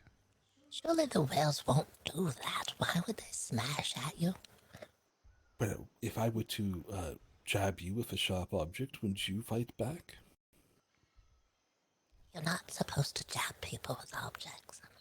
It was figurative. I'm not threatening you. I'm just saying that if someone were to attempt to stab you, you would probably fight back. Yes. He feels like he's going to lose, Boggert, though. That's right. Has been known to fight back, even if you shoot webs at her. Have fun. He'll use like 6 rounds. Goodbye. Bye, Mr. Greenman. Have a good night. Okay. Wait, no, he's still agile and spry, Boggert. That's right, I can still do stuff. I worry Mr. Owen. He gets so scared of what I could do. He had to get away. Oh my goodness. Yeah, that's right. Yeah. Alright. Let's go look at the great house.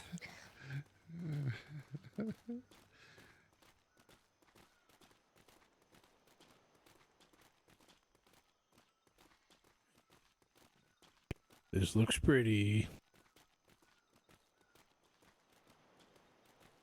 There's been a lot of change, hasn't it? So, we have a couple of stalls in here that people can buy from. The rooms in the corners are for trade. We put what is theirs in there. Like if we're not here, we put what is theirs in there and give them a key. Like they have a key beforehand. If we have like contracts set up, we put what is theirs in the box, and then they put the stuff that they have for us in the box. So That's very smart. Makes it easy.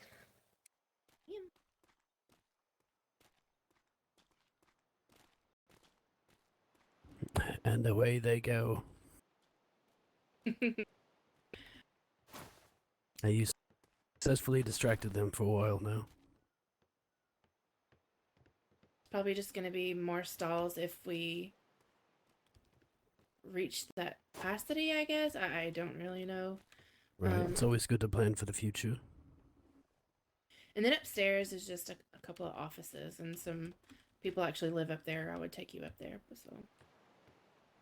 Yeah, I'm sure they wouldn't want to go through there and someone hasn't done their laundry and tidied up or whatnot, made the bed. Somebody might sleep naked, so I just prefer not to do that. No, right.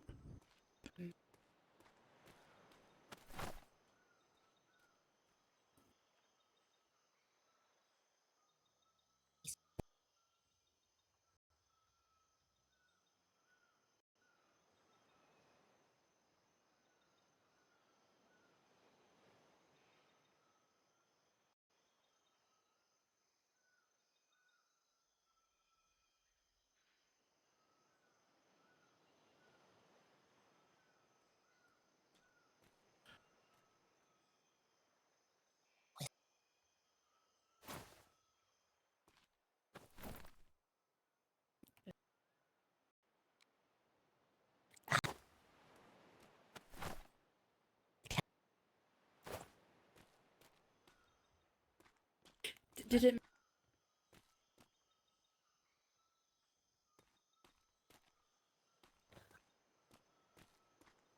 There was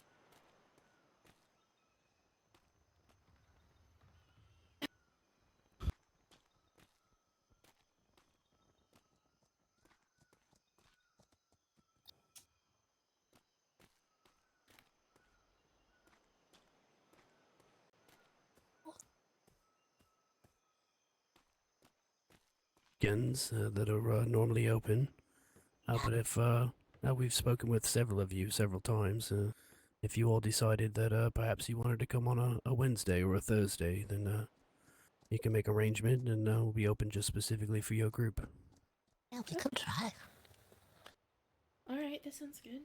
Although the mixed company on the weekends sometimes is quite interesting, as you never know who's going to come and join you. Right, I'm sure. Yes, we had a big, colorful group that happened to show up on Friday, and it was almost swinging room only. They were hanging from the rafters. Gosh. They were a fun group. Sounds like. It was a lot of people. I regret going to sleep early that day. I heard all about it the next day. Don't you love that? I feel like I go to sleep pretty late, well, for what I think is late, and then I wake up the next morning and people are like, wait till you hear what you missed last night, and I hate it. Yes. All right, let's get down here and I'll show you a couple more things.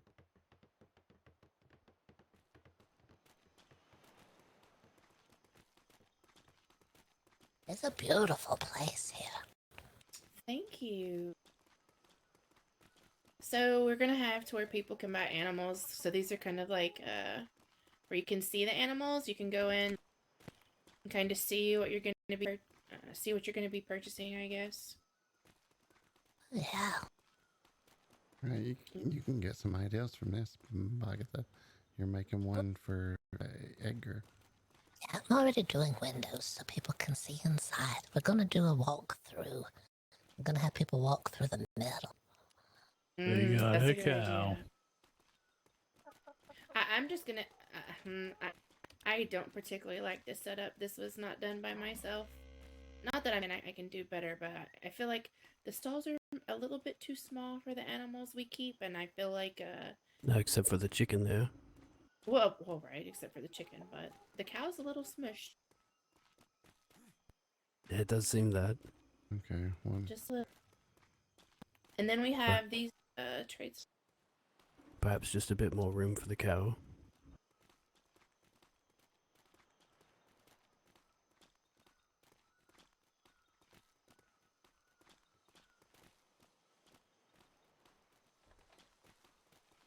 So this is confusing to me. I don't really do anything about trading, but these are the trade stalls. Apparently, people can drop their stuff in there. I literally know nothing about trading. No, I don't either. Or y'all can look at them. Like I don't know anything about. I can look all day and I still don't know what I'm looking at. Right, right. It seems kind of cramped, and you're right. It's confusing. And then I don't really. I like I was telling this lady here. I don't really know anything about trading. I don't really know like the point of everything in those buildings. So I'm just gonna open it up and let y'all look. All right. I think that's it. We do have like a little doctor's office over there. If you guys ever need a doctor, we can go see that real The quick. doctor's not a goat, is it? I've already seen the doctor once. Day? They've gone. Oh, that's Yeah. Yeah, a large group came in, took over the island, and started bossing everyone around, telling us where we could and couldn't go. And there was a doctor with them. The next day, they picked everything up they had brought with them and took it with them. They told us to stay out of the south side. Yeah, they said stay out of the south side. It's been quite some time since I've seen a doctor.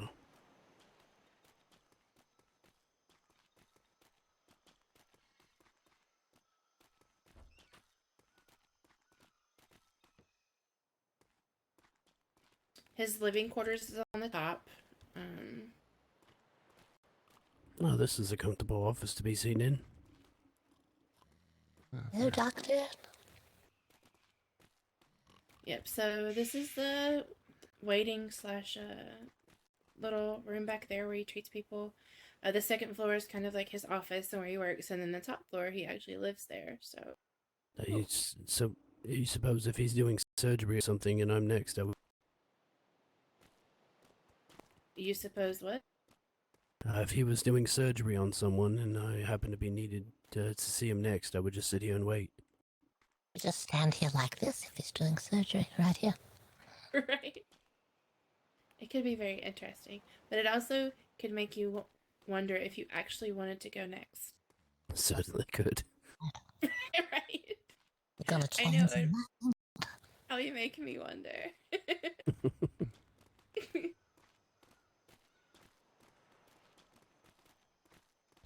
Now, Stanley, you know that if a limb fell off, you know how to put it back on, don't you? I haven't the slightest idea how to do something like that, Boggert.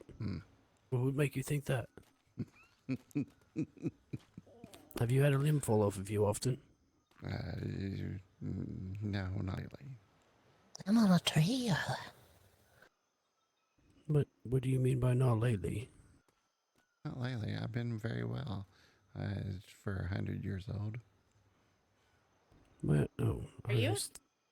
Yes, I'm 100, and Bagatha is 100. Was I not supposed to sit there? I'm the oldest by 15 minutes. 50. Oh, y'all are y'all twins? Yeah, we're twins. She held on to my ankles and wouldn't let go. You can't really tell when he tucks his hair up inside the hat. When they're both standing without hats on, it's a bit more clear. Hey. Wow. But Stand beside her. But I did go through a couple of shimmers, and look what it did to my hair. Lovely. It It brings looked back the youth to horrible. you. I liked my gray hair. Stand beside him. Stand beside him. Oh, wow. That's insane. I'm tallest. No, I'm tallest. And youngest. Don't give her any bigger head than she already has. If she keeps the hat on, it'll keep it contained. It can't get any bigger. Yes, we look very similar to each other. You really do. You really do. I love it. I'm going to be totally honest. I do not ever remember this table. Maybe it's something that they've just placed there for... It looks like something that you would have tea on and have a tea party. We have a dock that looks like that at our place. It's interesting. Yeah, we Yeah, use that very table similar. as a dock at the museum.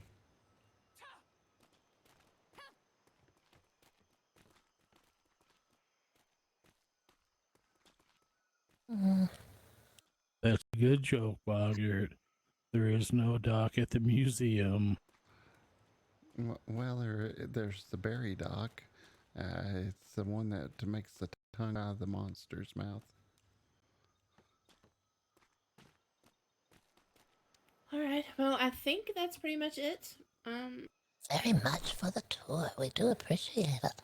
Welcome. I hope I wasn't too long-winded. Sometimes I can't. Oh, no, it's fine. Thank you, Miss Remy. There's a donation to the society, and for your time this evening, thank you so much. Well, thank you. You didn't have to do that. I appreciate it, though. Thank you. Well, this is a fine establishment, and we look forward to doing some research and learning more about the society here and attending some courses. That's for after you close for the evening. Oh, you know I'm going to need that. After that, if the day you're having looks like I think it does, with everyone running about, I'm certainly. Crazy. Do you guys want to walk back? Yes. Okay. Now we'll go back and see. I know Tansy was waiting on another raffle, I think, for a tree.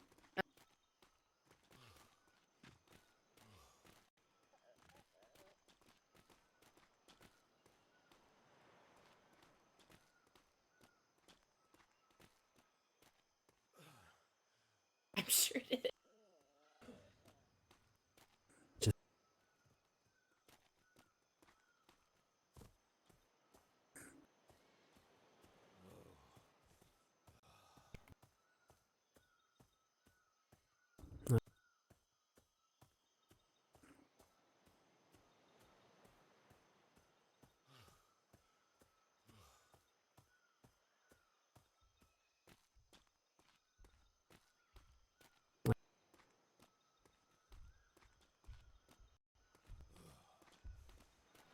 Elephants have gotten out of the zoo. Look at that. Yes, stay away from the eggs.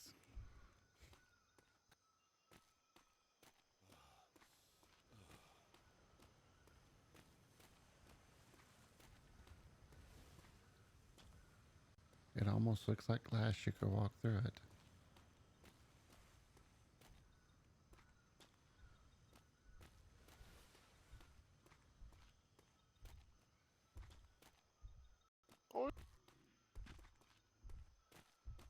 Maybe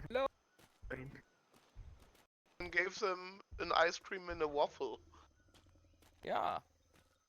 Hello. Hello. Hello.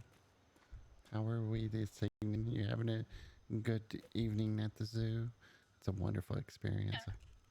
Yeah, we're enjoying it very much. Oh, very good. Yes, we're having a wonderful time here. Oh, good. Good.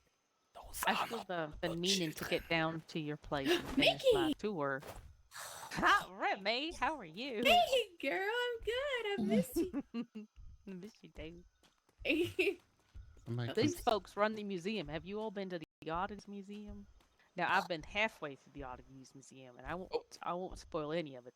but it's absolutely fascinating. And you know what? It's just gone I've on been the list, I I think, saw hasn't a it? giraffe over there that was shaking its head a couple weeks ago. I see that bashed that museum thing's head in. highlight. It was gone. Yeah. I wiped my Can you drafts all over. note? That's right. There is a monkey in the enclosure over there. I called out raspberry and it ran right over to me. I'm a little afraid that they may have a raspberry the monkey in the enclosure over there. I didn't get all the way to the raspberry. Oh no, I did get to that. You haven't been having any unexpected fires lately, have you? I don't think so. Yeah, no. Remember, you got to go to the Oddities Museum and get all the knowledge. I want to talk about the knowledge that the Royal Society is working on. These folks have all sorts of really good knowledge so that you don't run aground in this world. I'm so excited about going. We might have to take a field trip. Yeah, I think we will. Oh, cool. Yep. That's nice to meet everyone. It's very nice to meet you too. Well, yeah, it's nice to meet Pleasure is all mine. Pleasure. Okay, we need to probably meet up with Tansy and start heading home. Right. Thanks for coming. Safe travels. Thanks Very for old. hosting. Well, thank you very much. It was a wonderful experience. Auf Wiedersehen. Wiedersehen. Oh, this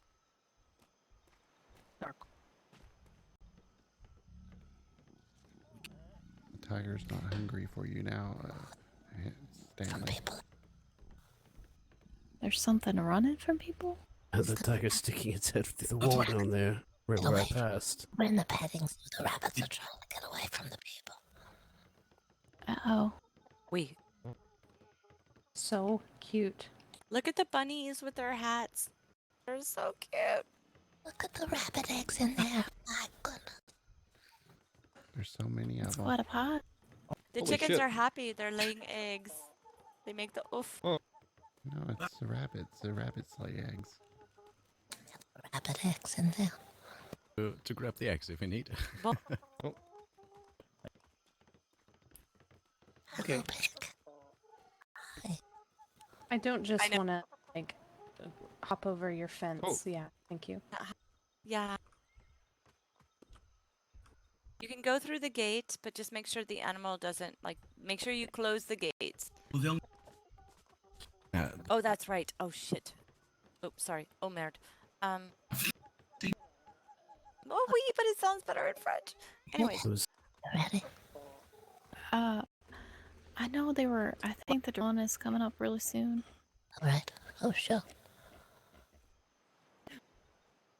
Soon. Did you? Nope.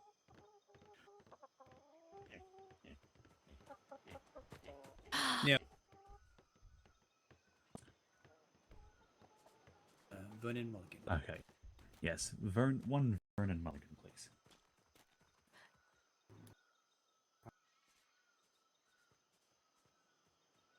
Why are you petting this guy? I'm not. What were you doing?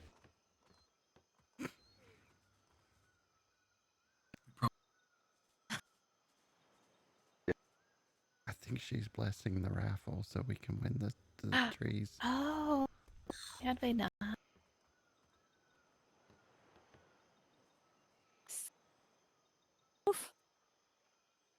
Definitely see a monkey, but it's not. And I, my man, if you happen to know, what is the approximate time by the Pacific Star? I always have a hard time doing the counting in my.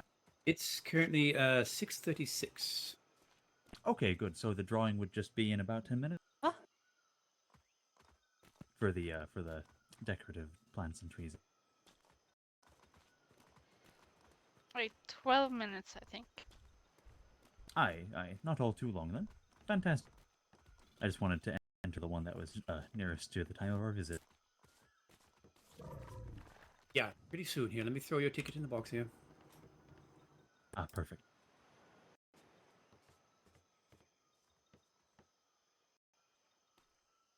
Thank you, good sir. Ah, absolutely. Have a pleasant day. I'd like to buy 2 tickets as well. Absolutely. Put your coin there, and we'll do that.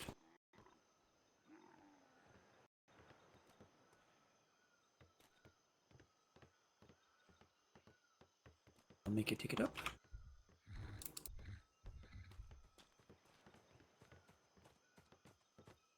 Did you guys enjoy your tour of the society? Oh, it was wonderful. You should see that kitchen, little Tansy. It was remarkable. I probably should have gone over there. I had been over there quite a long time ago, but it was looking pretty neat then. Yeah, I made a suggestion to the master chef over there to do lectures on cooking and maybe a competition. Oh, yeah, that's a good idea. So you would have a cook-off of some sort. Okay, that sounds like it could be fun.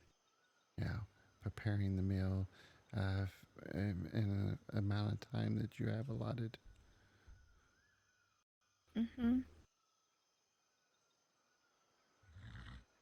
then you would have all your ingredients kind of off onto the side, and you would have to prep those and then present it on a plate.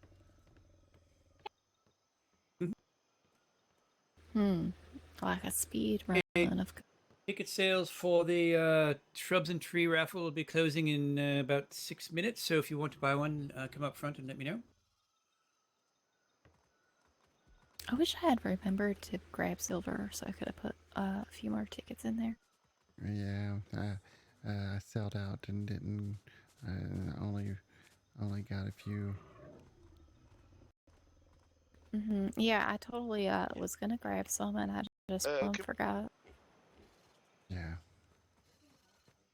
I did donate to the Royal Society. Oh, yeah. They're doing excellent work here. Yeah, they are for sure.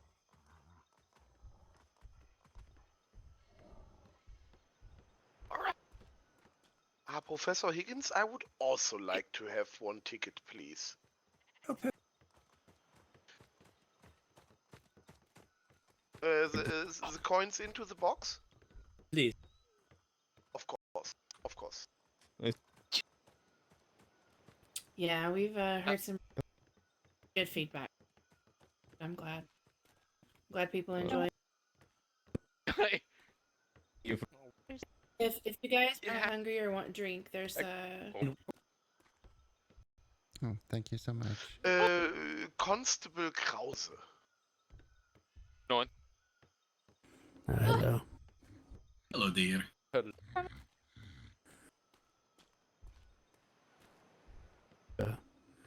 Haven't been here in several weeks when it was just maybe just a wall and just an idea here, and this is beyond what I thought it could be. I think I want to stay inside here. There's monsters outside. There's several of them. Oh, good Uh-oh. grief. What kind? Oh. Ah, the big beasties. It's shaking its head. Yeah, they are right over top of the elephants. So, Hey. how are you? I'm good, how are you? I'm good, it's good They're to see safe. They're all tame. The view from the back, but no.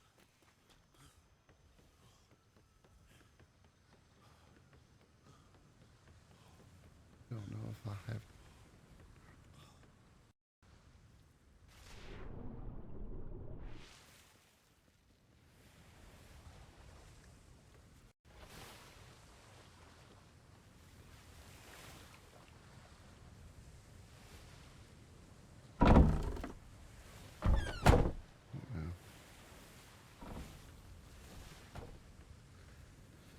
Oh no, I don't have any.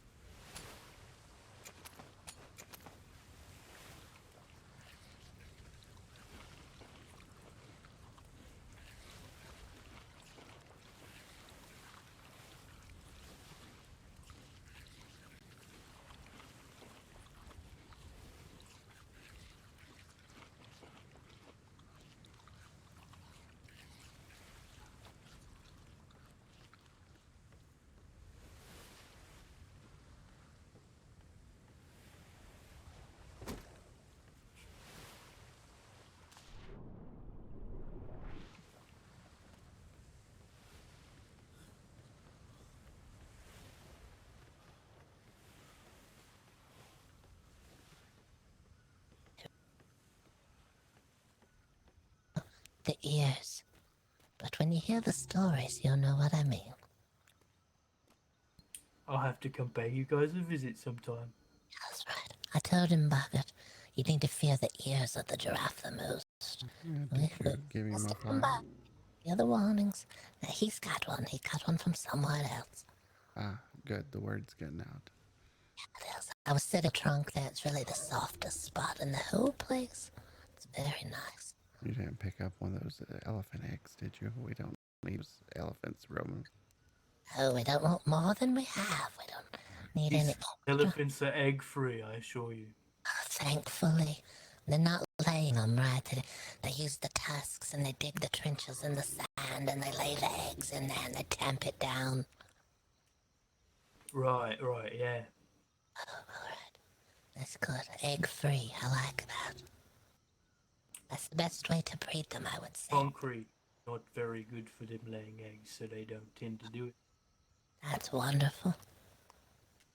That's good to hear. That puts them up one more notch. Well, alright. It's good to see you guys come out. Thank you very much. We do know where they are. I told him I wasn't sure we had anyone who could even ride an elephant. I don't think we do. But eventually, we may be able. I doubt it. They're so high up. I just don't know how I would hike my leg up that high. Mr. Brody was riding a giraffe just yesterday. I don't know how he scrambled up it. Oh my goodness.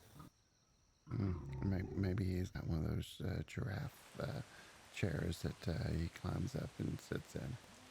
Yeah, we got one in the museum. One of those giraffe chairs. I was thinking he had some sort of special shoes or something. Oh, is that the raffle? Oh, yes.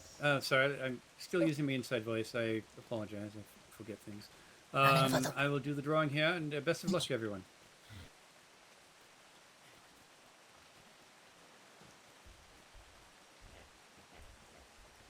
So,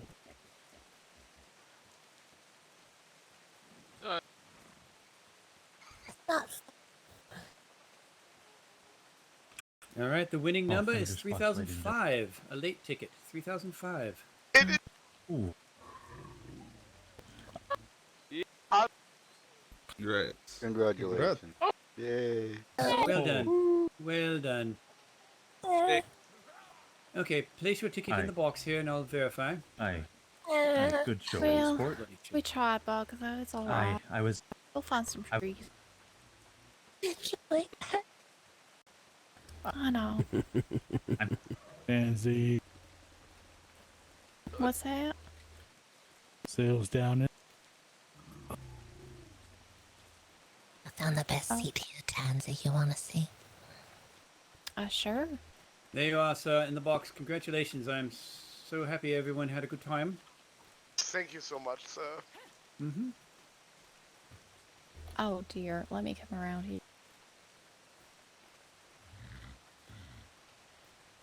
Yes, I think that's what a picture made of. Congratulations, sir. Okay, and we'll open up the final raffle for the Rhino. Tickets will be now on sale. Really good at swinging sometimes. It's a swinging. Yeah. It does look like you're swinging a bit. Yeah, a little bit. I wish it wasn't raining. Yeah, that would be. Oh, look at that. Did it stop? Nope. No, I think it just slowed a little. I'm just under the elephant. You can title it "Not Raining Under Here." Oh, that's a good title. Yeah, it is. Back up, Boggert, back up.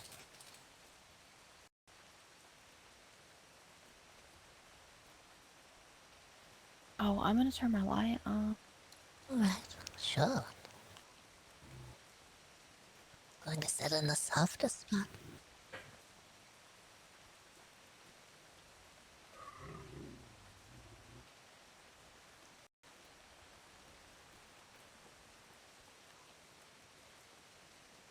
I never did think out of those. Oh! I'm out of here. That's the end of it. It tried to eat me, Boggert. It lifted me up all the way to the mouth. It was horrendous. It tried to eat me as I thought it had me. Oh, it wasn't eating you, it was just going. Yes. It's okay. You see. I survived. I survived an elephant eating. To be honest, I was. Much.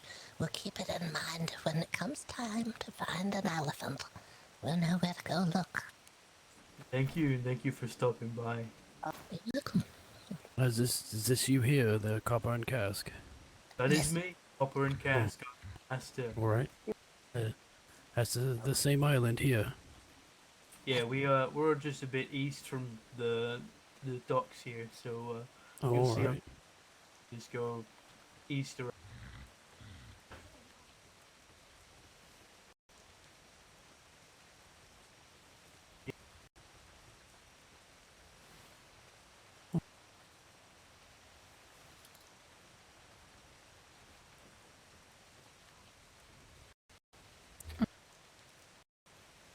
Just a pig.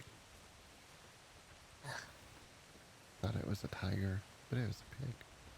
Hair pig or hairless pig? Boar, a wild pig. I'm not a fan of hair pigs. On.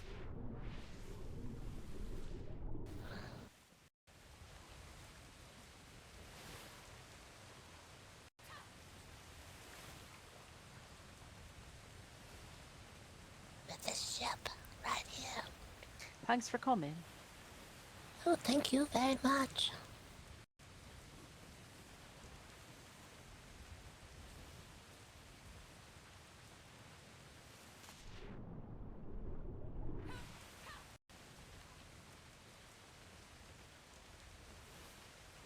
We did appreciate you coming to the museum, and we do hope you can continue your tour.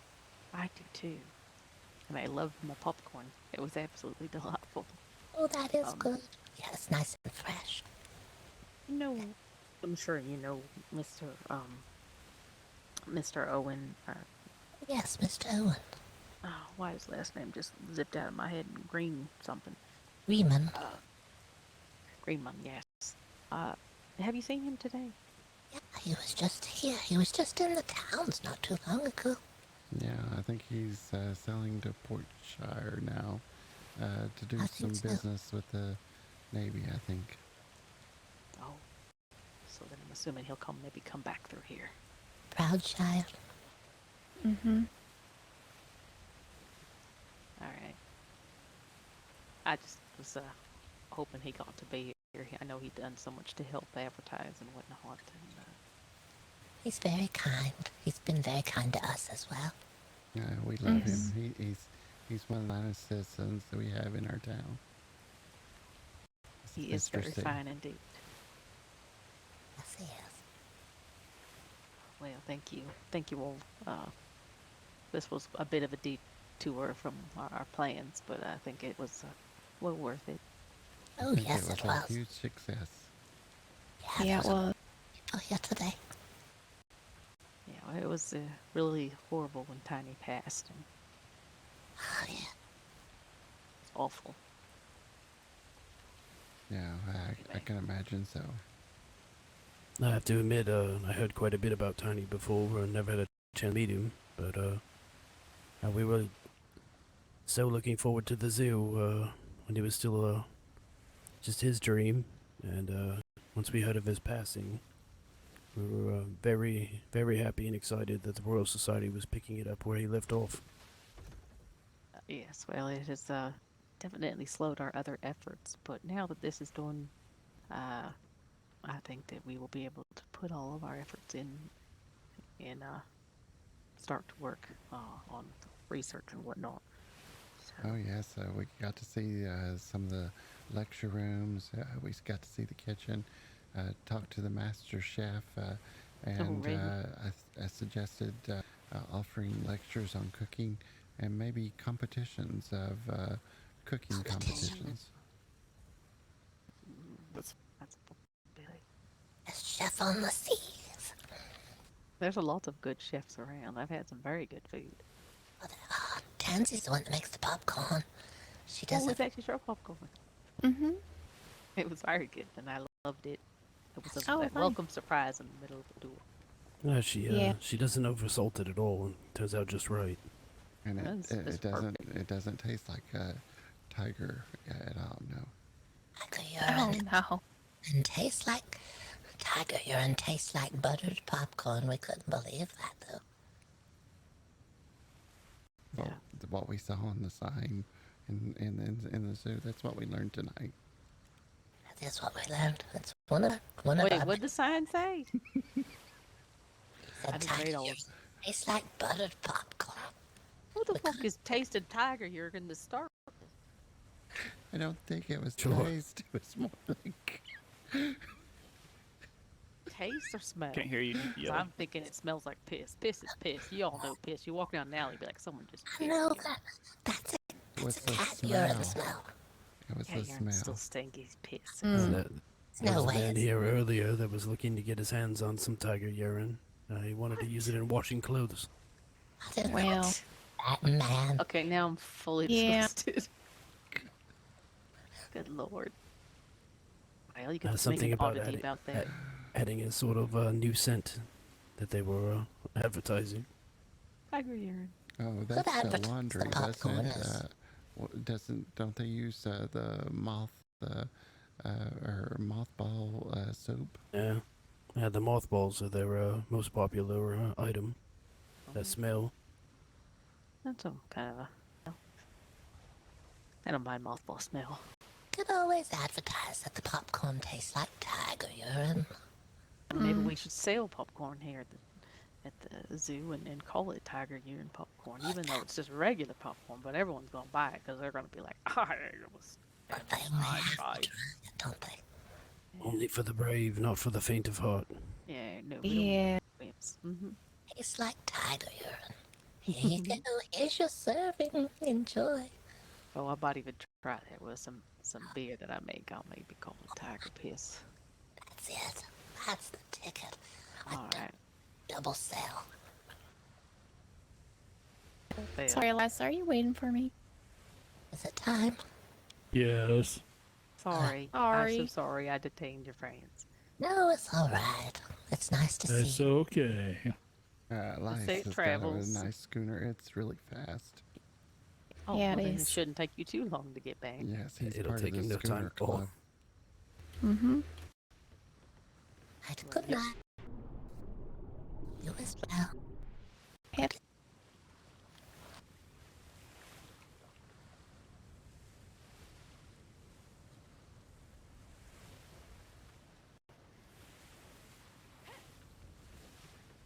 Like the dance. Tiger urine popcorn. Like popcorn. I don't believe that. I'm a bit ashamed to say that I'm hungry after the conversation. It can happen.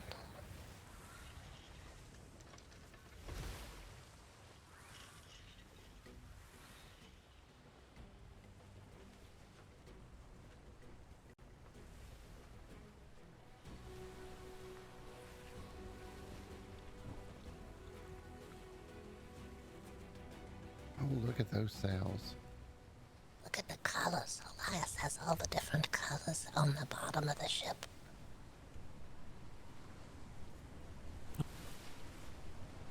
It is. I like all the lights on the bottom. It's very colorful. Just like Elias, he's a colorful character. I thought his ship was very fast. We're almost keeping up with him. He's just going slow because Tansy's on board. You don't want to frighten her. Sure.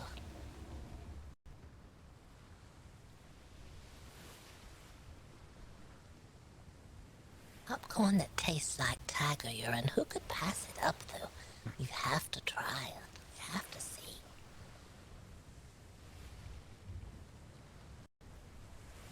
And if you didn't even read the sign, you would never know.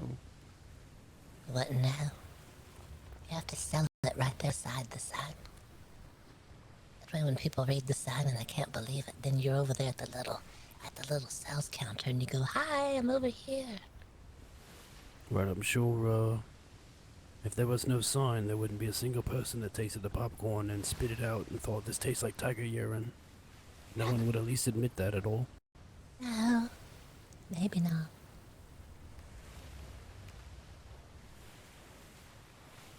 Topless woman. I did not expect to see that at the zoo. They didn't advertise that part. Maybe they should have. Pepper shimmer. Definitely catches the eye. I'm sure it catches some sailors' eyes when they come through.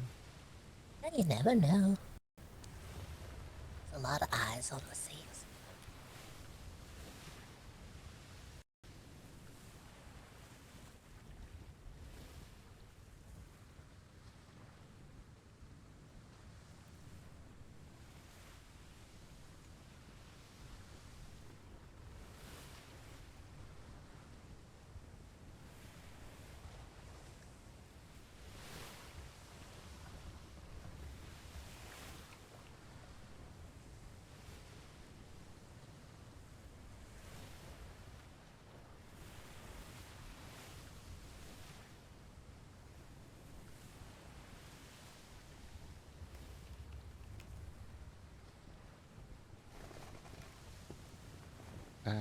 Is everybody on board? I'm on board. What's wrong?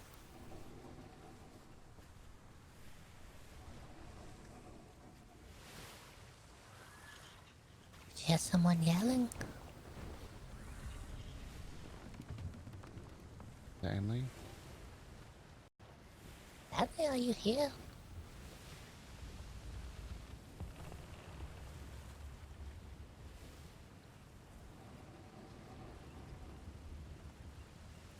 Stanley!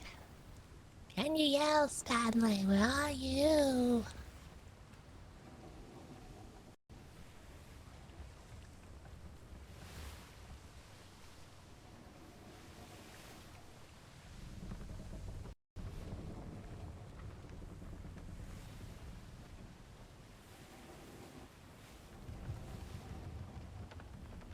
Do you think the shimmer figure took Stanley? He was talking to us. Oh no. I look downstairs.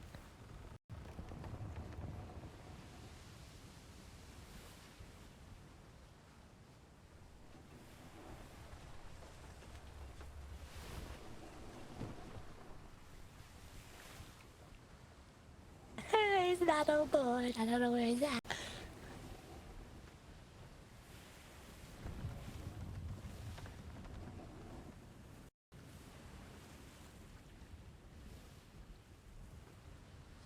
Stanley, where are you?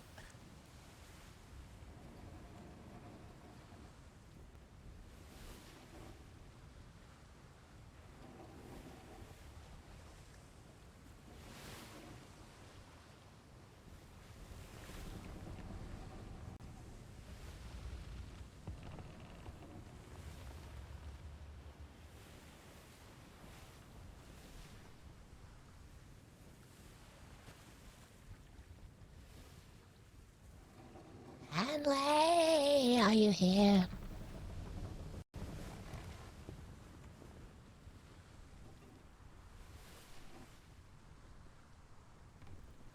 Stanley!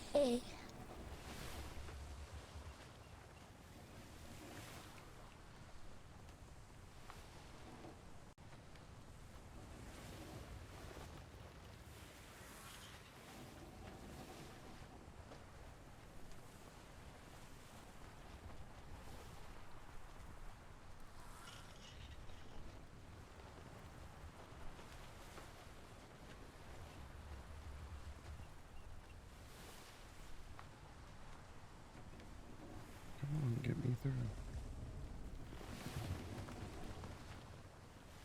Wind is terrible here.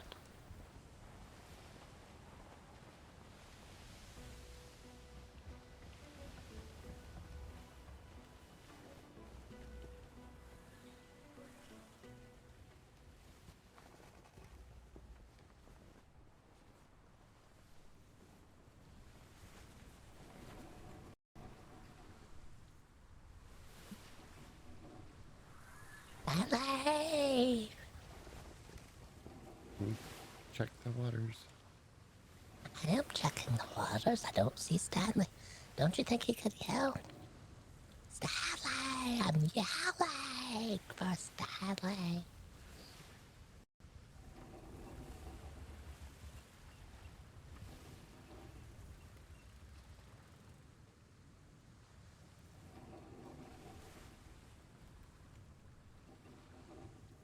You need to turn the ship going the opposite direction of where Stanley was.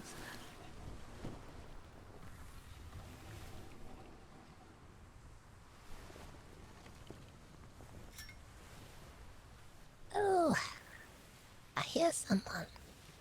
Stanley, is that you? Is that a mermaid? I don't know. It could be. Oh my god. It is Stanley. Stanley! The shimmer figure we took you. Have you been near the shimmer figure? Did they whisper in your ear or anything? What did they say? Come on, tell us all the details. I was standing right here. What were they wearing? And then we went through the shimmer, and I felt two hands grab me by the shoulders and jerk me right off the ship. That's it. The shimmer figure had you. Did they say anything to you while you were on the other side? I didn't hear a damn thing. I was just in the water watching the ship sail off. What in the world? Why were you watching? I couldn't do anything. I was floundering around in the water trying to figure out what in the hell just happened. Did the shimmer figure put a hand over your mouth while you were in the water? I went down below the water. Perhaps it was pushing me down. Yeah, it was pushing you. That sounds right. That sounds like the right thing. We gotta get home, Boggert. We gotta hurry. I was standing right here. The next thing you know, I was probably 6 ship lengths off that way and behind the ship. Tried to take my life from me today. Yeah, it did. We've warned everyone. People don't listen, Stanley. They're not believing us. But now you know. It's real. It's the shimmer. Good grief. Now we have to tell everyone. Tried to take one of our own crew. Snatched poor Stanley right off the ship. We don't have any other clothes on board, do we? No. I have a shirt in my pocket that looks like Boggert's if you want one. It's kind of stylish. I suppose, it doesn't quite matter. The shirt is fine, it's the pants that have been soiled. I don't have pants, of course. Well, you can be like Mr. Kanoa and well, I don't know if you got a shirt that's long enough. I'm sure you don't mean that. You really want me to be like Mr. Quinoa.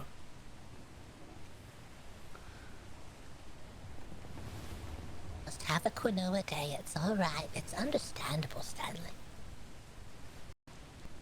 Is it a bit late, or did you want to go to the apothecary on the way back?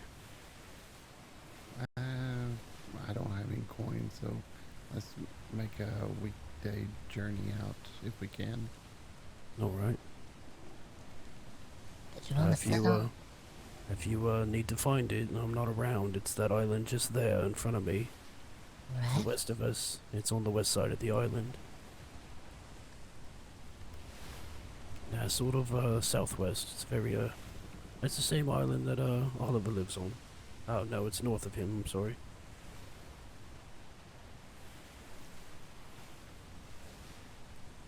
Now there was a man from the company that owns Oliver's Island in our town yesterday, just walking around, looking at things.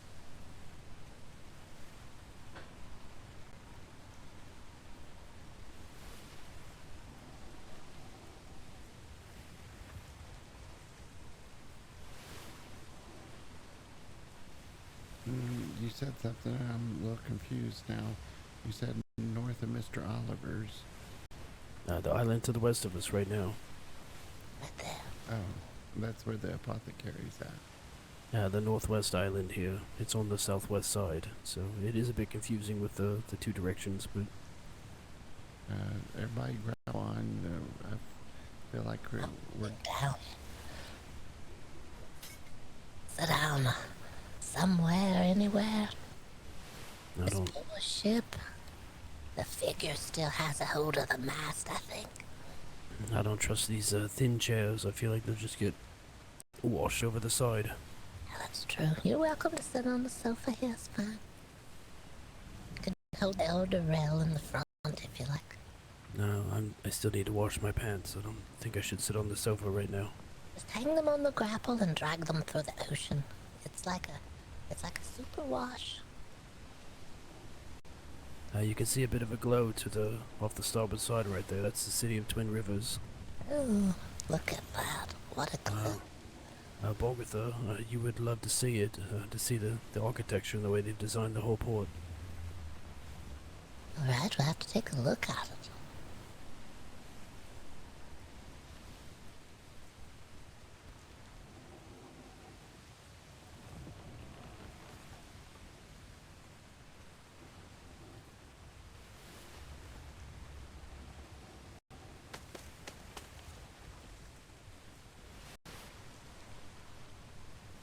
And you sliding. I heard you sliding a little bit. That pulled me back a bit. I had to pull myself back up. Still got its hands on you, Stanley. You better hold on tight. Good God.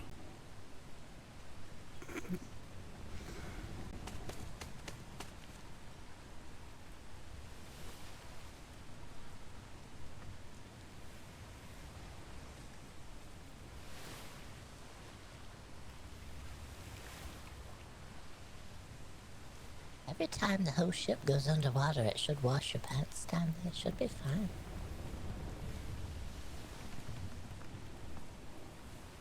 Simmer figure's no joke. It's got a hold of the sails of you, turning and twisting the ship and dipping it down nose first into the ocean water.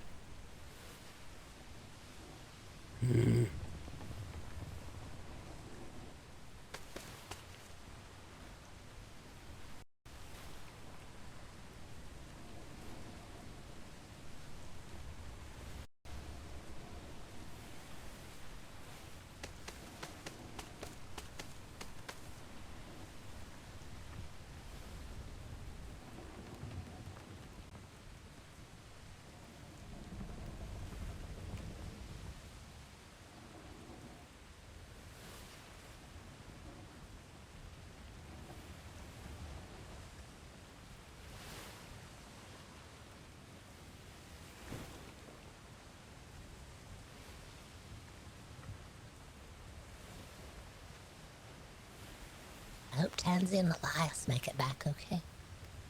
Doesn't reach out for any of them coming through. I'm going to go below decks and not tempt it for a bit. Maybe we need to come up with a buddy system of some sort.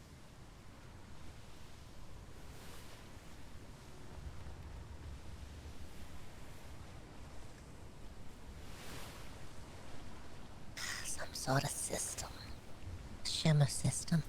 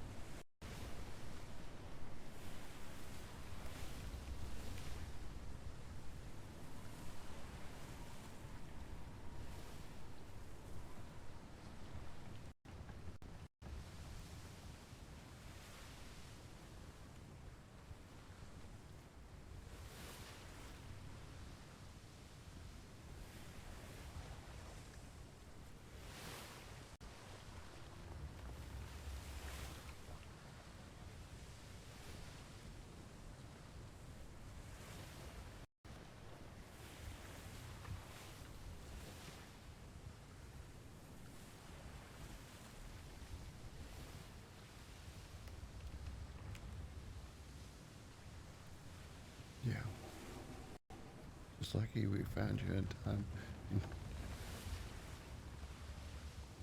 Because how are we going to explain it?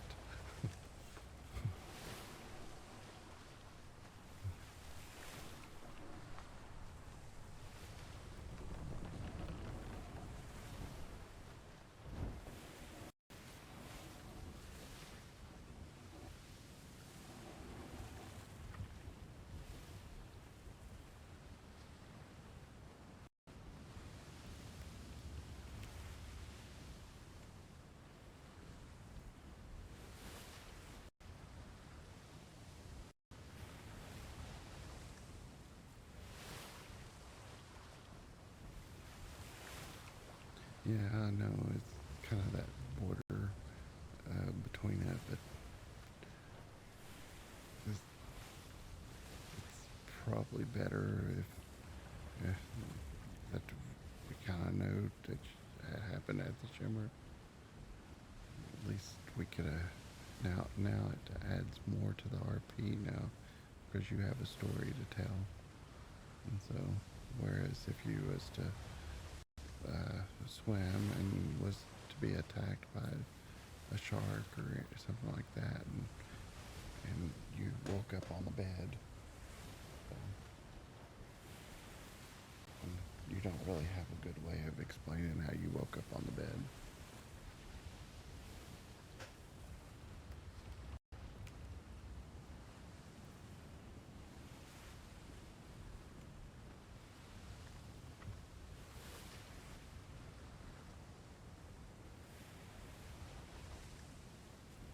We were also noticing that we were talking to you, and then all of a sudden you were quiet, and so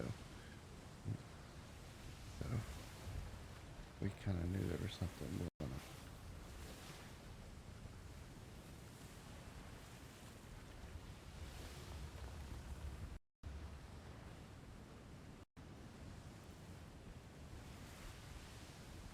on. Brace for shimmer. Oh, good. Tell Stanley downstairs. Stanley, brace for the shoulder. I'm going to slow the sails down just enough in case. Time, we're crossing. I hear him anchored on. Oh, I'm grappled. Right, you're holding on. We'll see if we make it.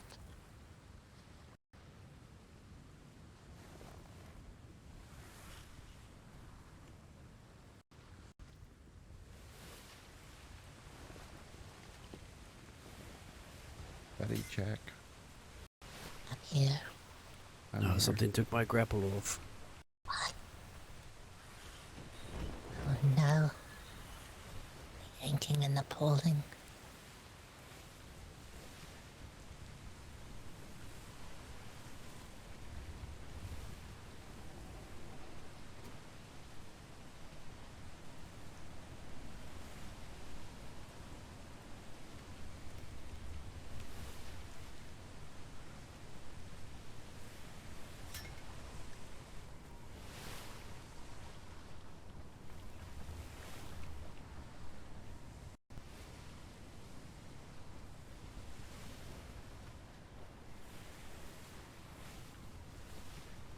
It'd be good if only get on dry land today. Ready to get out of this sea. It's so choppy. I don't like it.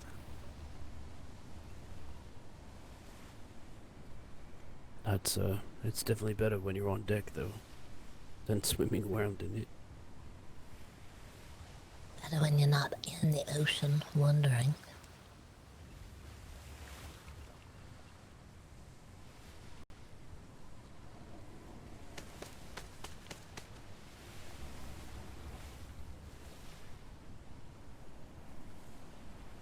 We did sail out at night and I could really see the mountain, Boggert. The whole mountain is lit up by the lantern from the lighthouse. All the other mountains are dark, and then there's one mountain that's lit up. Oh, that's good.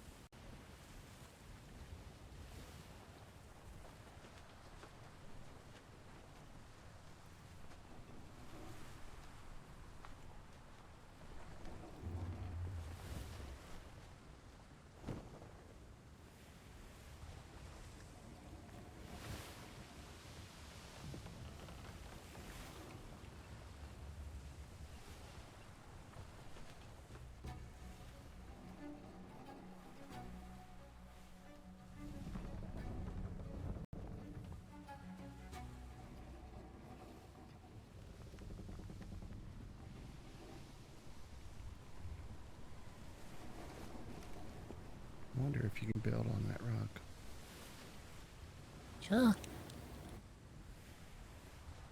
Which one? The one behind the lighthouse? No, the one under the water. Ugh. That's a mess. I'm just afraid if you build anything, it would cause someone to get injured even worse. Or someone to crash even harder.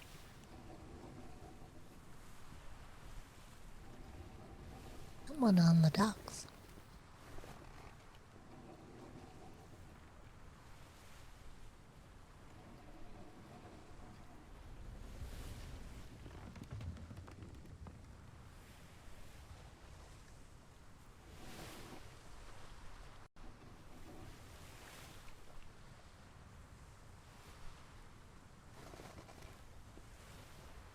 Oh, that looks like Margaret's ship. Oh, she's the one looking for Tansy for paintings of her cats. Oh, yeah, there's someone on that.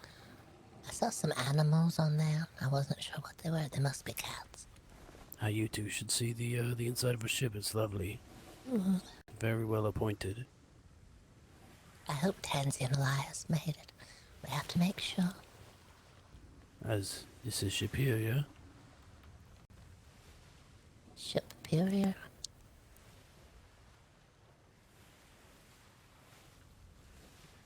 The plum ship is Elias's.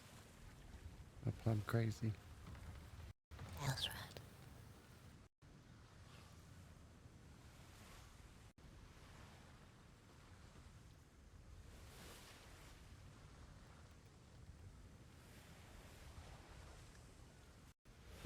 Stanley, I think you're standing a little too close. I'm starting to smell you. Oh, God. You know, I've got to wash these anyway. I'll just swim into the dock. There you go, the pre-wash.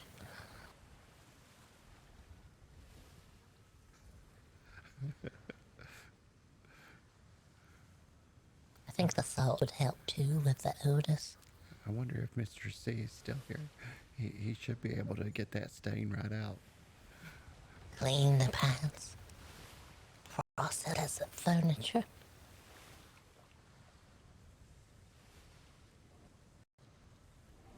You couldn't make Stanley a pair of pants out of upholstery. Some kind.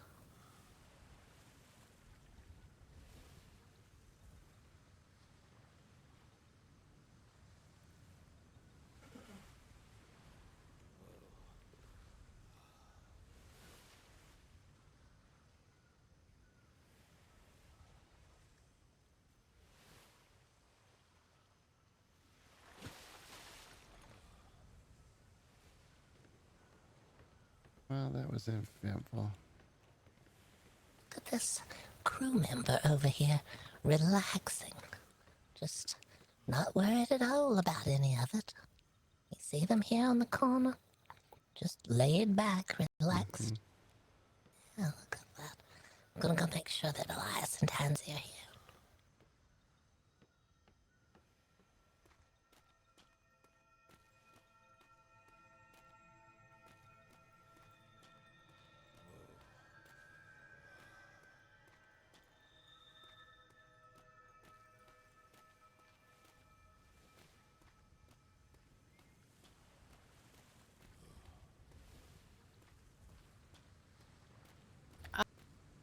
The Shimmer figure him straight off the ship. Right at the Shimmer, he disappeared, and we had to go back for him. Oh, that's terrifying. Yes, it is. Did I'm he glad you age found it 50 now. years or anything? No, probably. I would have aged 50 years if I was snatched the ship. We had to circle around and go through the Shimmer a couple of times and circle the ocean, and we finally heard a grapple smack the side of the ship, and then he was climbing on. He was Oh, man. Yeah, Oh, I bet. I bet we- I'll make him a treat or something. I think he's washing out his clothes now. I think they kind of smell.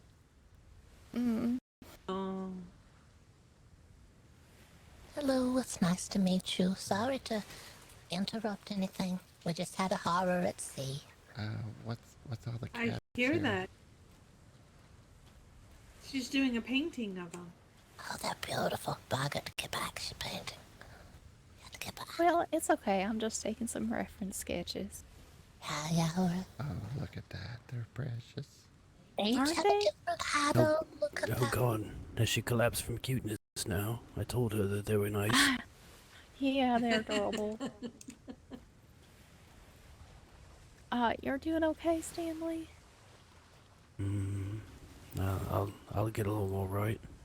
I mean, you look like you. That's good. I've cleaned up and changed a bit. Hmm. Oh. What an Are those- ordeal. Those pants aren't going to make it any longer. Just throw them in the ocean. Tie them on a rock and throw them in. They have like shimmer like curses on them, probably. Put them on one of those clockworks over there. There you go. Oh, yeah. Pass them along to a clockwork. Elias hates them. Yes, if that ship doesn't move soon, we'll may have to sink it.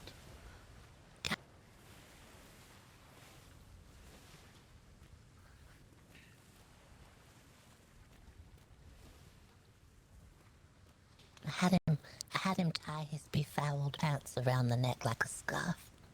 Good. Maybe the smell will get the clockworks to move out of town. Some charlatan showed up here a week ago and sold a hat or two and said he wanted to anchor overnight, and he's been here for a week with those shadow figures on his deck. Elias, we're sorry. We tried to keep it from you. Mm-hmm. But it was Mr. Owens. Mr. He wanted the truth to be known. Truth is out now.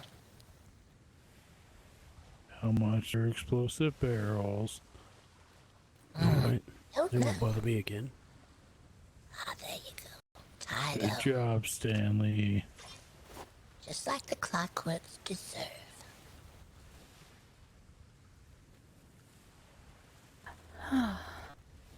Okay, I probably have enough sketches, I think.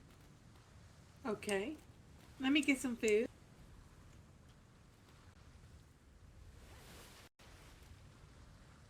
Hats in hats.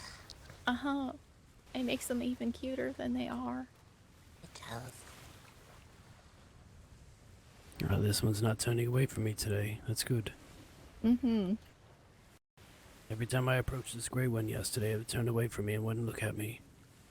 Oh, no. Aloof. That's what cats do best.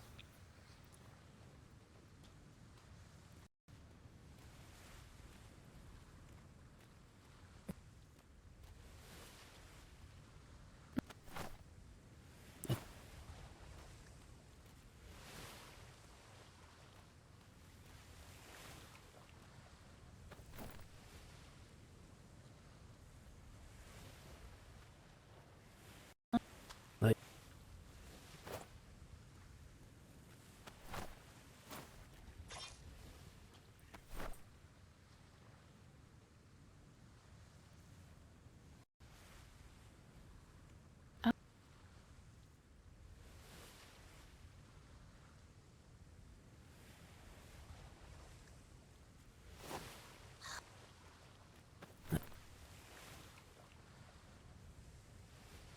He's pretty fancy. I admit, the first time we saw Owen today, I thought he was part of the Royal Society. And then he's Me part of- too.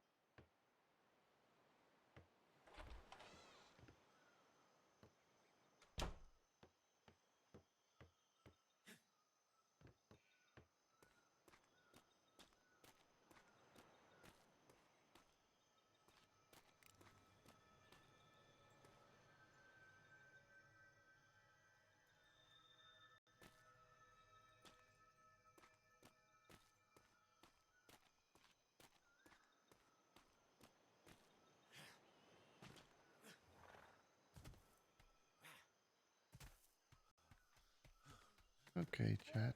That's going to be the end of my stream. So, thanks for joining me tonight. And let's see who is on.